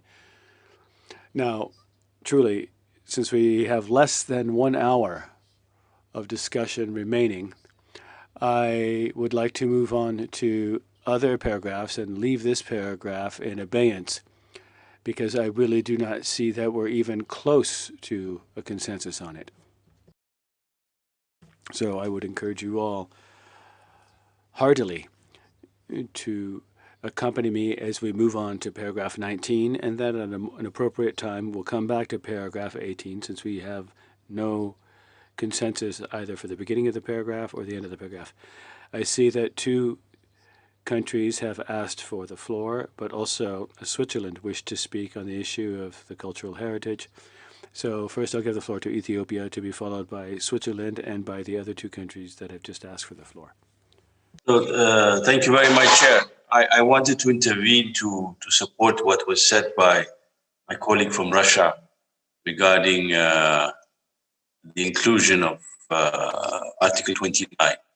And it's perfectly applicable to the mandate of UNESCO.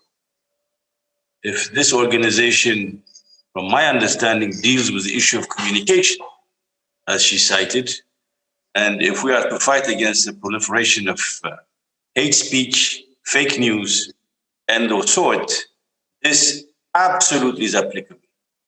Or else we are not serious about such things. But we hold that dear to our heart, and it's causing mayhem and havoc in our societies. We ask that this be included, as was mentioned by our colleague. And secondly, of course, we support what was proposed by our brother from Egypt regarding access and enjoyment of cultural heritage, which is one of the mandates, if not the most important mandate of UNESCO, together with education. If this is not included as part of the human rights package, I don't know what else can be included. Thank you very much. Thank you very much, Mr. Ambassador. Switzerland, please take the floor about your opposition to the Egyptian proposal.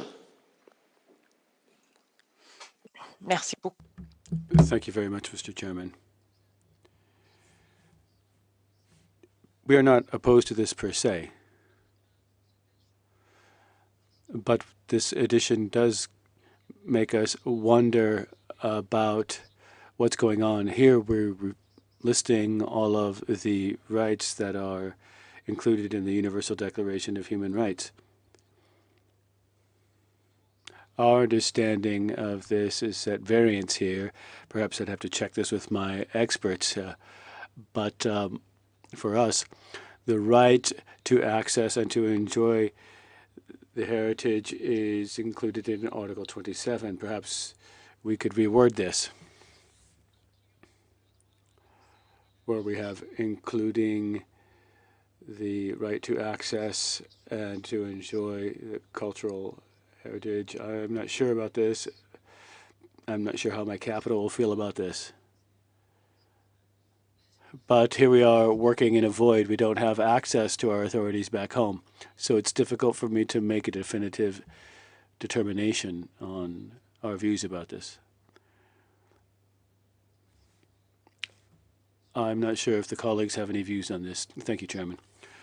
The Chair, thank you.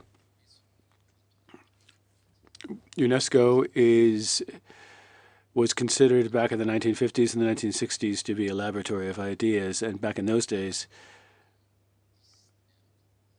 our contact with our capitals was certainly more difficult back then. And perhaps UNESCO may have been moving more quickly back then because the communication obstacles made it impossible to constantly have to refer issues back to the capital. But again, we're talking about a bygone age. Before I give the floor to Germany and, before I give the floor to France and China who've asked for the floor, I would like to know whether Egypt, as the proponent of this text, would be in favor of the change that was proposed by Switzerland. Egypt, thank you. If I may, sir, I would just like to respond at the very end after having heard the other delegations, if that's okay with you. All right then, says the chair. I don't know if there will be any further comments on this, but I have no problem going on with that. Germany, followed by France. Thank you, Mr. Chair. No strong feelings on the right to access cultural heritage, as long, of course, with the reservation of this being precisely and like technically clearly expressed. On the duties to the community, I fully and entirely understand what our colleague, the distinguished ambassador from Ethiopia, has said, and he can be assured that we are very, very serious about the issue of, for example, combating hate speech. Germany was one of the first European countries to introduce legislation on that. in Europe. I would suggest that to preserve, however, the character, because what he describes is nothing else than somebody infringing by a certain type of speech into the rights of another group or of another person, the persons rather, that we move Article 29 in the reference to the end in order to reflect the character it has and complete the description it has. So if you move that reference, everyone, etc., to Article 29 to the end and put a comma and say, and in case of conflict between human rights, their reconciliation under or as to Article 29. If the reference to the phrasing with duties is important to colleagues, we don't have strong feelings on it. I'm pretty sure we can find a solution. For example, as a duty, their reconciliation as to Article 29 as a duty to the community, full stop. This describes the mechanism that Article 29 includes and is meant to express, and also describes its clear relation to the other human rights that are specifically enumerated beforehand. Because it also applies, for example, to the human right to water and to the relation between other human rights. So this is why it should be at that place and not in any other. Thank you.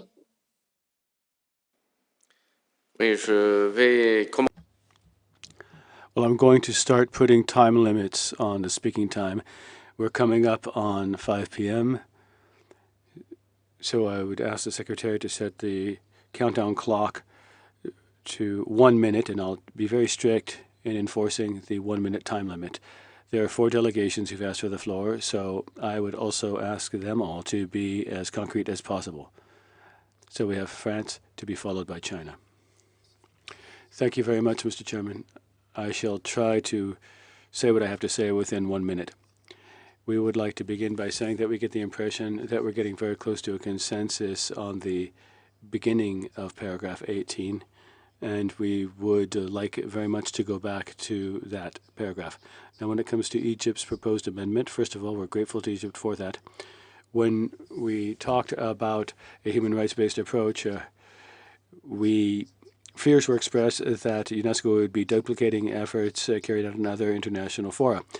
To reassure those who have those concerns, we would refer to paragraph 2C of Article 1 of UNESCO's Constitution. And then when it comes to what Germany has just said regarding Article 29, we support Germany's position, which fully mirrors the spirit that we would like to see preserved in this text. The Chair, thank you for being brief, France. I shall now give the floor to China, to be followed by the Netherlands.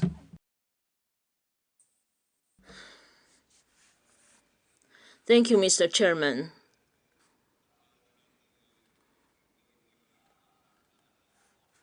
Good afternoon to you all. This is my first intervention this afternoon. The Ambassador of China is saying, I'd like to congratulate you for the negotiations. I appreciate very much this addition. Everyone has duties to the community.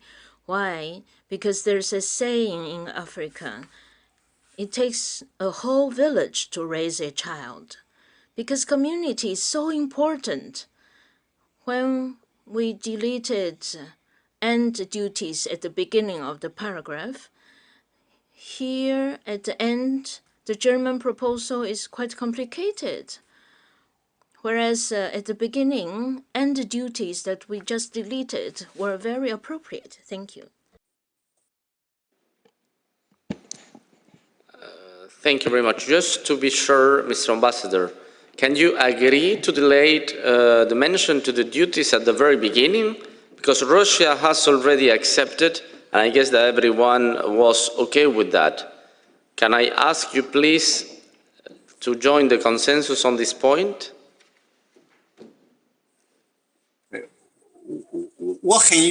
I'm willing to associate myself to the consensus. But I insist that duties are very important. I just said why it's so important. Thank you. Thank you very much, Mr. Ambassador. Yes. Now I give the floor to the Netherlands, to be followed by Russia.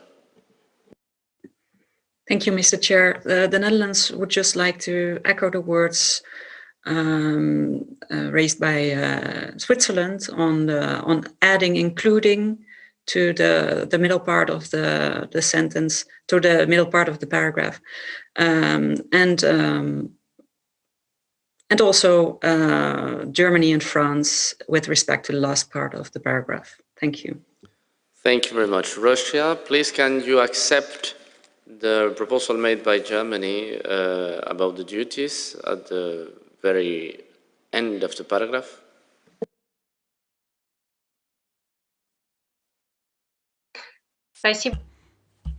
Thank you very much, Mr. Chairman. I agreed to remove duties or obligations at the beginning, remove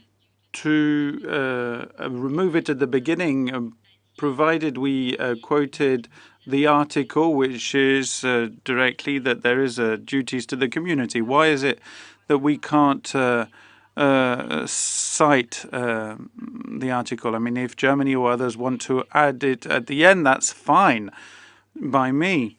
But I don't think we need to talk about conflicts between laws. I mean, it all sounds very confrontational, or such procedures that Germany is mentioning. I mean, it does sound to rather broaden the issue. I think I'd rather stick to the initial quote, which is everyone has duties to the community. And as rightly said, the Chinese ambassador, to raise a child, the entire village is involved. So obviously, we live in a society, so my freedoms stop when where other people's start. So I agree with with moving it to the end of the paragraph, but I wouldn't want to remove it entirely. Thank you. Thank you. The Netherlands to be followed by Morocco, and then we will propose to reestablish the wording as it was presented by Russia, but put it at the very end of the paragraph. The Netherlands, please. I believe it's an old hand, Mr. Chair. I'm sorry, I didn't ask for the floor. Okay, thank you. Morocco, please.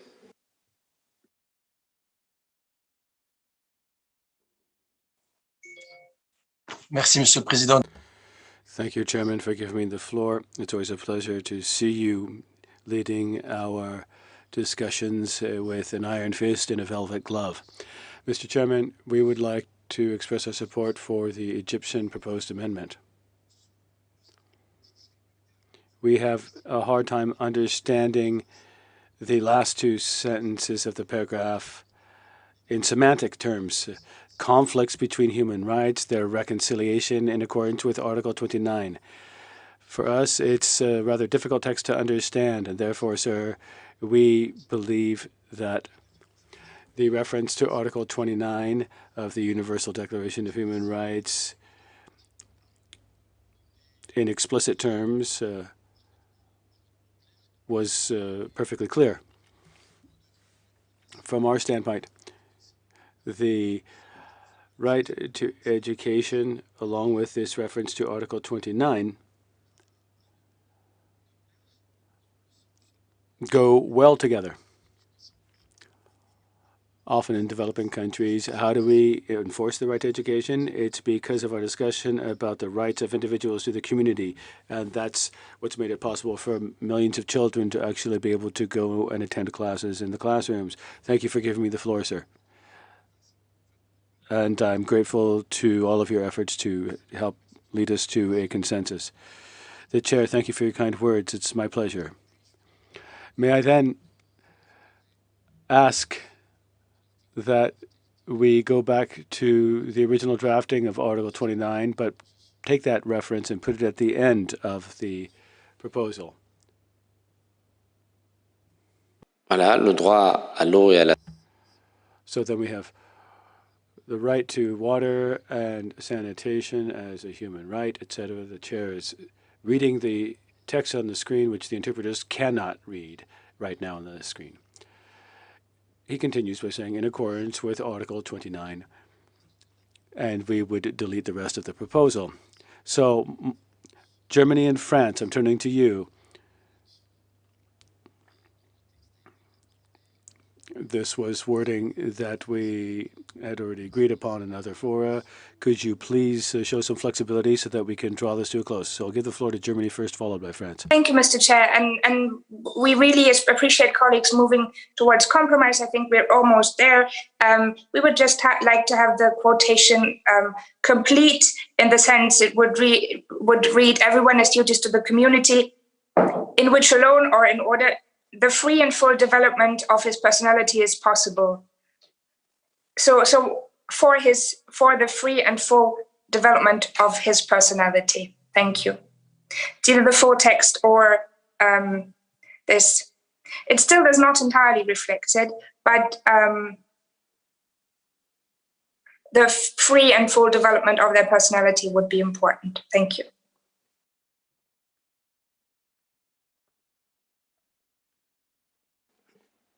La France. France has the floor.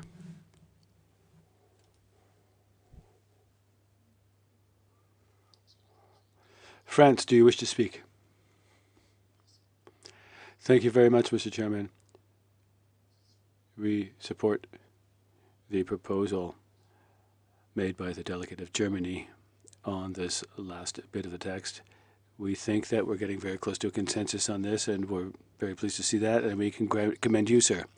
Now, when it comes to Egypt's proposal, we would just reiterate our question about the Council of Human Rights, which was a concern raised by member states. They feared that we here in UNESCO would be duplicating what is done in other fora.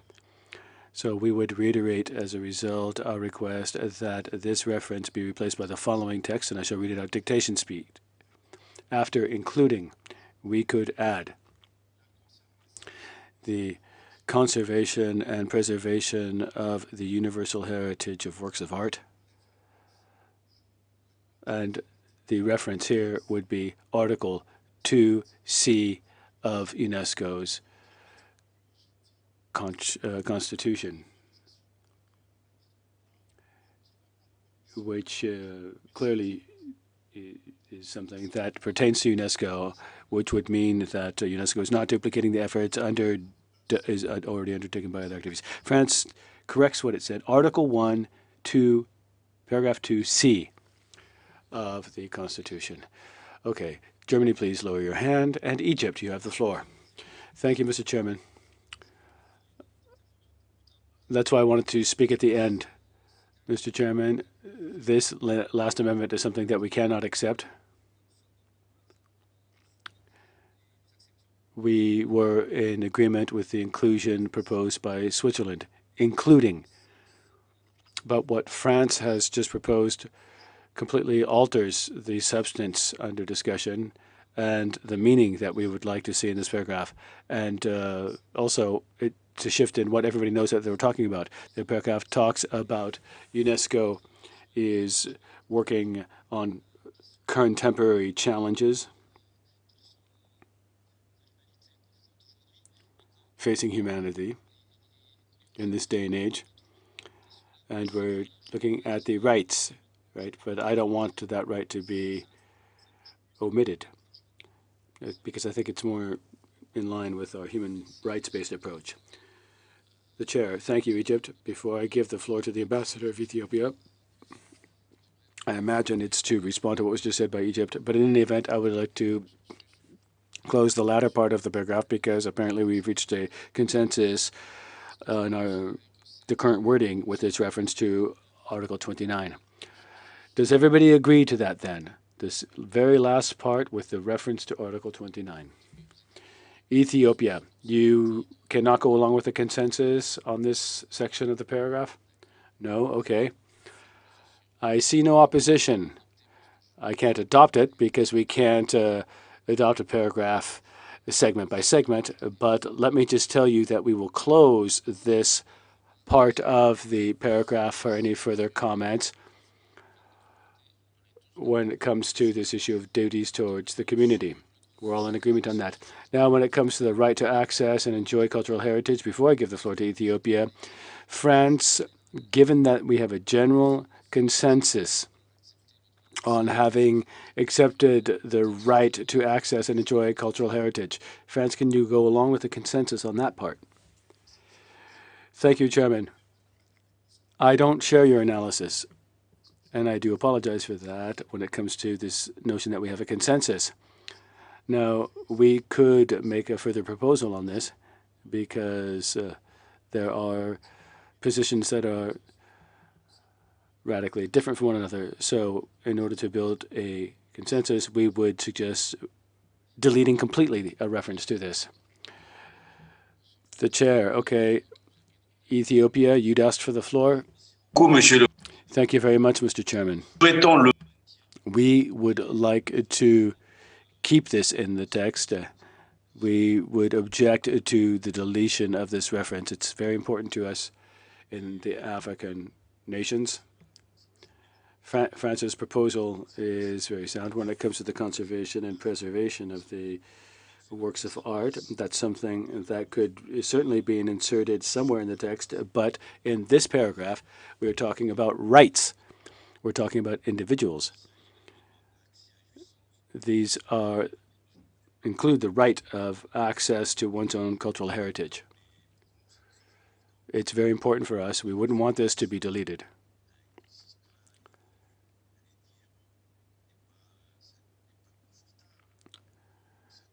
If this is a reference that makes some delegations uncomfortable, I perhaps can see that. But when it comes to the right to access the heritage is something that we would certainly want to be kept in the text. The chair, thank you. Okay, when it comes to the last paragraph, the last sentence of the paragraph, I can see that Russia is giving us in the chat the exact wording of that article. But in any event, we will be very attentive to the latter part of the paragraph where there's a reference to Article 29, and we will make sure that we are faithful to that language. St. Lucia, to be followed by Finland. Thank you, Mr. Chair. Mr. Chair, thanks to the beauty of technology, my Caribbean colleagues from across the ocean are asking me to support the Egyptian amendment. So I hereby support the Egyptian amendment. Would like to keep it in the text. Thank you. Thank you. Finland, please, to be followed by Pakistan. Thank you, Mr. Chair, and thank you very much for your efforts throughout this session and also in this paragraph. I was thinking that perhaps because we are entering into quite a long discussion on that paragraph as well, perhaps we could just say for which the organization has a special mandate and put the full stop there and not have all this list of all articles. So perhaps this could be one way. Thank you, Mr. Chair.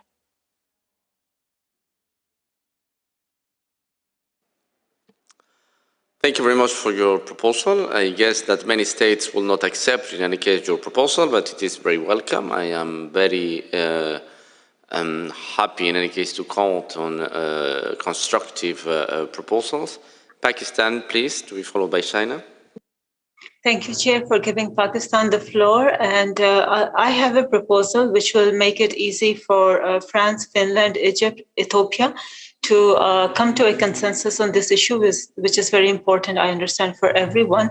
So how about if we include, starting from including the conservation and protection of cultural heritage, Article 1, Para 2C of UNESCO Constitution, as proposed by France, including the right to access and enjoy cultural heritage, full stop. So including the right to access and enjoy cultural heritage, full stop, period.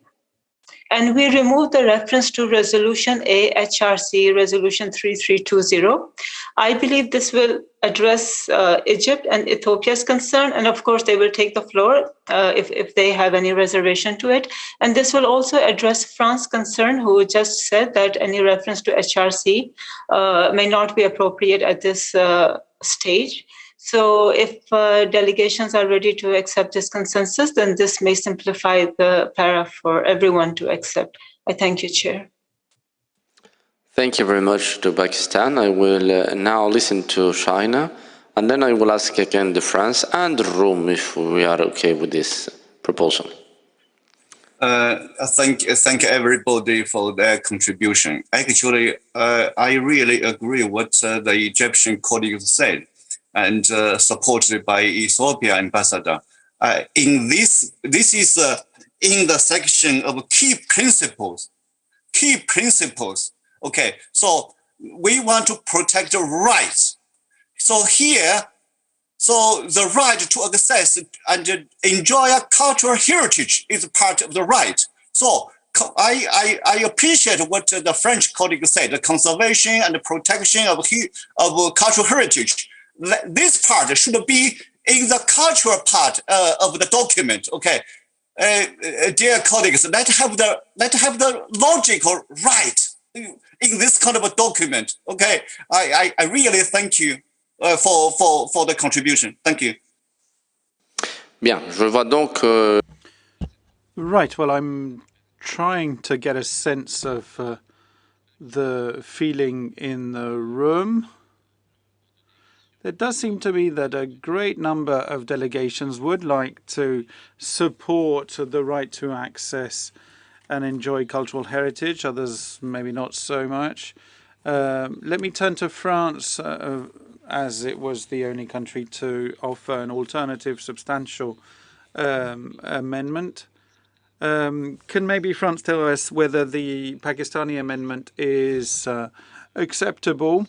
If it isn't, then we'll suspend our work for 5 or 10 minutes, and then we'll see, to just try and see where we stand and how we're going to go. We're meant to stop in half an hour without having even finalized our work on one paragraph. France. Thank you, sir. And my thanks to all the speakers. We understand, sir, that we're not coming closer to a consensus, but we have heard the Chinese ambassador, if I understand rightly, make this mention when we discuss the cultural issues. Is this an option, maybe? The chairman. If I understood the Chinese ambassador properly, I think it was the reference to Article 1(2)(c).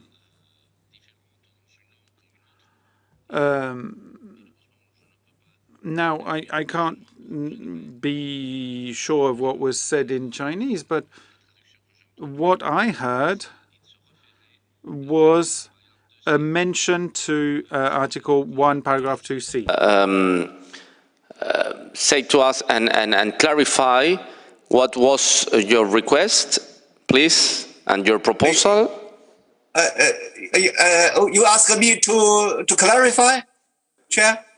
Yes, France is proposing that we could incorporate all the cultural heritage issues after in another paragraph of our resolution. I understood that you was just mentioning the issue about the preservation and conservation of the cultural heritage and not the Egyptian proposal, but maybe I was wrong.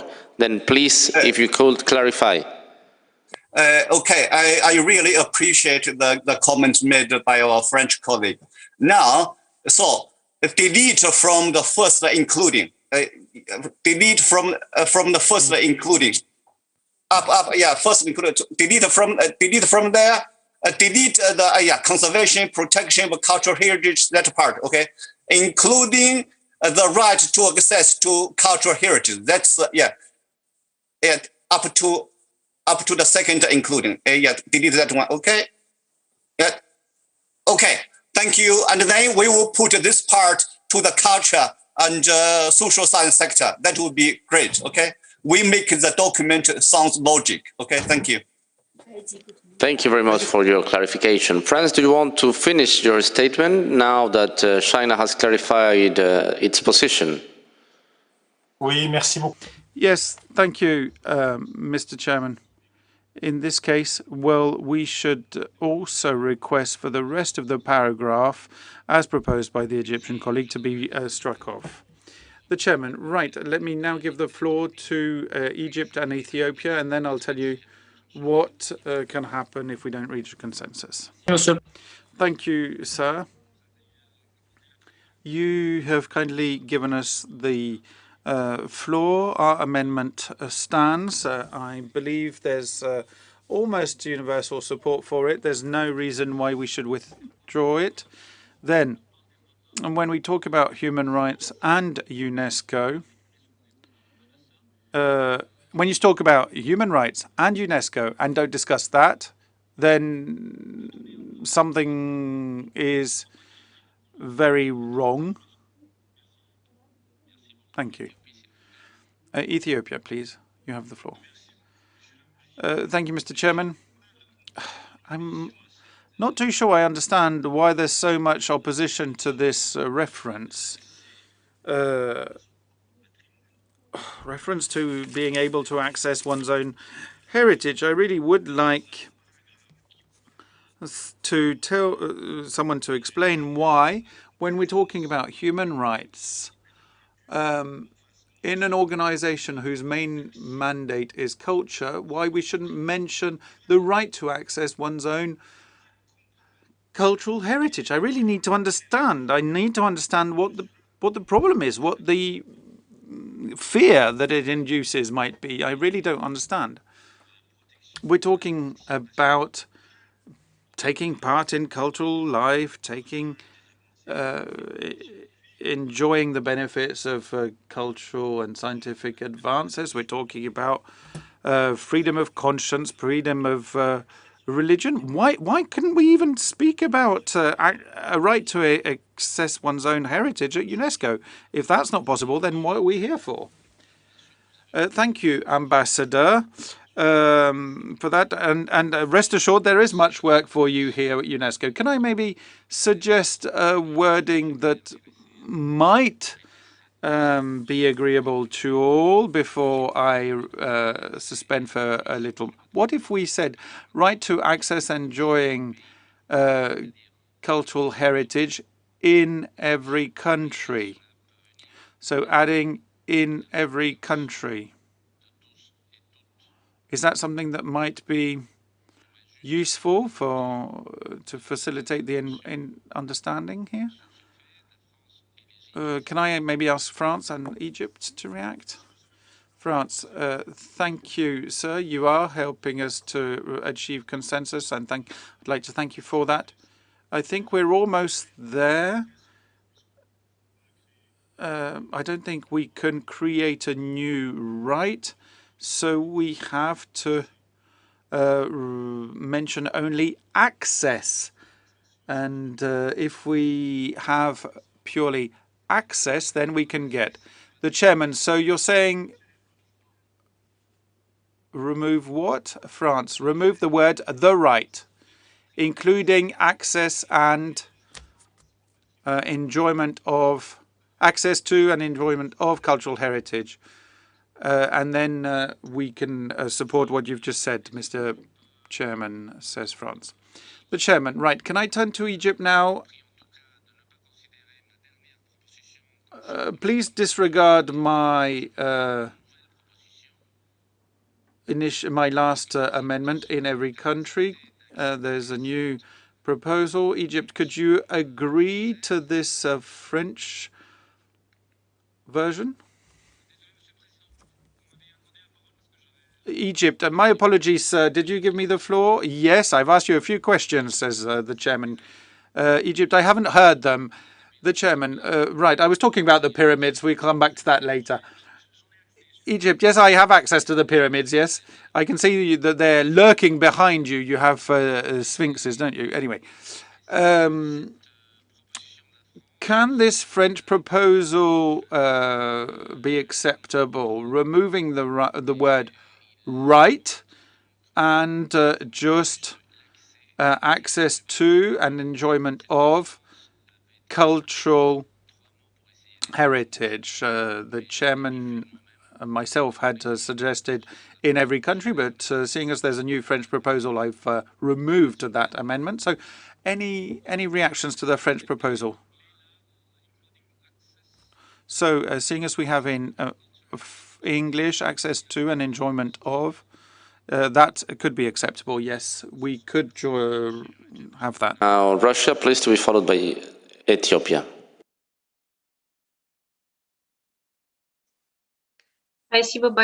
Yes, thank you very much, Mr. Chairman. Do you remember that when we started, I said that this transparent approach meant that I had referenced actual elements of international law. No one supported it, but why did I do that? Well, precisely so as to avoid any kind of discussion about whether this was real, this wasn't, what had been admitted, what hadn't. And if we end up in this grey area, then obviously there is a discussion and there are issues because everyone starts arguing about what the rights are and how you describe them. Now, I agree with the ambassador of Ethiopia and with Egypt and others have rightly said, if we don't even mention access to cultural heritage, what's the point? What are we doing here? I mean, after all, one of the basic elements of the mandate of UNESCO is precisely this. So I urge to consensus and the right to access and enjoy heritage is something that is found in UN conventions and UNESCO conventions. So we should find a consensus there. That Ethiopia has already stated its support to this proposal. I see that Pakistan is asking the floor, but can I please ask all the delegations to join the consensus on this new wording as it is right now on the screen? I guess that we could have an engagement wording here. Pakistan, do you oppose to the consensus? Yes, Chair. I just have a slight. We insist on including the right to access and enjoy cultural heritage, because this paragraph is about rights. So we are talking about the right to freedom of thought, we are talking about the right to water and sanitation, and we are talking about all other rights. I don't understand why should we be making distinctions when it comes to the right to access and enjoy cultural heritage. This is very discriminatory in our opinion, and if this para is about rights, and the right to enjoy and access cultural heritage is part of Article 27 of the Universal Declaration of Human Rights, we should not make any distinction between the different rights. So we believe we support Russia. We should include the right to access and enjoy cultural heritage. Thank you, Chair. Thank you. But in any case, if I understand well the phrase, if we say the English version, we are talking about Article 27, and Article 27 is to enjoy, the right to participate freely in the cultural life, etc., including the access and the enjoyment of cultural heritage. The right is on the Article 27. This is just an addition. Maybe I am understanding in a wrong way, but I guess that your concern is duly answered by the beginning of the phrase, because it is just an including. It is a transitive verb. I see that Ethiopia is asking for the floor, but please, we are very close to the consensus. I really would like to stop and to close the debate on this point. Ethiopia, could you help us, please, to reach the consensus on that? We agree with the compromise. It was a compromise proposed by France, propose the inclusion. So we agree with the compromise. It's perfectly acceptable to us. We meet halfway. That's the work of UNESCO. Bring people halfway. We cannot go full way today. Maybe tomorrow we'll go full way together. Thank you very much. So we accept the compromise. Thank you. Can I ask to all delegations again if we can join the consensus on this paragraph and this part of the paragraph as it is right now on the screen? Okay, I see that nobody is opposing right now to the text. Thank you very much. Then we close the text of the last part of the paragraph. And now I will stop the session for 5 minutes because we have to discuss about what we are going to do because it is the end of the session. And then I need to meet with my co-chair and then we will come back in 5 minutes. Then we will resume the session. For now, it is closed. Thank you.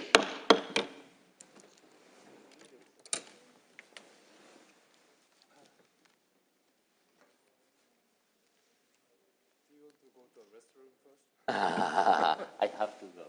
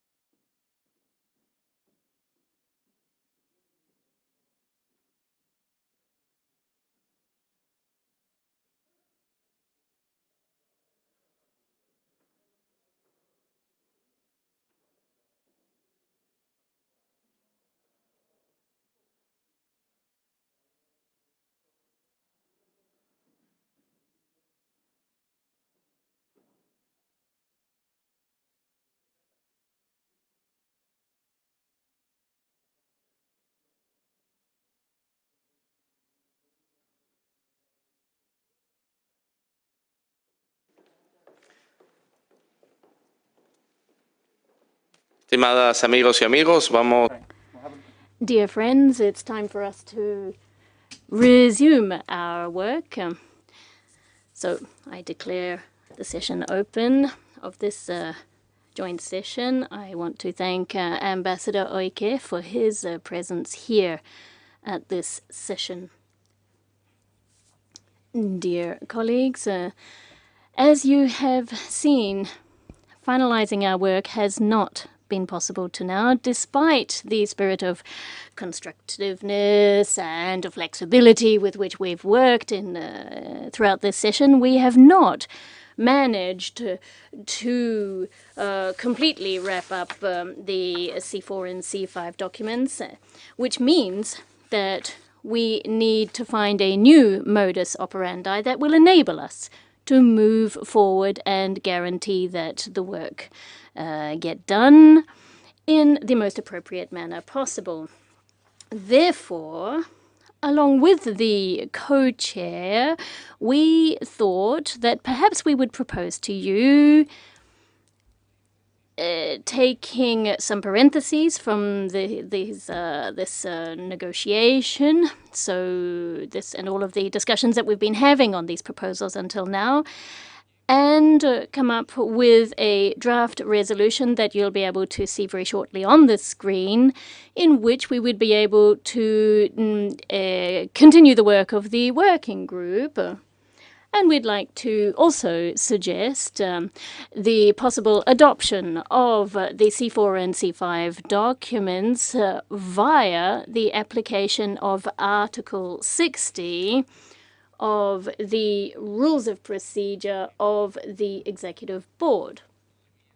We are still currently translating into French because we're working on this as fast as we can, so that the things that have been discussed and established here in the room can be duly reflected. But we request your indulgence, and wondering if we could start working solely off the English version while the French version is being finalized. I see, however, the French version is very, very close to being finished, so we will be able to submit to you as joint chairs this proposal then as a way forward. So it'll be a draft decision that would guide our immediately upcoming work.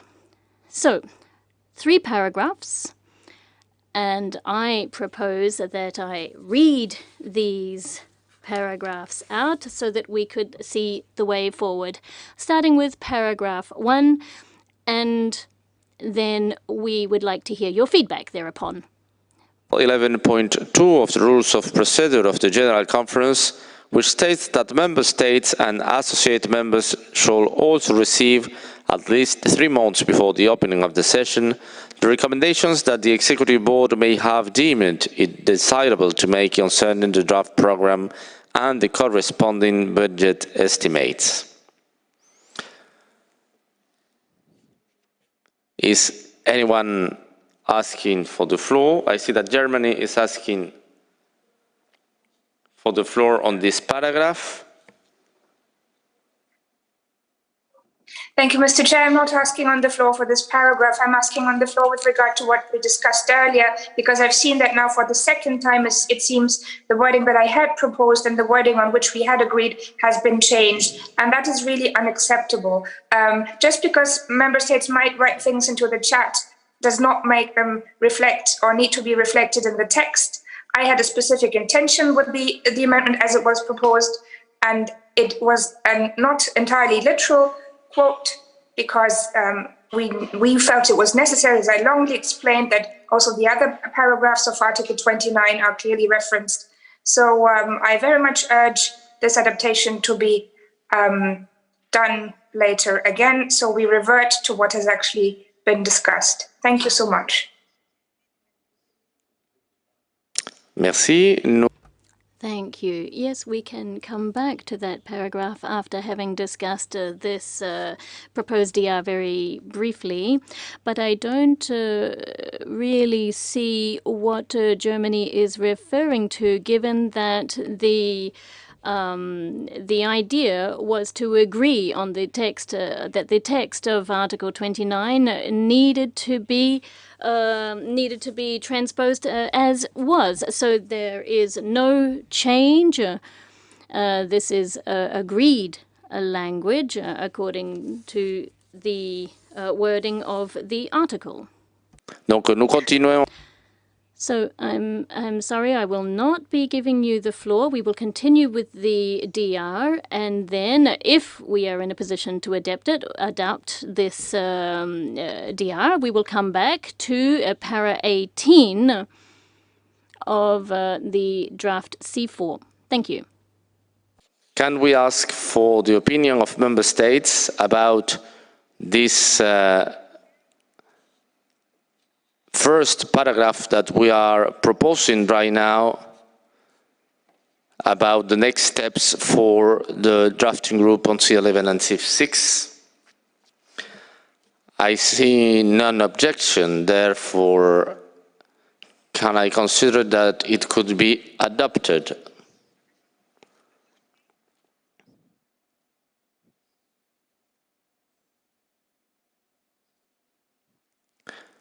I see none objection. It is adopted. Paragraph 2 decides that the drafting group established by decision 210/22 will meet virtually as soon as possible after the 211th session of the Executive Board with a view to finish drafting the recommendations of the Executive Board on the draft 41C4 and draft 41C5 to be presented at the next session of the General Conference. Let's put at the beginning, please, the Executive Board, because we need the introduction of the DR. We will put that it is the Executive Board who is deciding, before the first paragraph, I mean. Thank you. About the Article 2, are we in capacity of adopt this paragraph as it is on the screen right now? I see none objection, therefore it is adopted. Paragraph 3 recalls that in accordance with Article 60 of the Rules of Procedure of the Executive Board, the chairperson may, if he judges proper, consult the members by correspondence should the approval of the Executive Board be required for measures of exceptional urgency and importance while the Board is not in session, and invite the chairperson to consult the members by correspondence for adoption of the draft decisions on the draft 41C4 and draft 41C5 recommended by the drafting group. Can we consider that this paragraph could be adopted as presented by the co-chairs? I see none objection, therefore it is adopted. Can I please ask you to adopt the resolution as a whole? La Sainte-Lucie demande à parler. St. Lucia has requested the floor. Thank you, Mr. Chair. Will you just give me a minute to read the last paragraph?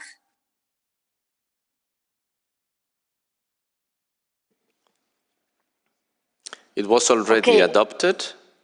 Yes, but I give you the time. Yes, no problem. I'm just trying to see whether we have what happens if the consultation under Article 60 does not go through.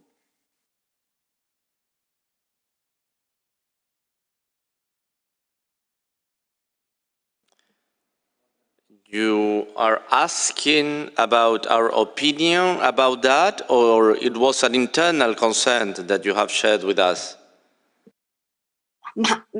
I'm sharing the concern with everyone, Mr. Chair. It is very good to deal with the DR under Article 60 of the Rules of Procedure. We fully support you. But then what if the consultation, what if there is opposition in the consultation or whatever? What if the DR is not adopted through Article 60 of the Rules of Procedure? I think there has to be a second step in this regard. And if there is a problem under Article 60, I think we should call for a short special session to finalize, because we need to be assured that there will be a C11 and a C6 sent to the General Conference. Thank you.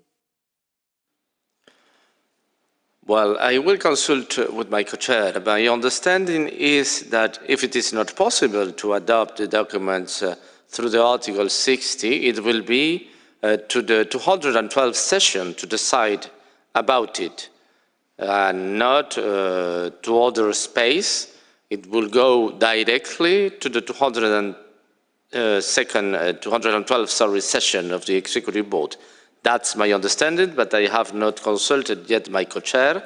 Yes, but before, excuse me, Mr. Chair, before you consult your co-chair, I beg to disagree with you, because the 212th session means that we will not be sending the documents within the legal and statutory deadlines. So we cannot wait until the 212th session to adopt the documents. We will need a special session, even if it's a very short one.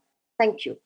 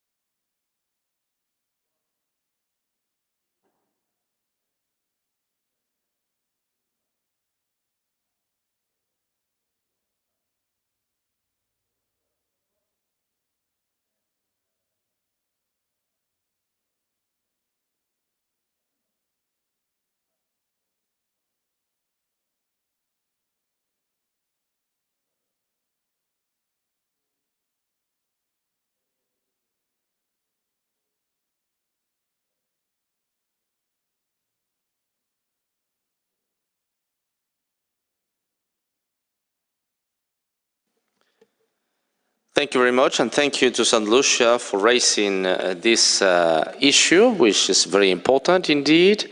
Dear colleagues, well, I guess, and then I will give the floor to my dear co-chair, but I guess that if we proceed as we are suggesting right now, it means the application of Article 60 of the Rules of Procedures. It is because we are very sure that in one time or another we will have a consensus. I mean, it is not possible to go to the application of the Article 60 if we are not sure that the document is closed and that everyone is happy with the document that we are presenting. Therefore, I guess that we really have all the opportunities to work together to be sure that the document could be closed, and then to establish under the framework of the Article 60 the consultation to member states. I mean, it is not a possibility to consider a document that is not closed, and we will have to trust and we will have to be confident to the position and opinion of member states that if the discussion is closed, it is the only time to apply the Article 60. But in any case, I will give the floor to my co-chair, and then let's go how to proceed. Thank you, dear co-chair. I have nothing much to add to what Ambassador Constance Rosales explained. We will work on this text in the working group, and we come to consensus.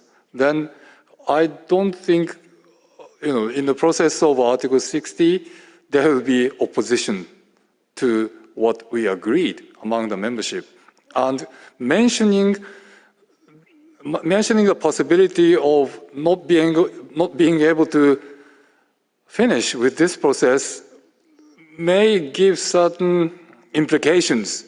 So for the time being, Article 60 should be enough, and mentioning the possibility that this process doesn't work in one or another should not really be raised in this decision. Although psychologically we have to think about the possibility, but this decision should not mention that. That possibility should be in our mind, not in this decision. That is the way I see it. Thank you. Thank you to my co-chair. I see that Russia is asking for the floor. I give the floor to Russia, to be followed by St. Lucia.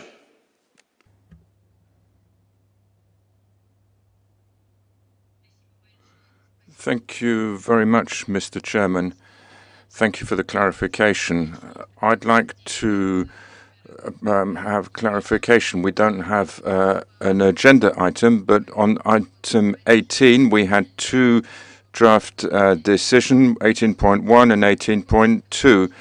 We didn't get as far as the budget to the program parameters and the financial parameters of the budget. So my question is, the decision that we adopted concerns which item of the agenda, just so that we all understand. Can you please clarify that? That's first point. Second point, now as I can see what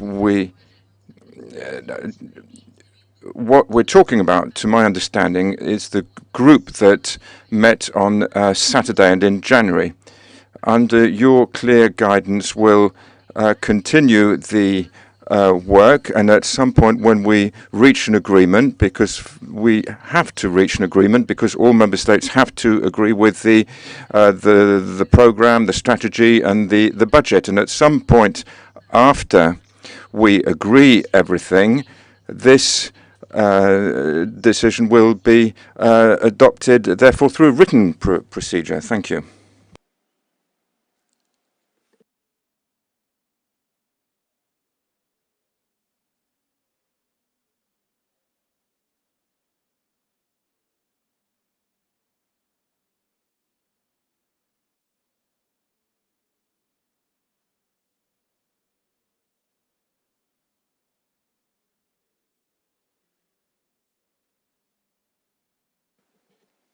Thank you. St. Lucia, please.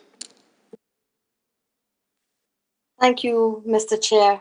Without getting into psychology, for us, what really matters if we want to be reassured is that we secure the process fully.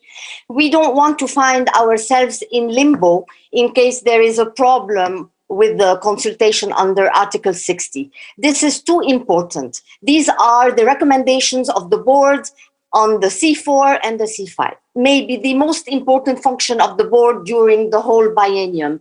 And for us, if you're so optimistic and so sure that everything is going to go right under Article 60, I'm very happy, and you will have all my cooperation, but I don't see what would bother you in adding a paragraph saying that in case the DR is not adopted under Article 60, we could invite the chairperson of the board to call for a special meeting.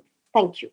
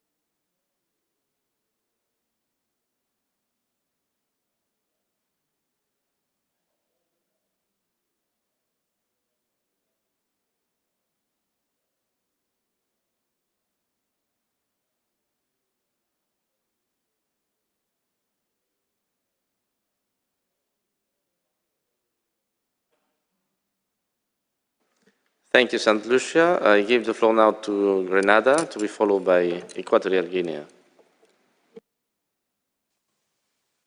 Thank you, Chair, for giving me the floor. As stated by St. Lucia, Mr. Chairman, the C11 and the C6 are very important documents. In particular, the middle-term strategy will define the policy of the organization for 8 years. We cannot take a chance not to be ready for the General Conference or miss the deadline if we don't have the required agreement by the consultation under Article 60.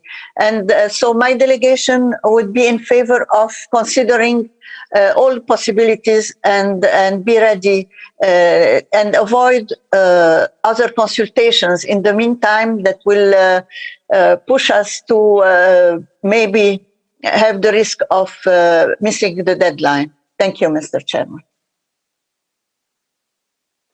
Gracias, Guinea. Thank you very much. Equatorial Guinea, you have the floor. Merci, Monsieur le Président. Thank you. I'm speaking for the first time this afternoon, and I endorse what has just been said by St. Lucia and Grenada for reasons of, well, to be prudent. We have already seen that in the drafting groups it can be difficult to reach consensus. There is nothing to guarantee that we will have consensus during the forthcoming work. And the 212th session may be rather late in the day if we are unable to adopt under Article 60 consultation. So I endorse St. Lucia in that respect. France, to be followed by my co-chair. Good evening, Chairman, and hello, everybody. Just a few words to say that we fully share, I think, in fact, everybody endorses the comments that have been made.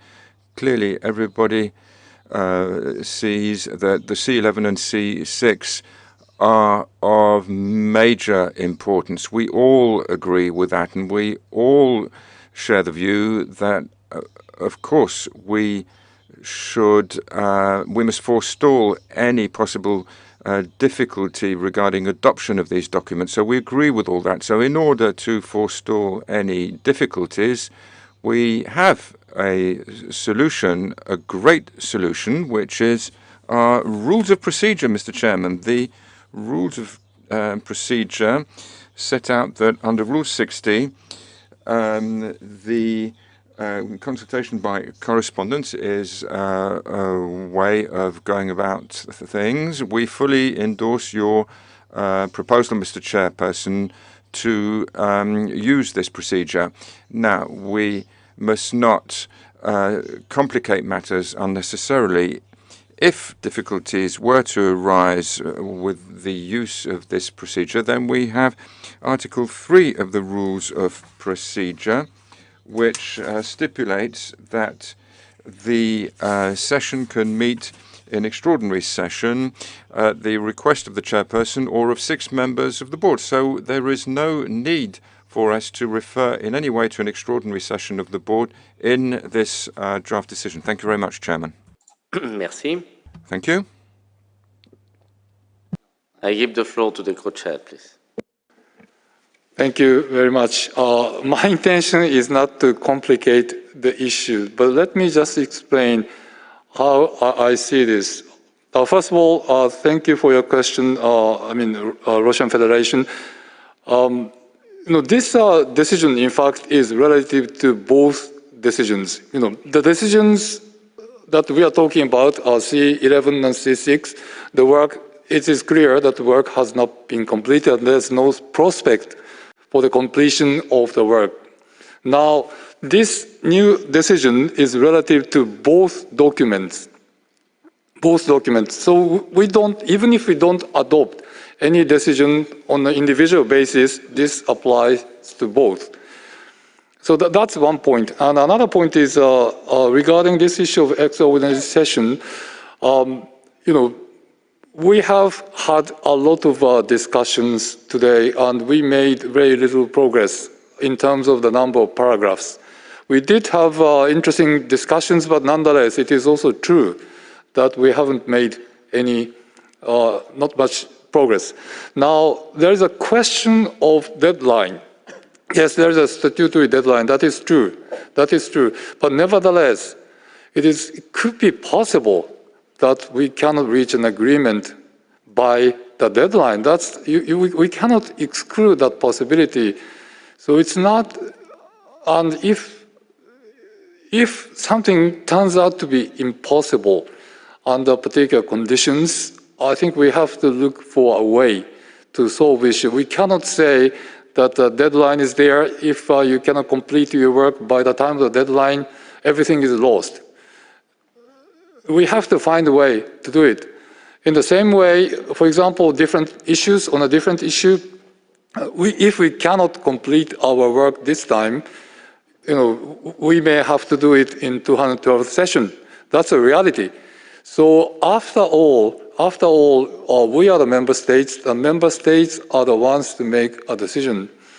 So in that sense, we would like to, avoid a very rigid pathway ahead.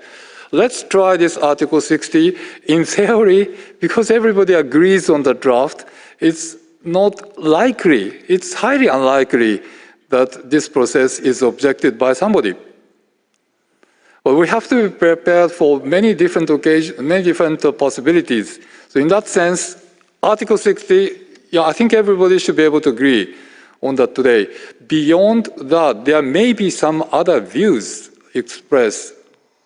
And to avoid complicating the matter, we simply talk about Article 60 and finish it today. And as Franz pointed out, there are always ways to convene the extraordinary session if that is actually absolutely necessary, even if we don't mention it here. 6 countries can ask for that. So it's always possible to go to that arrangement, even if we don't have any provision, in this particular decision. So perhaps we should stop here and see what happens in the process ahead. I don't think it's an easy work to agree to all the points contained in the document in a limited period of time. Thank you. Thank you. Now I give the floor to China to be followed by, St. Lucia, yes. First of all, I salute the co-chairs for their great efforts. The documents we are discussing, C6 and C11 are really crucial. They are very, very, very important. And we are really work at a very difficult circumstance. So in this kind of context, my delegation supports the decision on the screen. And we also take note of what the other delegation, St. Lucia, just mentioned. So in that case, we can add a very small thing technically, we can solve the issue. So invite the chairperson to consult the member state by correspondence in the final sentence there, comma, if deemed, no, it's there already. If it's there, correspondence, comma, yes, comma, if deemed necessary. Sorry, I have to interrupt you, Mr. Ambassador. No, this paragraph was already adopted. I am very sorry, but I have to take care of the rules of procedure. You can draft a new paragraph. You can draft a new paragraph if it is your will. We don't have any problem with a new paragraph, but we cannot modify this paragraph because it was already adopted. And you can go with a new paragraph. We will have no problem because we was on the way to adopt the resolution as a whole. If you want to add a paragraph, it is okay. Okay, thank you. I'm sorry for this. And I think in the chat box, the St. Lucia mentioned a text. Please put the text there. I think that should solve the problem. Thank you.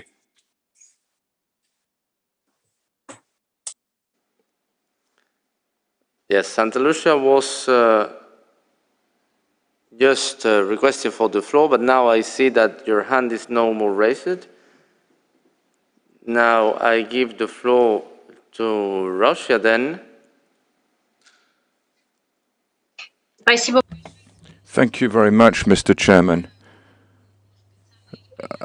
Maybe I failed to understand things in this virtual room, but I still don't understand the draft decision with the 3 paragraphs. What number will it have? What agenda item does it correspond to? Because we began to discuss C4 on under 18.1, and we adopted many paragraphs. Now, the first text that we adopted, I'm not talking about the fact that we had the ones where we had disagreement. I'm talking about the ones that we adopted. And also, we didn't even begin 18.2, the draft decision on the budget. So this text with 3 paragraphs, what number will it have? What decision is this? And if this decision is 18.1, because 18.2 does not have a draft decision associated with it at all. That's what I'm seeking to understand. Thank you. Thank you. Santa Lucia, to be followed by Brazil.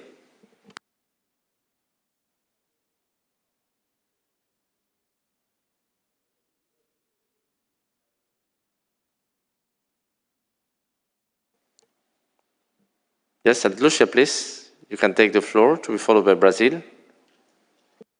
Yes, thank you, Mr. Chair. Mr. Chair, what we're asking actually is very simple. And I have a great difficulty in understanding the resistance of some, because in fact, we are okay with you to use the Article 60 for the consultation, as was clearly said by my colleague of France. But what we are saying is that we cannot wait until the 212th session to finalize, because there are statutory deadlines and we are not ready to disregard and take the statutory deadlines so lightly. And therefore, we need to guarantee the procedure in this whole decision. It should be complete and secured. And no, 6 members cannot call for a special session if it's virtual, because I don't think this is provided for, even in the rules that were adapted. So I do think, and I do not understand, really, I do not understand at all, why is it a problem to request in a paragraph, in an additional paragraph, if the consultation under Article 60 goes well, because for some reason it might. If it doesn't go well, why can't we invite the chairperson to request for a special session to finalize the amendments and send them within the statutory deadline? Thank you.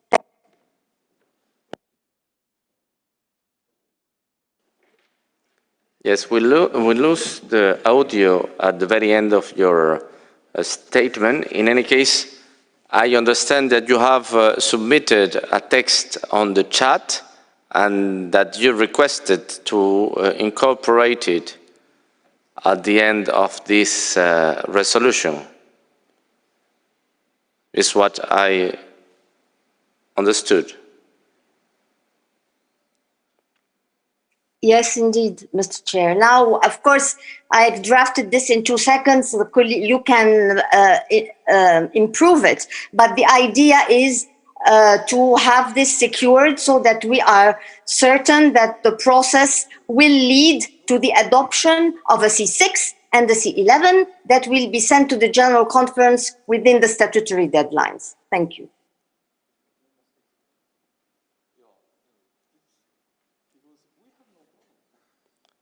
St. Vincent to be followed by Egypt. Thank you, Mr. Chairman. I really don't understand this reluctance to add an option also to invite the chairperson of the executive board to call for a special session. Mr. Chairman, 212 session is too late if we want to meet again and to adopt the C6 and C11. These documents are crucial, as Ambassador of China has said, as our colleague from France also said, and we cannot just to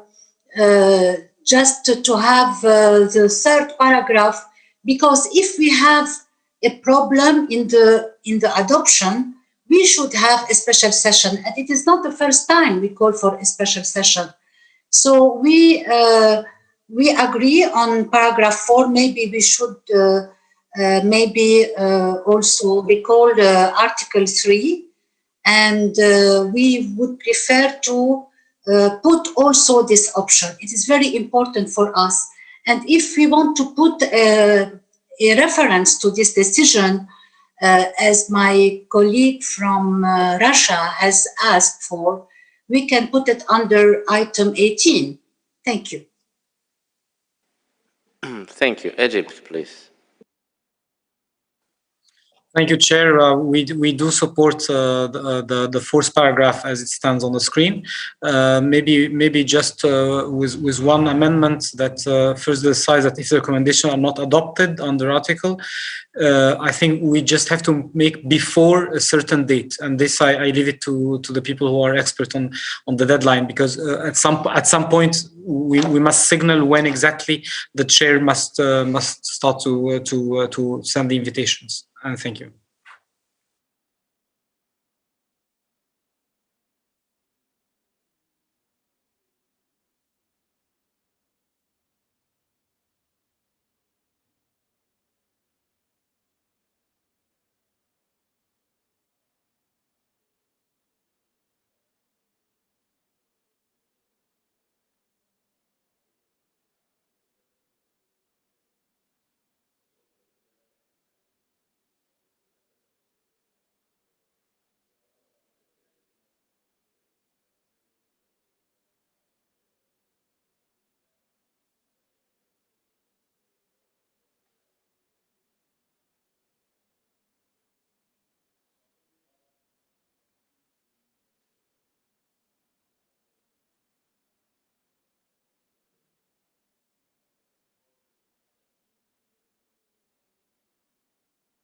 Argentina, mientras tanto.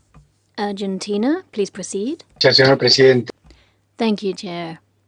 We understand why it's not necessary to mention Rule 3. The rule already exists. But if this does actually allay the concerns of some members of this meeting, why not take that step? And that is why we would like to support the proposed para 4, because my delegate feels that it might be superfluous, but it would actually garner consensus. It would be a belts and braces solution, and so that's why we think it does make sense to mention Rule 3. Thank you very much.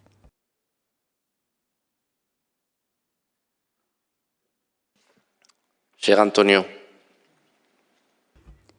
Dear Antonio. Merci beaucoup. Thank you very much. I'm still very optimistic, but I must confess that after seeing, despite all your extraordinary efforts, Mr. Chairman, that we really haven't made much progress with our resolutions. We need to take some contingency measures or decide how what we will do if we don't achieve consensus. I fully agree with Argentina.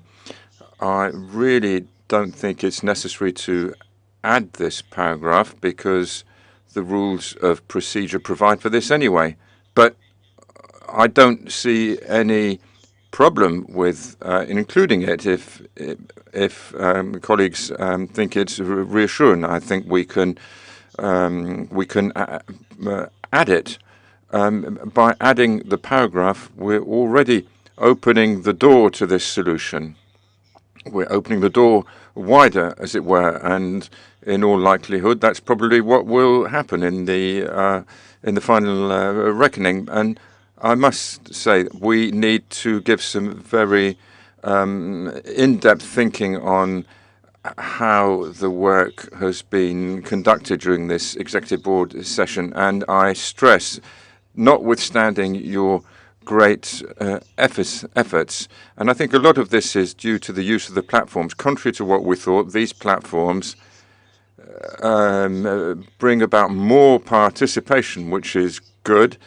They facilitate participation and taking the floor. That's a good thing. But on the other hand, it puts us in more difficult situations, in particular when it comes to reaching a decision. So I think we need to give this collective thought on our methods of work, our decision-making process, in particular in this health pandemic. Now, in para 3, I think there's a small mistake that was made at the last minute in the second line.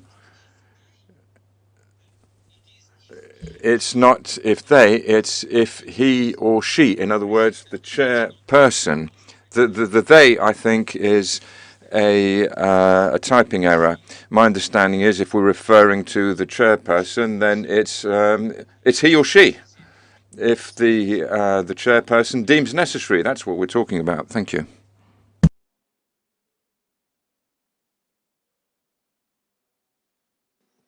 Brasil, por favor. Thank you very much, Mr. Chair. As it was expressed by our distinguished colleague from Argentina and also by the National Ambassador of Portugal, we do not see, we could live with this reference with the proposal of, regarding Article 4. We believe it wouldn't be necessary, taking into account the fact that the rules of procedures, being it Article 60, being it the utilization of Article 3, would suffice if we need to guarantee decision-making when it comes to both documents, to C4 and C5, to negotiation of both documents. Of course, it's important that we guarantee greater clarity in terms of the timing of the work of the drafting group. On the other hand, the recommendation stemming from the drafting group would necessarily have to be presented to the 212th session in October, and therefore we would have this timing framework, I mean, at least the limit of the timing framework for negotiations guaranteed already. So we think that we understand where it comes from. We could live with this insertion of paragraph 4, but again, we wish to reiterate that the existing rules of procedure and the utilization of the existing rules of procedure would suffice when it comes to the concerns of many delegations. Thank you. Thank you. I will give the floor to Turkey and Grenada, and I would like to stop the list of speakers. We need to move forward. I guess that we could make some arrangements and to ask the room if everyone is okay with the wording. I understand the national statements, but I guess that it is not the proper time to be stopped in our way by a kind of division of the feeling of the room. I have 3 speakers on the list: Turkey, Grenada, and France, and then we will come back to the wording and to ask the room if they are okay with the proposal of adding a new paragraph. Turkey, to be followed by Grenada. Thank you, Mr. Chair, for giving Turkey the floor. Mr. Chair, we can understand the rationale behind paragraph 4, and we would support it because we consider it as important to have no gaps on our way to the General Conference. But at the same time, we would have a different, a slight, we would like to propose a slight change in the text. It is, if we understand, if the recommendations cannot be adopted under Article 6, then this is a decision of the member states. To call for a special session to adopt the recommendations is something which questions the decision of the member states. Therefore, we would like to ask to call for a special session to adopt, and say to call for a special session on the recommendations. No, to call for a special session, just insert on and strike out. Recommendations is also not necessary because the recommendations are already in the text. Just on, to strike out, to adopt. Yes. Thank you, Mr. Chair.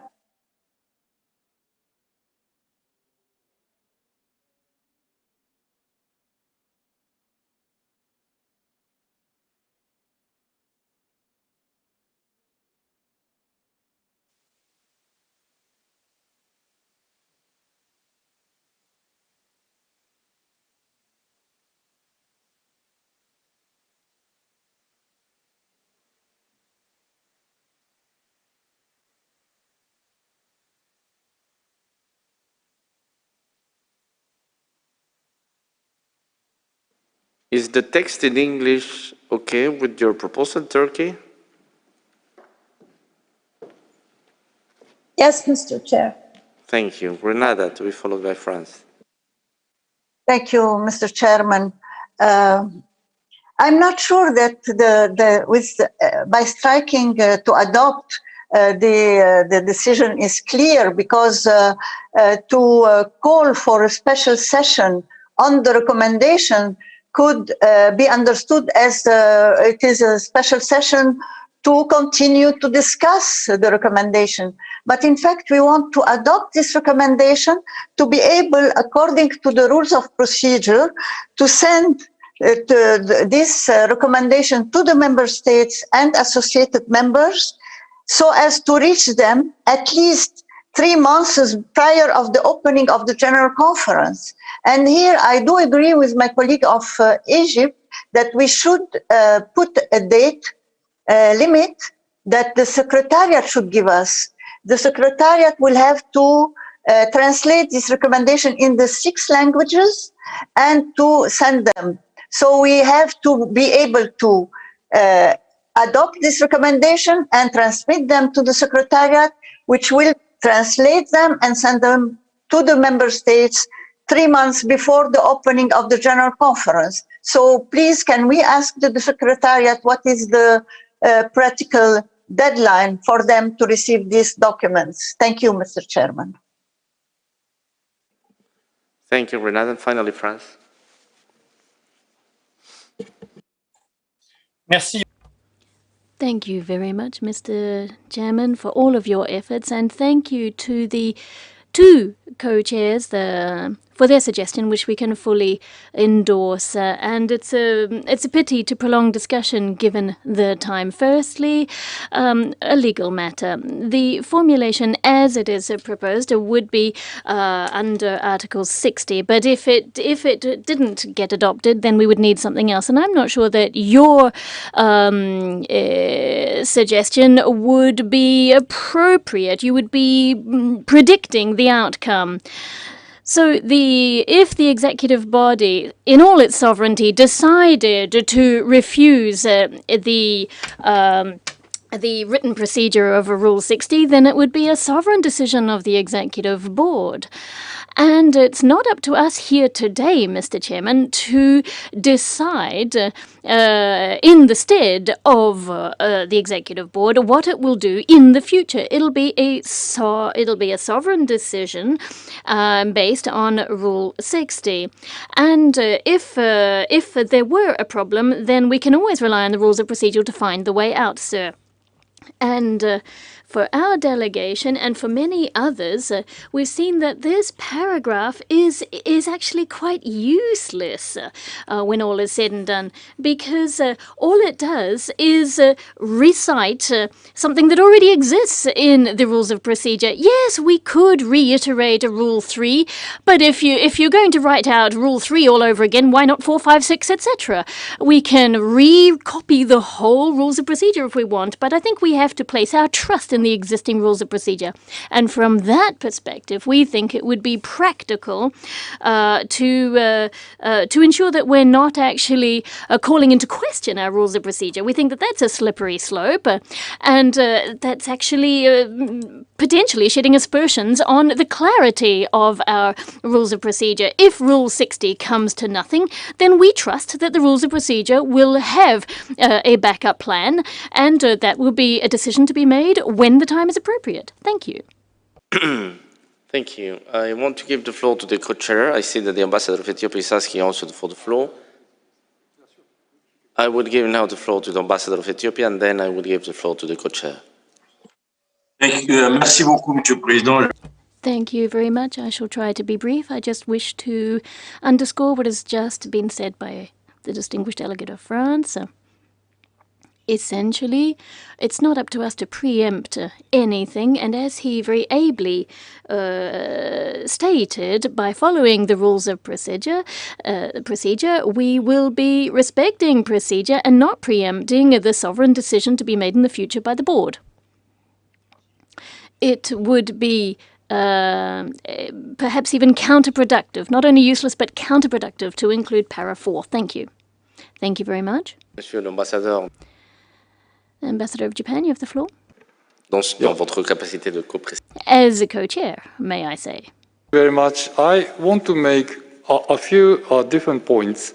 First of all, on the question of the title of this decision, it is the draft decision on items 18.1 and 18.2. It should be something like that. That's the first point that I wanted to make. And secondly, maybe if we are to have this paragraph 4, or special session, before the special session, it would be probably better to have the word online, call for online special session. Now, finally, I'm not necessarily against the idea of having this special session. I'm not necessarily against the idea. The question here is, this is something which the board decides in the plenary. This is the commission. And after all, if this special session is called, it's no longer the commission or working group, it is the plenary of the executive board. And therefore, it's not necessarily for this commission to decide. It's a plenary to decide. That is one thing. And another thing is, decisions involving some kind of financial expenditures. We have a rule, Rule 34A. So that is another consideration. So all in all, we thought it's a bit premature to decide on what the board wishes to do today. That's all. I have, as an idea, I have nothing against it, but I thought maybe it's not the appropriate time to decide on a special session in this format. That's all I have to say, and but we are in the hands of the member state. Thank you. Thank you. Before giving the floor to St. Lucia, I will now try to do my best to reach a consensus. I mean, we could go, because we understand the concern of some member states about the next steps if the recommendations are not adopted. And maybe without saying or without transcribing the rules of procedures, we can just say that if the recommendations are not adopted under Article 60 of the rules of procedures, the Executive Board shall take all the normative steps to be sure that the recommendations could be properly adopted in a correct timeline. I am just drafting right now.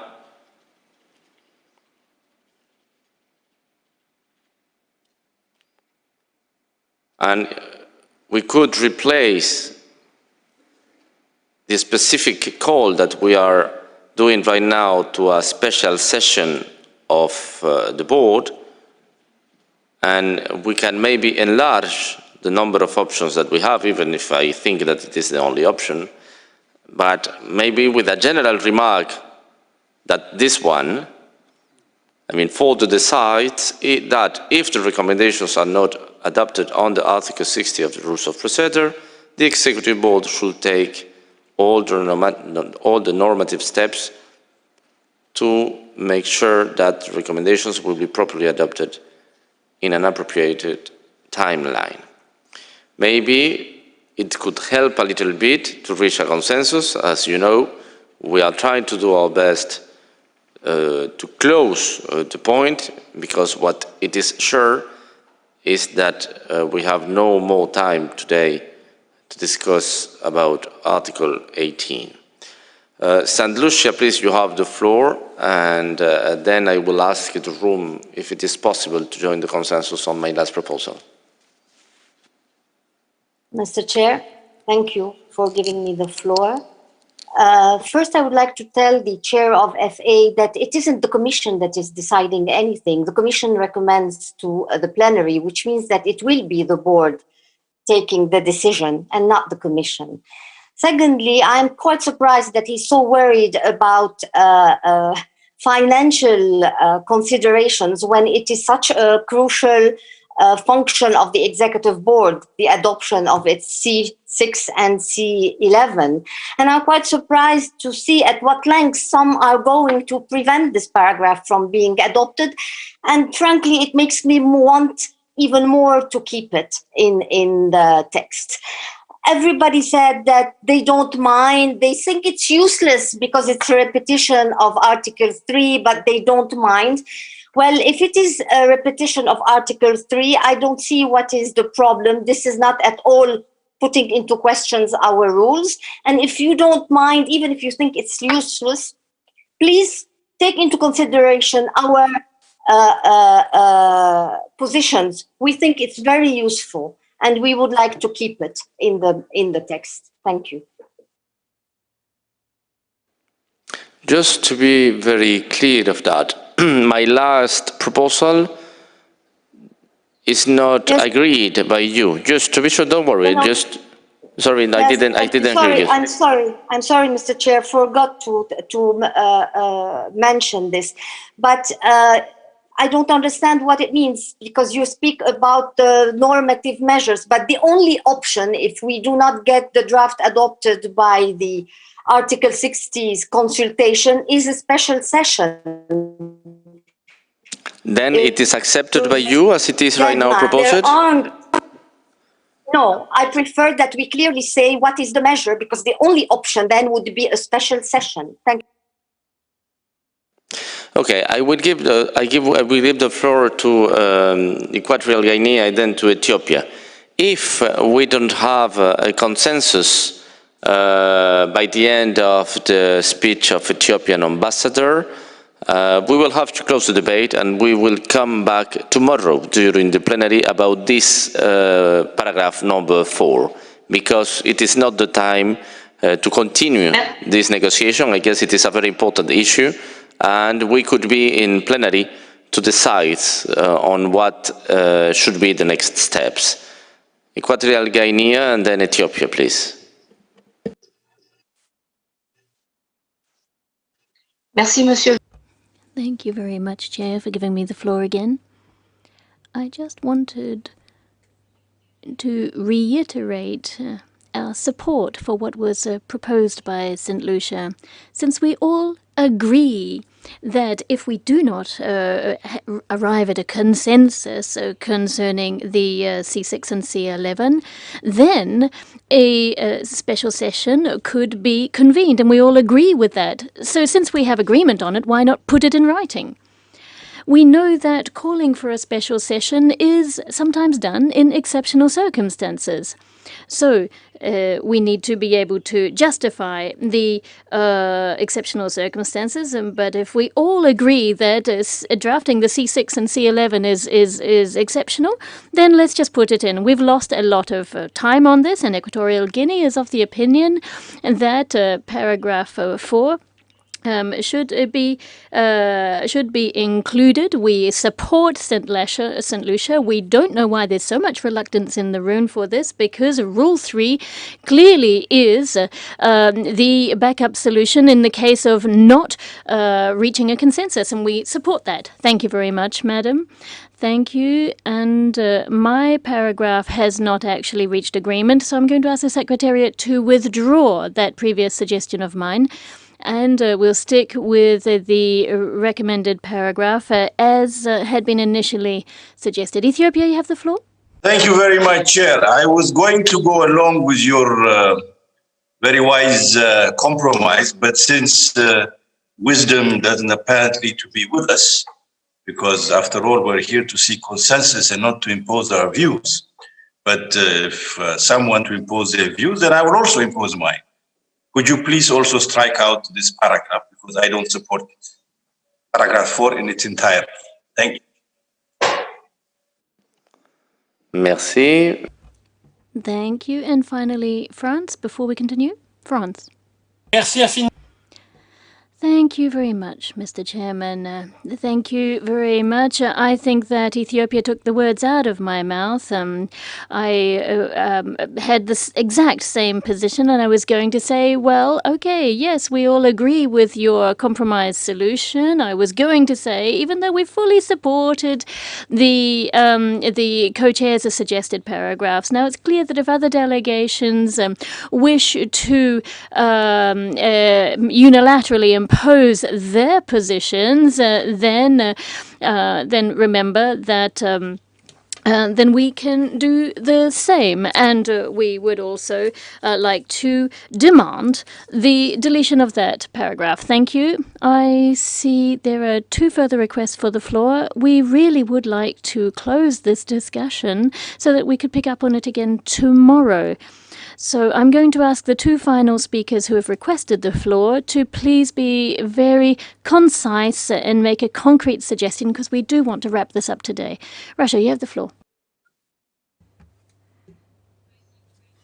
Thank you very much, Mr. Chairman. I feel now there's no major disagreement between member states. Everybody wanted the recommendation to be adopted because this is our job, and our job is to ensure that this is implemented under Article 60 or through convoking an extraordinary session. Now, I've come up with a wording. Maybe I didn't really understand the wording, but it could be a compromise. So if you could have a look at it, because perhaps this might be acceptable to all, and this would help us solve the problem. I've written it in order to try to help solve and sort out this problem. Thank you, Chairman. Bien. Very well. Now I shall ask, because St. Lucia was the last speaker on my list, so I'm just going back to my initial proposal again. If I could ask the Secretariat to please put my initial proposal back up. Thank you. St. Lucia, you have the floor. Yes, thank you, Mr. Chair. Mr. Chair, first of all, it wasn't a unilateral imposition of a paragraph. I think that the paragraph got a lot of support, actually more than opposition, unless the weight of the country or the size of the country has importance in this. And secondly, I would like to remind my dear colleagues that in order to request for a special session, a virtual special session, unless we ask for it in this decision, the chairperson of the executive board will have to go again under a consultation under Article 60. So we are complicating things, while here we can clarify the procedure and already say what will happen if Article 60 doesn't work, without having to ask the chair to again ask if he can ask for one under Article 60, if it has to be virtual, or have it already in the DR so he can immediately call for it without having to consult under Article 60 again. So it's just not a repetition of Article 3. It is really making things clearer and easier, unless some do not want to have amendments to the C4 and the C5, which I can understand. Thank you.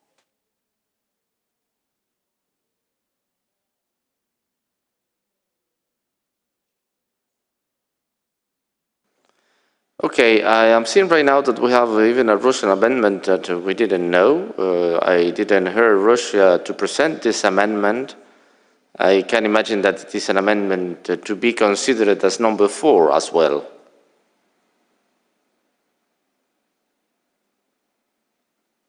Can Russia confirm? Mr. Chairman, I'm not insisting on this. I'm prepared to withdraw this if it's not acceptable to somebody, but it's just my understanding of what's happening in the course of these virtual negotiations. It's an attempt on my part to build a bridge between the different positions, because the main purpose of our discussion is that in one way or another, we have an adoptage. My understanding is that everybody wants this to be adopted, but the question is how. And under the rules of procedure, we can either do this through Article 60 or through convening of an extraordinary session. And the idea is to have the choice in order to decide how we adopt our decision. Thank you. Oui, merci beaucoup. Thank you very much for that. So the reference to Rule 60 has already been adopted in Para 3, and so this proposal by Russia would actually repeat, therefore, what was already agreed in Para 3. Now, the ambassador of Portugal had made a minor modification to the English version, and I'm going to say that, yes, we could accept it, because it doesn't actually... the text was correctly written in French. It's if he judges proper, or he or she judges proper. I think the word may was already there, so it was just switching to English.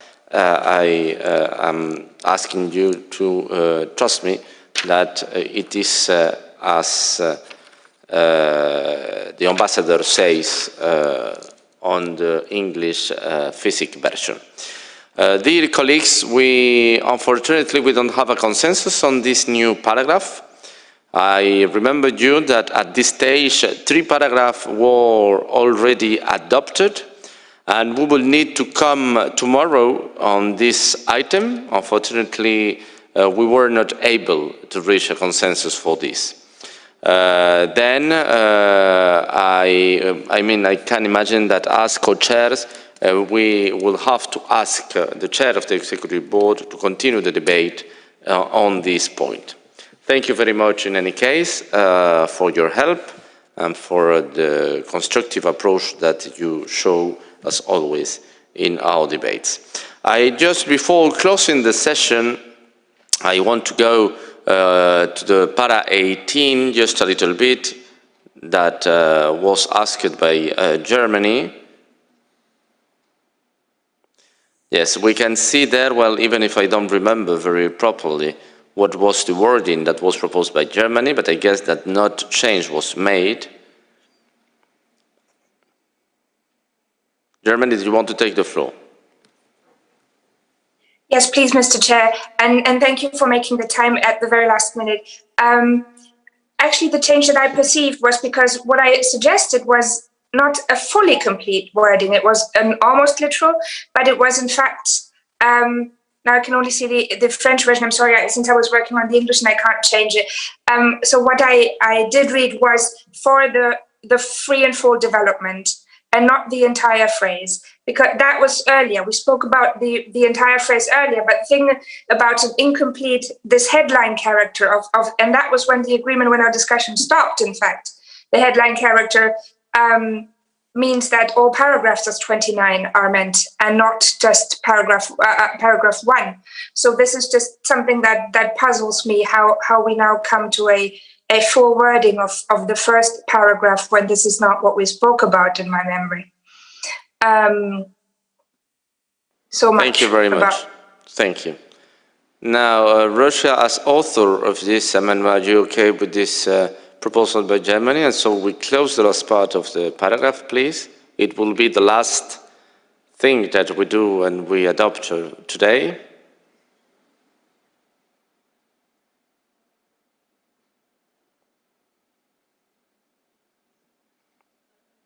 Russia, yes, I can imagine that with your silent, you are agreeing to that is on the screen. Yes, we agree. I understand from Germany that that's what they wanted. I wrote it as a quote. If Germany does not want the quote, then we could have put it shorter. But as we see it on the screen, is acceptable to us. We are prepared to be flexible on this. Thank you, Chairman. Thank you very much. Vraiment, entre deux délégations, j'encourage à ne pas compliquer notre... I would encourage we have called that we do not complicate matters on this very fragile consensus that we've been able to achieve. Switzerland, do you share that view? Yes, we do indeed share the view that this is a very fragile consensus, but we've moved from one to the other paragraph, jumping from one paragraph to another, so we feel we haven't finished the discussion because, and you may well say that this is going to make things more complicated, but many delegations have said we're talking about the specific mandate of UNESCO, and I think it's very difficult to set out that UNESCO has a special mandate on Article 27. So we agree to maintain Article 27. Several delegations have said this, but if we could add at the end, recalling the other provisions of the Universal Declaration of Human Rights, including Article 27 at the end. No, I'm sorry, says the chair. I have to interrupt. I'm going to contradict you on this. This paragraph was closed. We just came back to it because there was a problem regarding the wording on Article 29, but I recall, with all due respect, the end of the paragraph had been closed. But since I'm extremely respectful of the rules of procedure, it had not been gavelled, so it hadn't been adopted.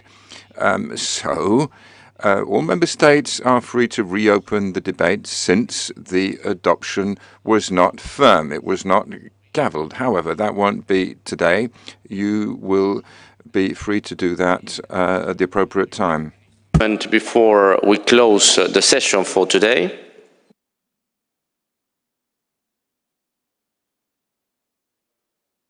not really, but I would like to thank all the members of this commission for your constructive approach and discussions. Thank you. Muchas gracias a todas y todos. Fue un placer para el Thank you very much to one and all. It's been a pleasure for both of us as chairs to work with you. And so we will see you in plenary tomorrow. But for now, I am adjourning this session of the Joint Committee. And I wish each and every one of you a very good evening, a very good rest, and good luck for tomorrow. Thank you very much to one and all. Good night. Good night. Merci beaucoup, Monsieur le Président. Bonne Merci soirée. beaucoup, Monsieur le Président. Bye bye. Merci beaucoup, au revoir. Merci beaucoup, Président. Au revoir. Merci beaucoup. Bonne soirée. Thank you very much to the two co-chairs. Thank you. Au revoir. Merci beaucoup. Bonsoir. Merci beaucoup. Bonne soirée. À demain. Bonne soirée, Stein. Salut, bonne soirée. Il faut la se voir maintenant. Ah.